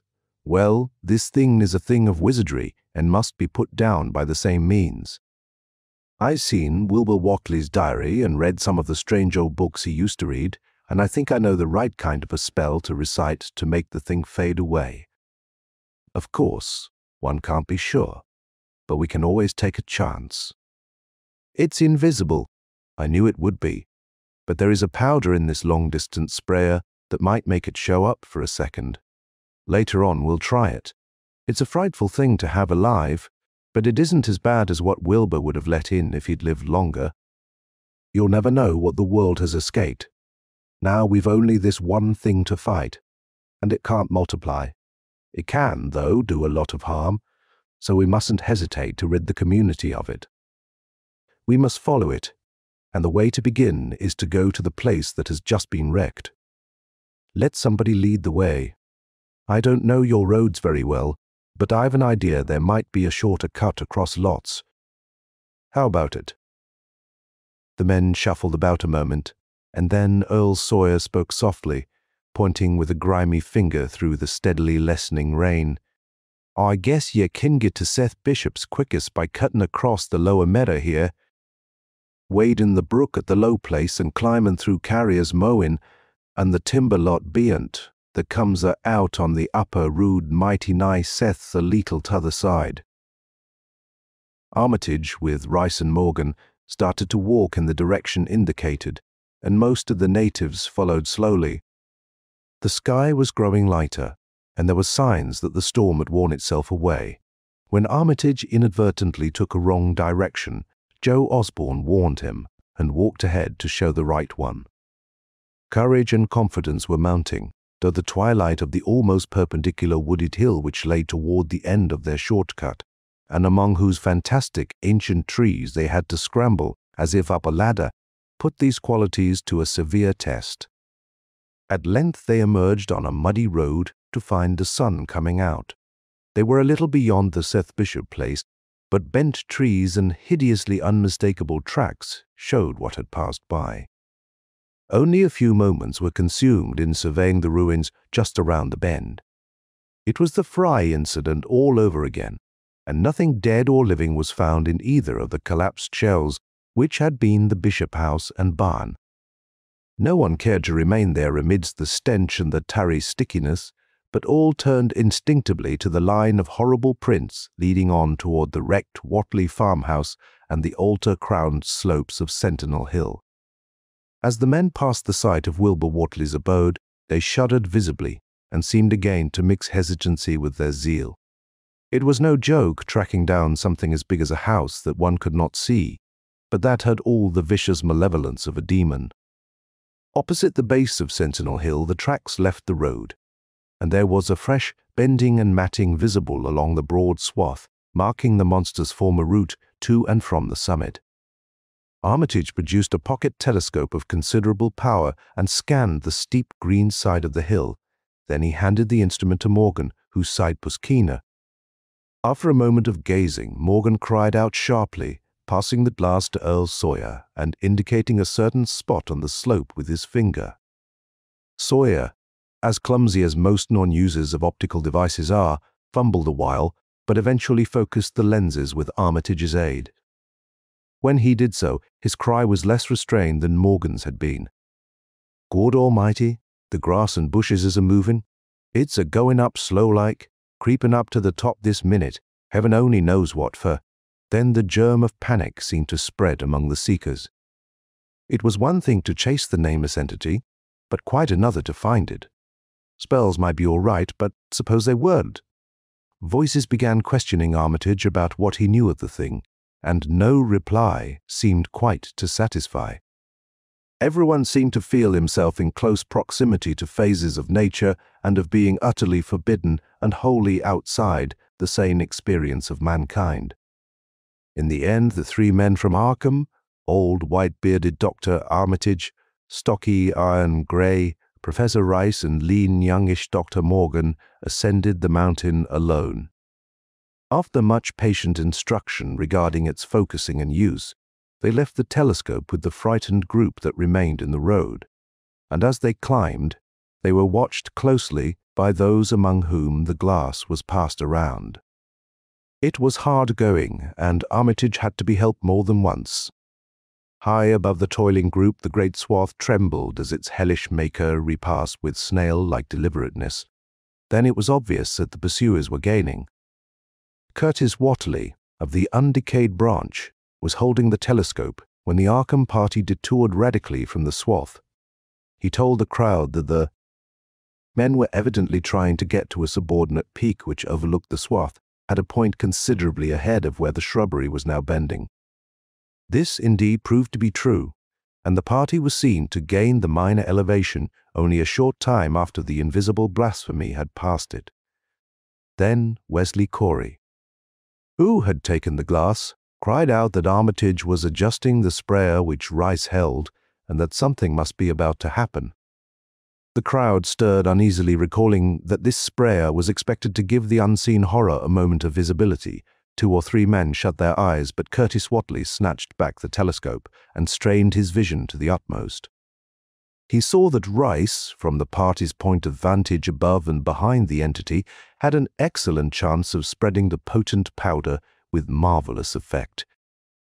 Those without the telescope saw only an instant's flash of grey cloud, a cloud about the size of a moderately large building near the top of the mountain. Curtis, who had held the instrument, dropped it with a piercing shriek into the ankle-deep mud of the road. He reeled and would have crumpled to the ground had not 2 or 3 others seized and steadied him. All he could do was moan half inaudibly, "Oh, oh, great God, that, oh, great God, that." There was a pandemonium of questioning, and only Henry Wheeler thought to rescue the fallen telescope and wipe it clean of mud. Curtis was past all coherence, and even isolated replies were almost too much for him. "Big in a barn all made of squirmin' ropes, half thing sorto. Shaped like a hen's egg, bigger than anything, with dozens of legs like hogsheads that half shut up when they step.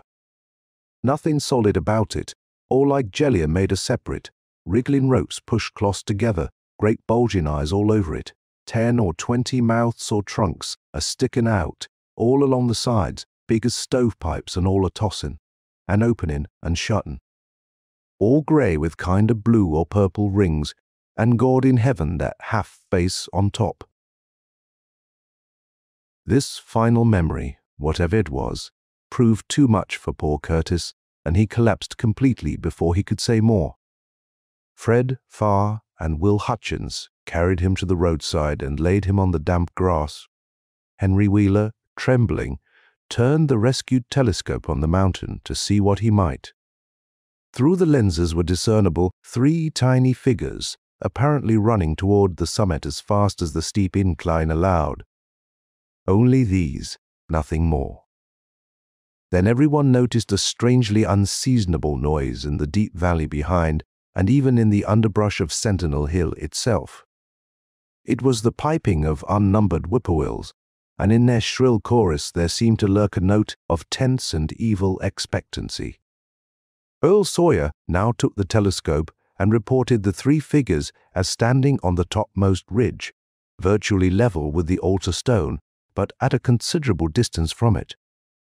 One figure, he said, seemed to be raising its hands above its head at rhythmic intervals, and as Sawyer mentioned the circumstance, the crowd seemed to hear a faint, half-musical sound from the distance, as if a loud chant were accompanying the gestures.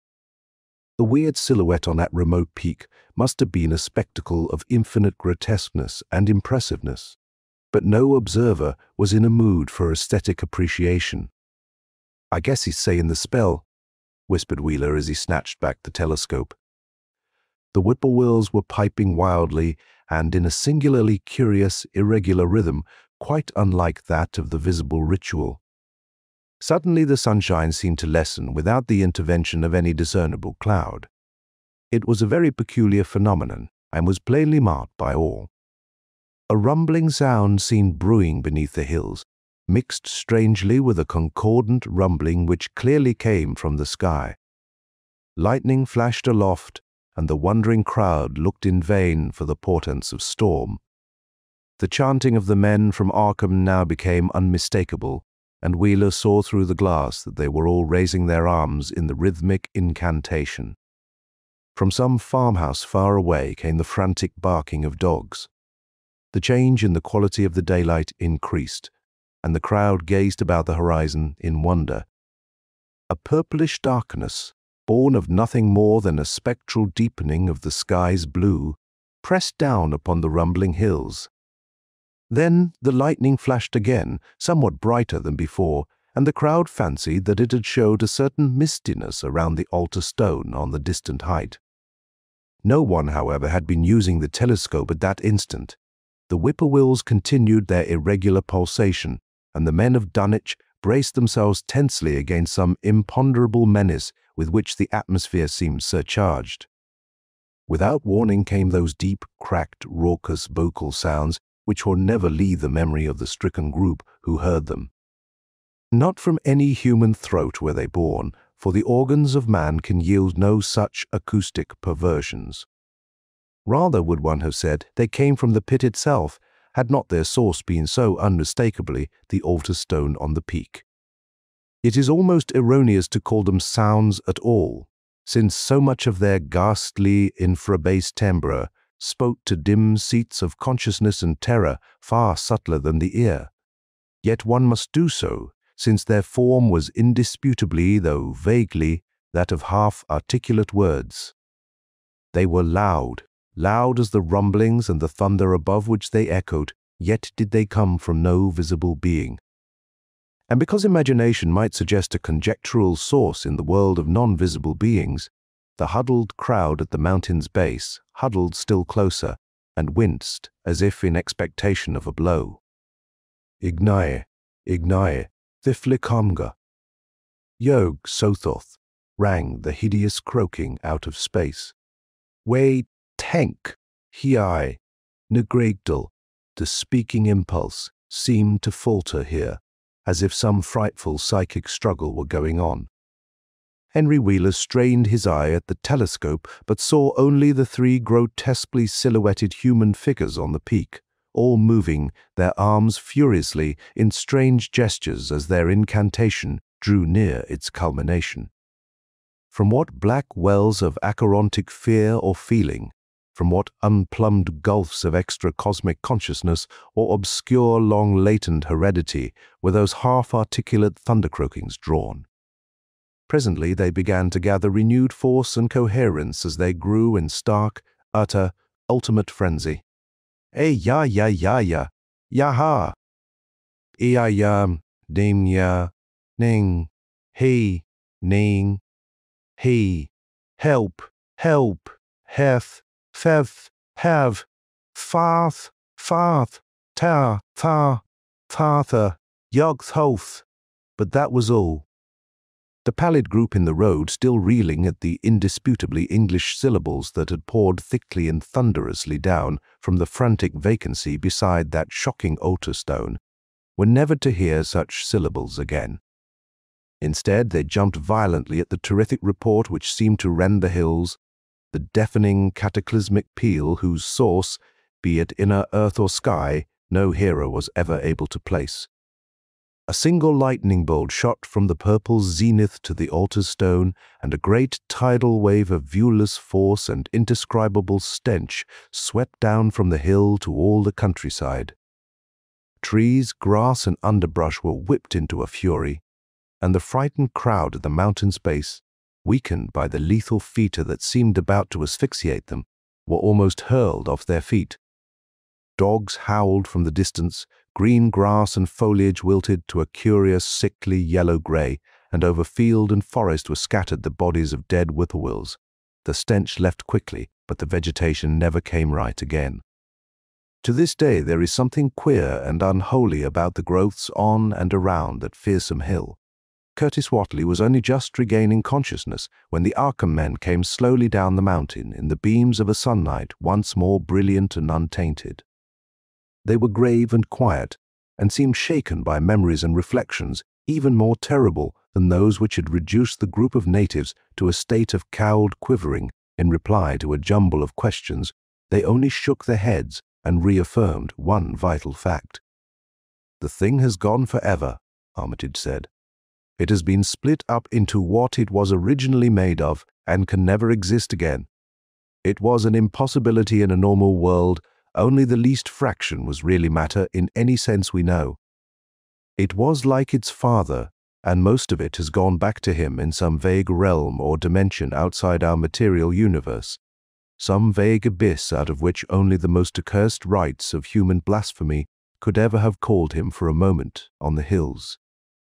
There was a brief silence, and in that pause the scattered senses of poor Curtis Whatley began to knit back into a sort of continuity, so that he put his hands to his head with a moan. Memory seemed to pick itself up where it had left off, and the horror of the sight that had prostrated him burst in upon him again. "Oh, oh my God, that half-face!" "That half-face on top of it, that face with the red eyes and crinkly albino hair and no chin like the Whatleys.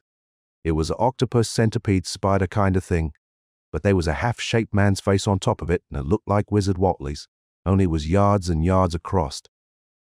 He paused, exhausted, as the whole group of natives stared in a bewilderment not quite crystallized into fresh terror. Only old Zebulon Whatley, who wonderingly remembered ancient things but who had been silent heretofore, spoke aloud. 15 year gone," he rambled.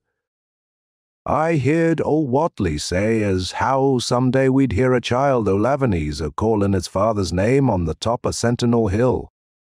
But Joe Osborne interrupted him to question the Arkham men anew. What was it, anyhow, and however did young Wizard Whatley call it out of the air it come from? Armitage chose his words carefully. It was mostly a kind of force that doesn't belong in our part of space, a kind of force that acts and grows and shapes itself by other laws than those of our sort of nature.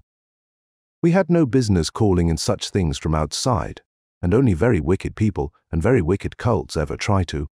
There was some of it in Wilbur Whatley himself, enough to make a devil and a precocious monster of him, and to make his passing out a pretty terrible sight. "I am going to burn his accursed diary, and if you men are wise, you'll dynamite that altar stone up there and pull down all the rings of standing stones on the other hills." Things like that brought down the beings those Whapleys were so fond of, the beings they were going to let in tangibly to wipe out the human race and drag the earth off to some nameless place for some nameless purpose. But as to this thing we've just sent back, the Whatleys raised it for a terrible part in the doings that were to come. It grew fast and big from the same reason that Wilbur grew fast and big, but it beat him because it had a greater share of the outsideness in it. You needn't ask how Wilbur called it out of the air. He didn't call it out. It was his twin brother, but it looked more like the father than he did. End of the Dunwich Horror by H.P. Lovecraft.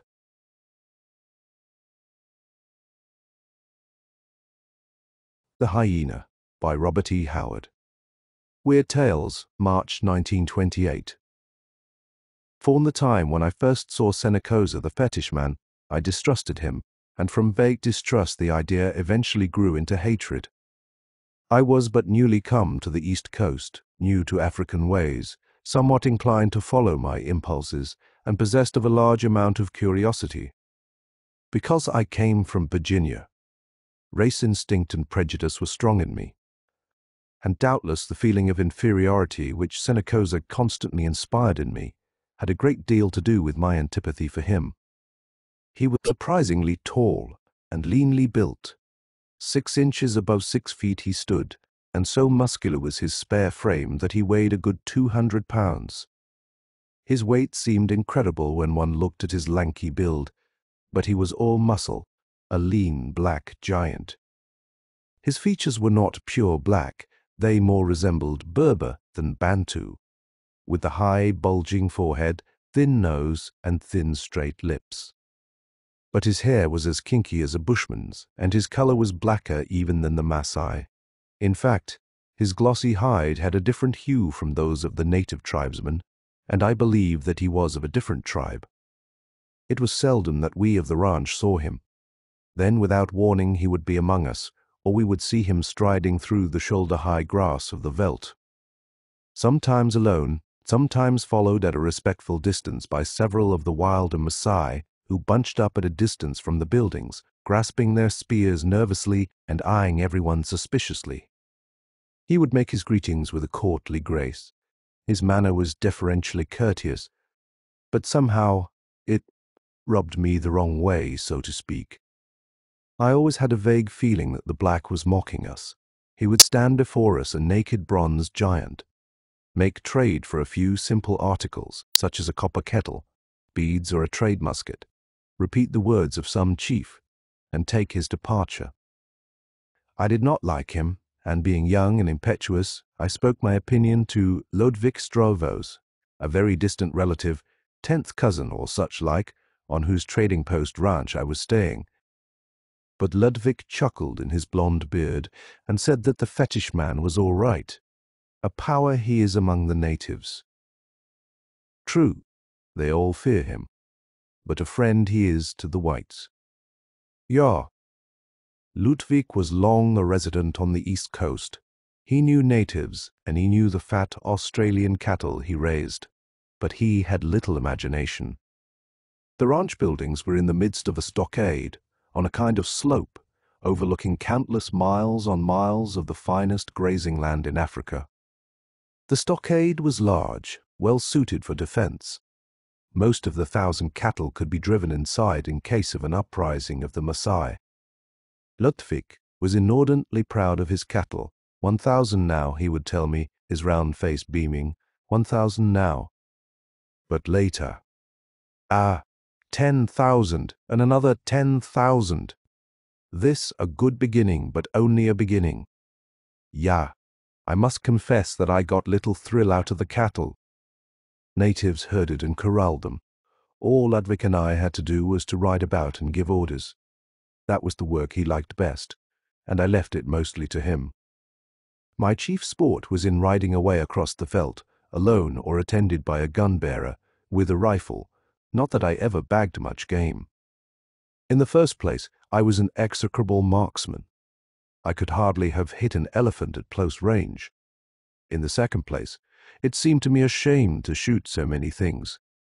A bush antelope would bound up in front of me and race away, and I would sit watching him, admiring the slim, lithe figure, thrilled with the graceful beauty of the creature, my rifle lying idle across my saddle horn.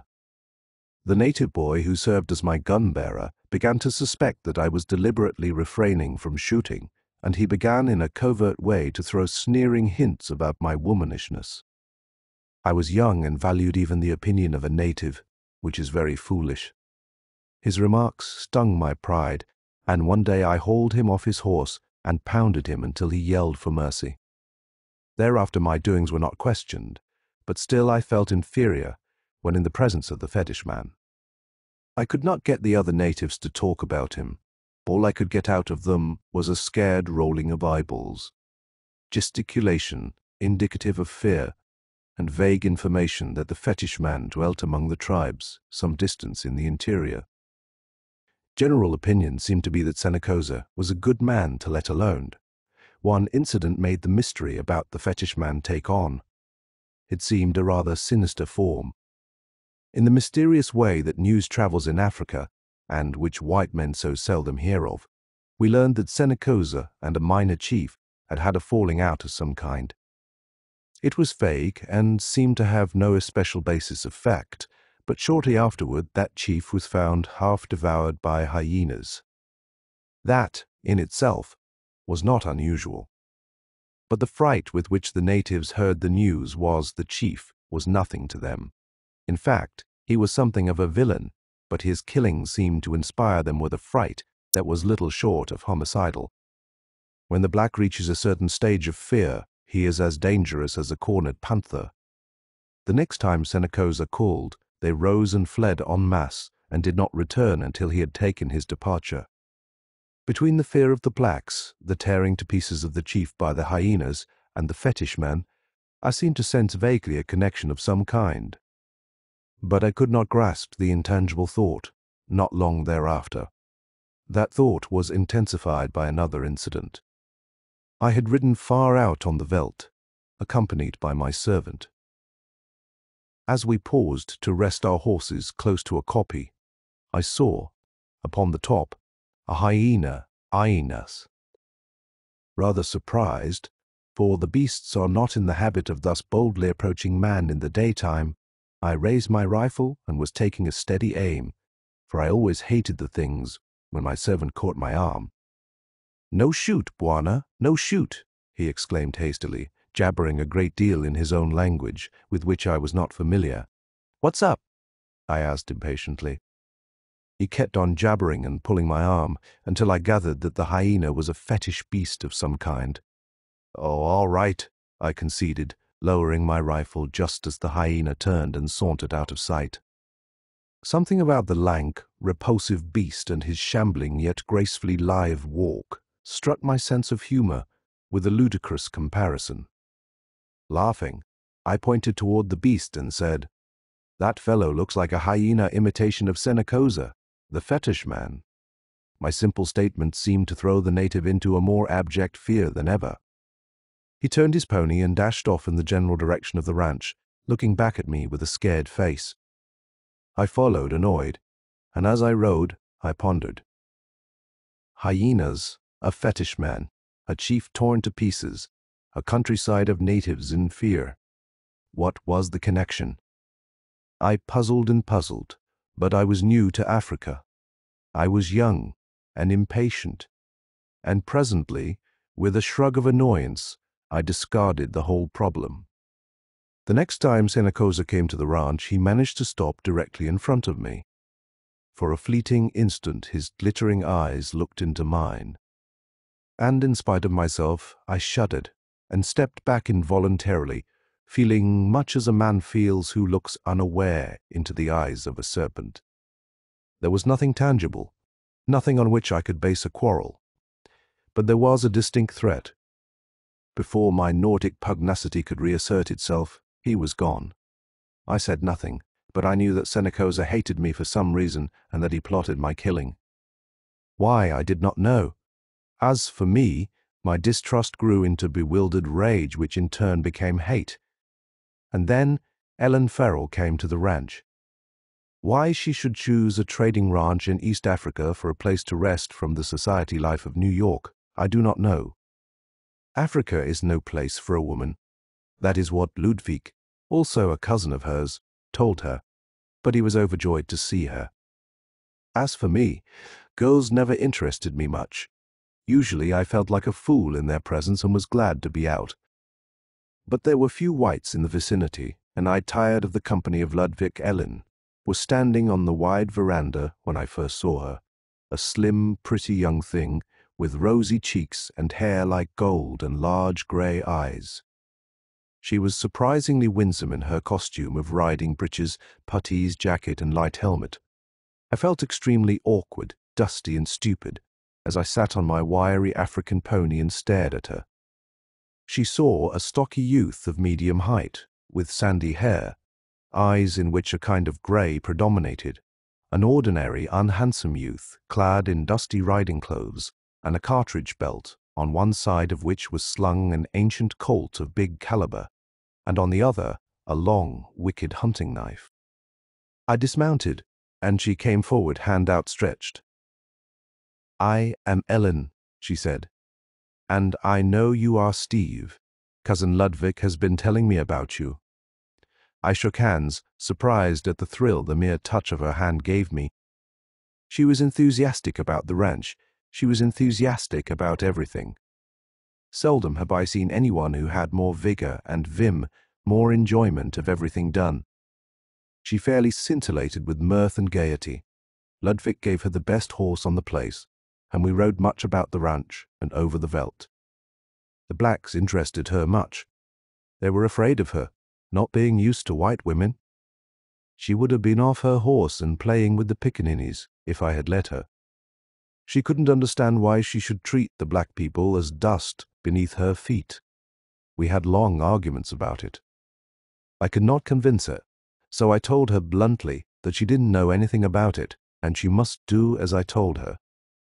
She pouted her pretty lips and called me a tyrant, and then was off over the veldt like an antelope, laughing at me over her shoulder, her hair blowing free in the breeze. Tyrant. I was her slave from the first. Somehow the idea of becoming a lover never entered my mind. It was not the fact that she was several years older than I, or that she had a sweetheart, several of them, I think, back in New York. Simply, I worshipped her. Her presence intoxicated me, and I could think of no more enjoyable existence than serving her as a devoted slave. I was mending a saddle one day when she came running in. "Oh, Steve," she called, "there is the most romantic-looking savage. Come quick and tell me what his name is." She led me out of the veranda. "There he is," she said, muffly pointing. Arms folded, haughty head thrown back, stood Senecosa Ludwig, who was talking to him, paid no attention to the girl until he had completed his business with the fetish man, and then, turning, he took her arm, and they went in the house together. Again I was face to face with the savage, but this time he was not looking at me. With a rage amounting almost to madness, I saw that he was gazing after the girl. There was an expression in his serpent-like eyes. On the instant my gun was out and leveled, my hand shook like a leaf with the intensity of my fury. Surely I must shoot Senecosa down like the snake he was. Shoot him down and riddle him.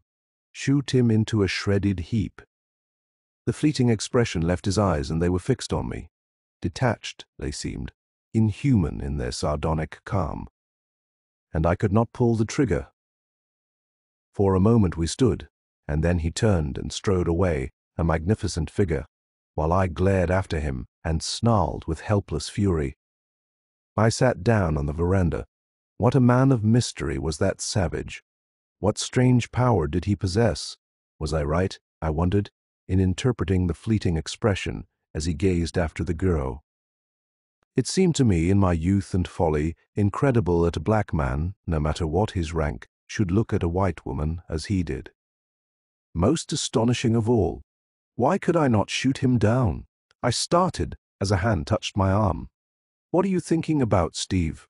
asked Ellen, laughing.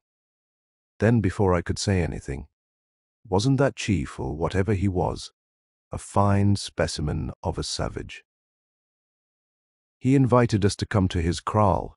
Is that what you call it? It's away off in the veldt somewhere, and we're going. "No," I exclaimed violently, springing up. "Why, Steve," she gasped, recoiling. "How rude. He's a perfect gentleman, isn't he, Cousin Ludwig?" "Ja," nodded Ludwig placidly. "We go to his kraal sometime soon, maybe. A strong chief, that savage. His chief has perhaps good trade." "No," I repeated furiously. "I'll go if somebody has to." "Ellen's not going near that beast." "Well, that's nice," remarked Ellen, somewhat indignantly. "I guess you are my boss, Mr. Man?" With all her sweetness, she had a mind of her own.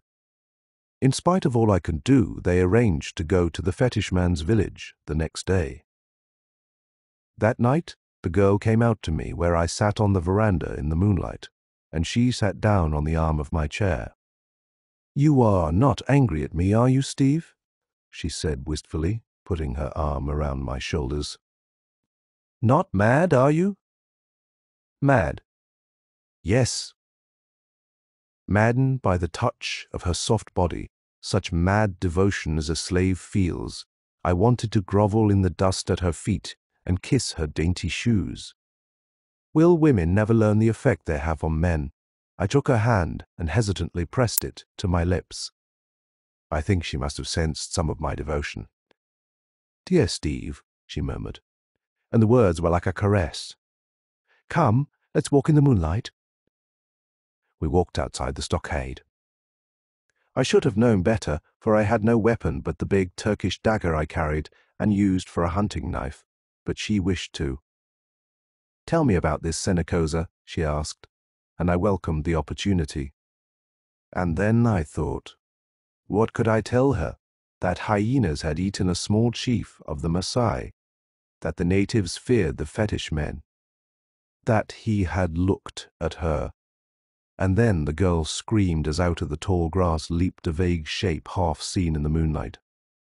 I felt a heavy, hairy form crash against my shoulders. Keen fangs ripped my upflung arm. I went to the earth, fighting with frenzied horror. My jacket was slit to ribbons and the fangs were at my throat before I found and drew my knife and stabbed, blindly and savagely. I felt my blade rip into my foe, and then, like a shadow, it was gone. I staggered to my feet, somewhat shaken. The girl caught and steadied me. He felt a heavy, hairy form crash against his shoulder. "What was it?" she gasped, leading me toward the stockade. "A hyena," I answered. I could tell by the scent, but I never heard of one attacking like that. She shuddered. Later on, after my torn arm had been bandaged, she came close to me and said in a wondrously subdued voice, "Steve, I've decided not to go to the village if you don't want me to." After the wounds on my arm had become scars, Ellen and I resumed our rides, as might be expected. One day we had wandered rather far out on the veldt, and she challenged me to a race. Her horse easily distanced mine, and she stopped and waited for me, laughing. She had stopped on a sort of koppie, and she pointed to a clump of trees some distance away. "Trees," she said gleefully. "That's right down there. There are so few trees on the veldt," and she dashed away. I followed some instinctive caution, loosening my pistol in its holster, and drawing my knife I thrust it down in my boot so that it was entirely concealed. We were perhaps halfway to the trees when, from the tall grass about us, leaped Senecosa and some 20 warriors. One seized the girl's bridle and the others rushed me. The one who caught at Ellen went down with the bullet between his eyes, and another crumpled at my second shot. Then a thrown war club hurled me from the saddle, half senseless, and as the blacks closed in on me, I saw Ellen's horse, driven frantic by the prick of a carelessly handled spear, scream and rear, scattering the blacks who held her, and dash away at headlong speed, the bit in her teeth. I saw Senecosa leap on my horse and give chase, flinging a savage command over his shoulder, and both vanished over the koppie. The warriors bound me hand and foot and carried me into the trees. A hut stood among them, a native hut of thatch and bark. Somehow the sight of it set me shuddering. It seemed to lurk, repellent and indescribably malevolent amongst the trees, to hint of horrid and obscene rites, of voodoo. I know not why it is, but the sight of a native hut, alone and hidden, far from a village or tribe, always has to me a suggestion of nameless horror. Perhaps that is because only a black who is crazed, or one who is so criminal that he has been exiled by his tribe, will dwell that way. In front of the hut they threw me down. "When Senecosa returns with the girl," said they, "you will enter," and they laughed like fiends. Then, leaving one black to see that I did not escape, they left the black, who remained, kicked me viciously. He was a bestial-looking black, armed with a trade musket. "They go to kill white men, fool," he mocked me. "They go to the ranches and trading posts, first to that fool of an Englishman, meaning Smith, the owner of a neighboring ranch." And he went on, giving details. Senecosa had made the plot, he boasted. They would chase all the white men to the coast. "Senecosa is more than a man," he boasted. "You shall see, white man," lowering his voice and glancing about him from beneath his low, beetling brows. "You shall see the magic of Senecosa." And he grinned, disclosing teeth, filed to points. "Cannibal," I ejaculated involuntarily. A Maasai, no, he answered. A man of Senecosa who will kill no white men. I jeered. He scowled savagely. I will kill you, white man. You dare not. That is true, he admitted, and added angrily, Senecosa will kill you himself. And meantime, Ellen was riding like mad, gaining on the fetish man but unable to ride toward the ranch, for he had gotten between and was forcing her steadily out upon the veldt. The black unfastened my bonds. His line of reasoning was easy to see, absurdly easy. He could not kill a prisoner of the fetish man, but he could kill him to prevent his escape. And he was maddened with the bloodlust. Stepping back, he half raised his trade musket, watching me as a snake watches a rabbit. It must have been about that time, as she afterward told me, that Ellen's horse stumbled and threw her. Before she could rise, the black had leaped from his horse and seized her in his arms. She screamed and fought, but he gripped her, held her helpless and laughed at her. Tearing her jacket to pieces, he bound her arms and legs, remounted, and started back, carrying the half-fainting girl in front of him. Back in front of the hut I rose slowly. I rubbed my arms where the ropes had been, moved a little closer to the black, stretched, stooped, and rubbed my legs. Then, with a cat-like bound, I was on him, my knife flashing from my boot. The trade musket crashed and the charge whizzed above my head as I knocked up the barrel and closed with him. Hand to hand, I would have been no match for the black giant, but I had the knife clinched close together. We were too close for him to use the trade musket for a club. He wasted time trying to do that, and with a desperate effort, I threw him off his balance and drove the dagger to the hilt in his black chest. I wrenched it out again. I had no other weapon, for I could find no more ammunition for the trade musket. I had no idea which way Ellen had fled. I assumed she had gone toward the ranch, and in that direction I took my way. Smith must be warned. The warriors were far ahead of me. Even then they might be creeping up about the unsuspecting ranch. I had not covered a fourth of the distance when a drumming of hoofs behind me caused me to turn my head. Ellen's horse was thundering toward me, riderless. I caught her as she raced past me and managed to stop her. The story was plain. The girl had either reached a place of safety and had turned the horse loose, or, what was much more likely, had been captured, the horse escaping and fleeing toward the ranch, as a horse will do. I gripped the saddle, torn with indecision. Finally, I leaped on the horse and sent her flying toward Smith's ranch. It was not many miles. Smith must not be massacred by those black devils, and I must find a gun if I expected to rescue the girl from Senecosa. A half-mile from Smith's, I overtook the raiders and went through them like drifting smoke. The workers at Smith's place were startled by a wild-riding horseman charging headlong into the stockade, shouting, "Maasai! Maasai! A raid, you fools!" snatching a gun and flying out again. So when the savages arrived, they found everybody ready for them, and they got such a warm reception that, after one attempt, they turned tail and fled back across the veldt. And I was riding, as I never rode before. The mare was almost exhausted, but I pushed her mercilessly. On, I aimed for the only place I knew, likely, the hut among the trees. I assumed that the fetish man would return there. And long before the hut came into sight, a horseman dashed from the grass, going at right angles to my course, and our horses, colliding, sent both tired animals to the ground. "Steve!" It was a cry of joy, mingled with fear. Ellen lay tied hand and foot, gazing up at me wildly as I regained my feet. Senecosa came with a rush, his long knife flashing in the sunlight.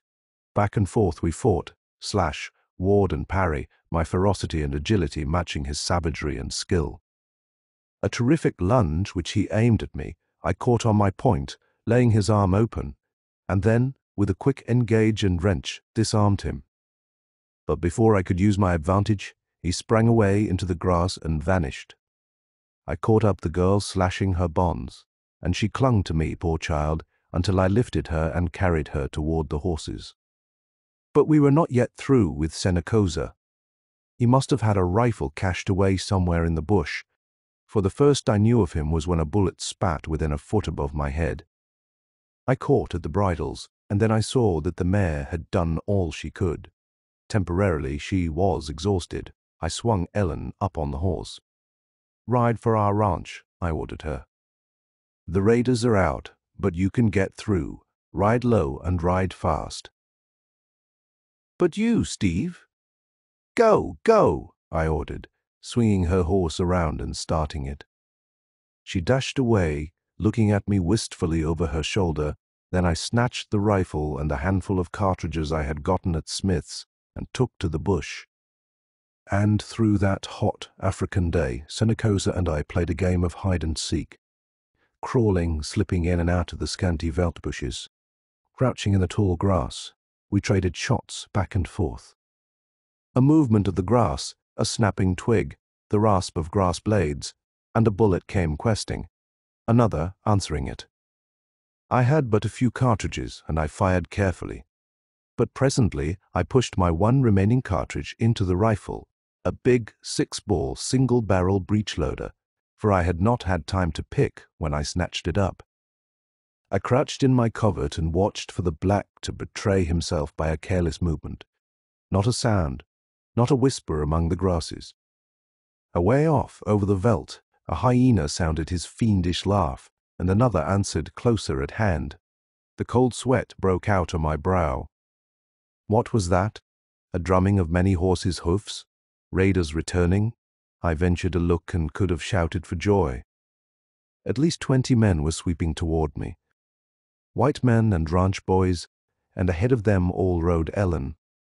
They were still some distance away. I darted behind a tall bush and rose, waving my hand to attract their attention. They shouted and pointed to something beyond me. I whirled and saw, some 30 yards away, a huge hyena slinking toward me rapidly. I glanced carefully across the veldt. Somewhere out there, hidden by the billowing grasses, lurked Senecoza. A shot would betray to him my position, and I had but one cartridge. The rescue party was still out of range. I looked again at the hyena. He was still rushing toward me. There was no doubt as to his intentions. His eyes glittered like a fiend's from hell, and a scar on his shoulder showed him to be the same beast that had once before attacked me. Then a kind of horror took hold of me, and resting the old elephant rifle over my elbow, I sent my last bullet crashing through the bestial thing. With a scream that seemed to have a horribly human note in it, the hyena turned and fled back into the bush, reeling as it ran. And the rescue party swept up around me. A fusillade of bullets crashed through the bush from which Senecoza had sent his last shot. There was no reply. "We hunt a snake down," quoth Cousin Ludwig, his Boer accent increasing with his excitement. And we scattered through the veldt in a skirmish line, combing every inch of it warily. Not a trace of the fetish man did we find. A rifle we found, empty, with empty shells scattered about, and, which was very strange, hyena tracks leading away from the rifle. I felt the short hairs of my neck bristle with intangible horror. We looked at each other and said not a word. As with a tacit agreement, we took up the trail of the hyena. We followed it as it wound in and out in the shoulder-high grass, showing how it had slipped up on me, stalking me as a tiger stalks its victim. We struck the trail the thing had made, returning to the bush after I had shot it. Splashes of blood marked the way it had taken. We followed. "It leads toward the fetish hut," muttered an Englishman. "Here, sirs, is a damnable mystery." And Cousin Ludwig ordered Ellen to stay back, leaving 2 men with her. We followed the trail over the kopje and into the clump of trees. Straight to the door of the hut it led. We circled the hut cautiously, but no tracks led away. It was inside the hut. Rifles ready, we forced the rude door. No tracks led away from the hut, and no tracks led to it, except the tracks of the hyena. Yet there was no hyena within that hut, and on the dirt floor, a bullet through his black breast, lay Senecosa, the fetish man. End of the Hyena by Robert E. Howard.